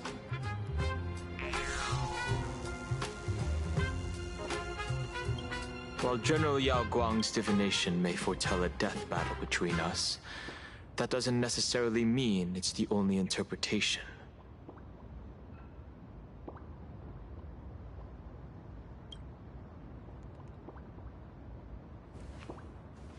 My experiences on the Express have shown me time and time again that even fates set in stone aren't entirely immovable.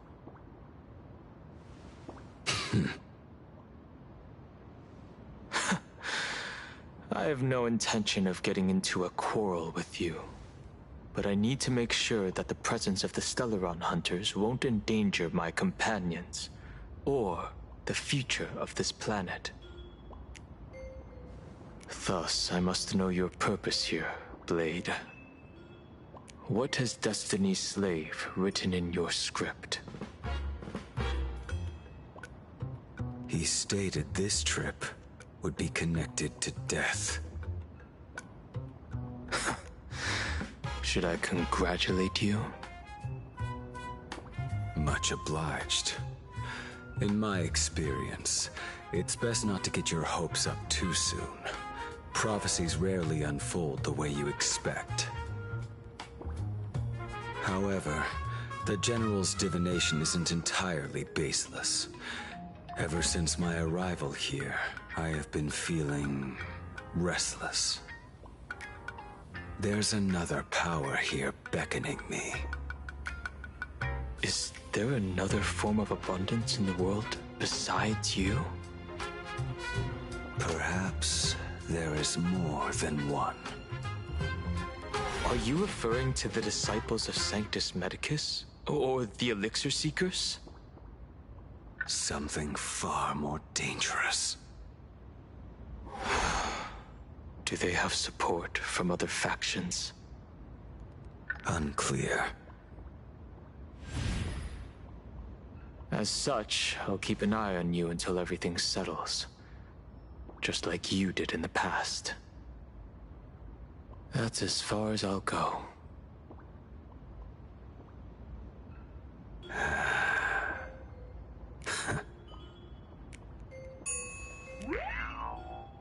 Did you two just agree to some weird collaboration before me?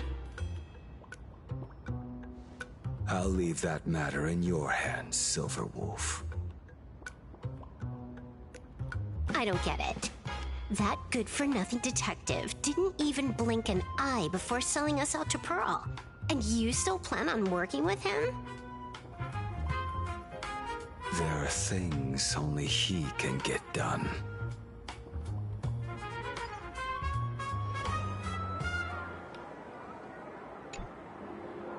Hey, you two! Why the long faces? On land blessed by the Master of Elation, frowning is bad manners.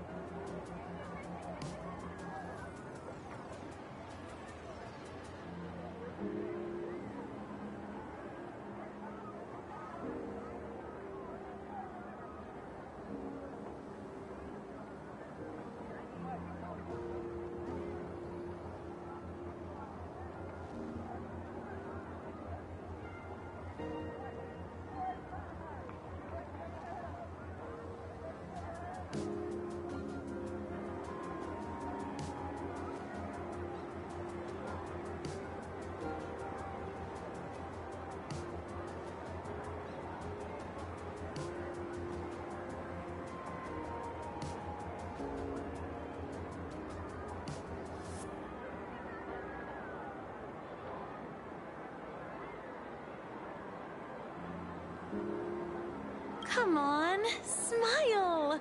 Whether you're hungry or full, poor or rich, the laughter is with you. Would you be interested in learning about our Research Society of Happy Smiles? Thank you, but I'll pass. Another one. How many people have been talking to us about happiness today? Well, 6, exactly. Locals say ever since the Sinwish Syndicate case, this Research Society of Happy Smiles has exploded in size. That gang's fall left a power vacuum, and the Research Society of Happy Smiles filled it like a fast-growing fungus. Even those who were once resistant or indifferent got swept up in it.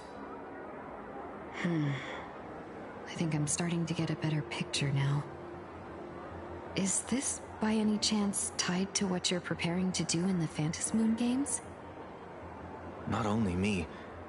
It might also be tied to the ominous fate General Yao Guang warned about. The one looming over this world. A few days ago, when I used the tuning power to help her intervene at SparksyCon, I caught a strange sound echoing in people's minds. A strange sound? Yes. Cheerful, happy laughter echoing in their heads. Oh, without those gangsters, This street's much cleaner now.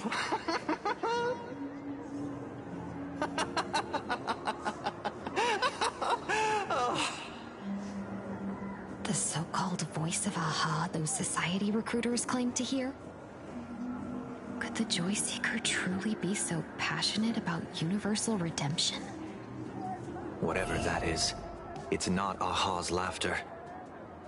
From the moment I set foot on this street, I've been using my tuning ability to sense the residents' minds. Miss Tingyun, allow me to correct you.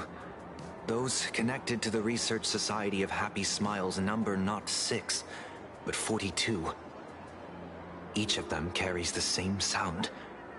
Identical laughter, looping endlessly like a broken record. Mind control?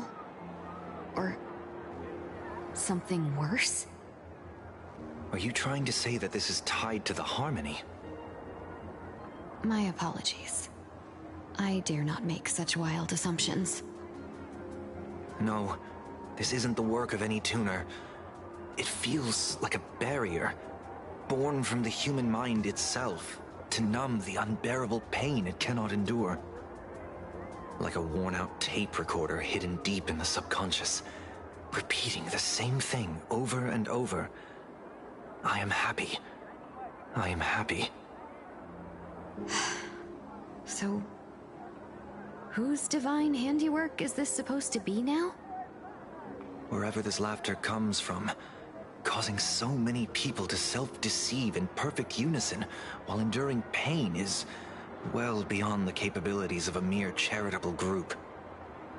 Beneath these calm waters, the undercurrents are far more turbulent than anyone imagines. The bad news just keeps coming. Dan Heng's gone off on his own, and Madame Yao's completely vanished. Can you still sense her? The bird I entrusted to General Yao Guang has seemingly gone silent. I can't share its vision anymore. I can't even feel her thoughts through it. But I know it hasn't faded. That means she's still in this world somewhere. Let's pray she returns soon, with some news to pierce through all this fog. Otherwise, this Arcadia built on happiness will crumble fast and fall into the abyss.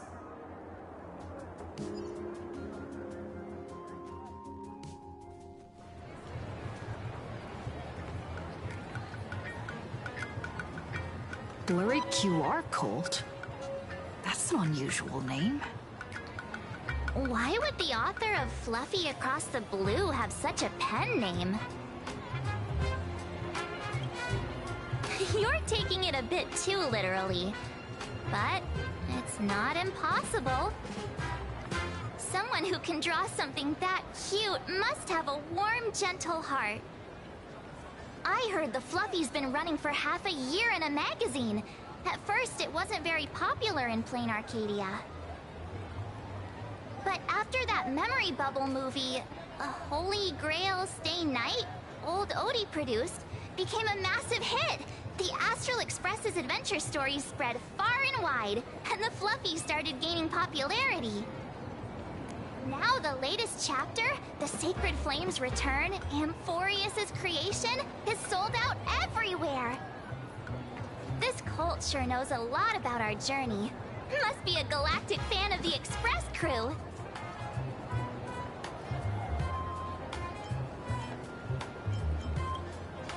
Oh, come on.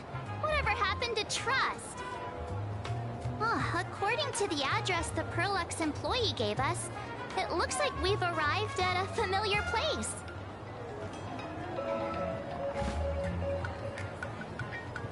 For such a small place, Dovebrook District is really full of hidden talents.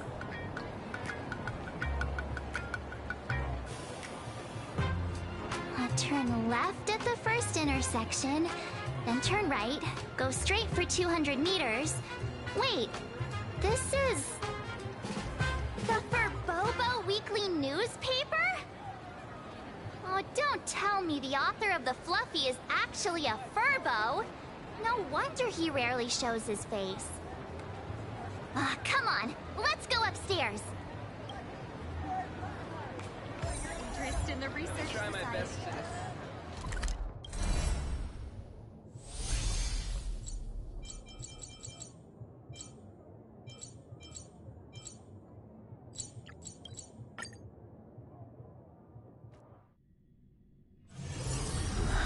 Are there other matters?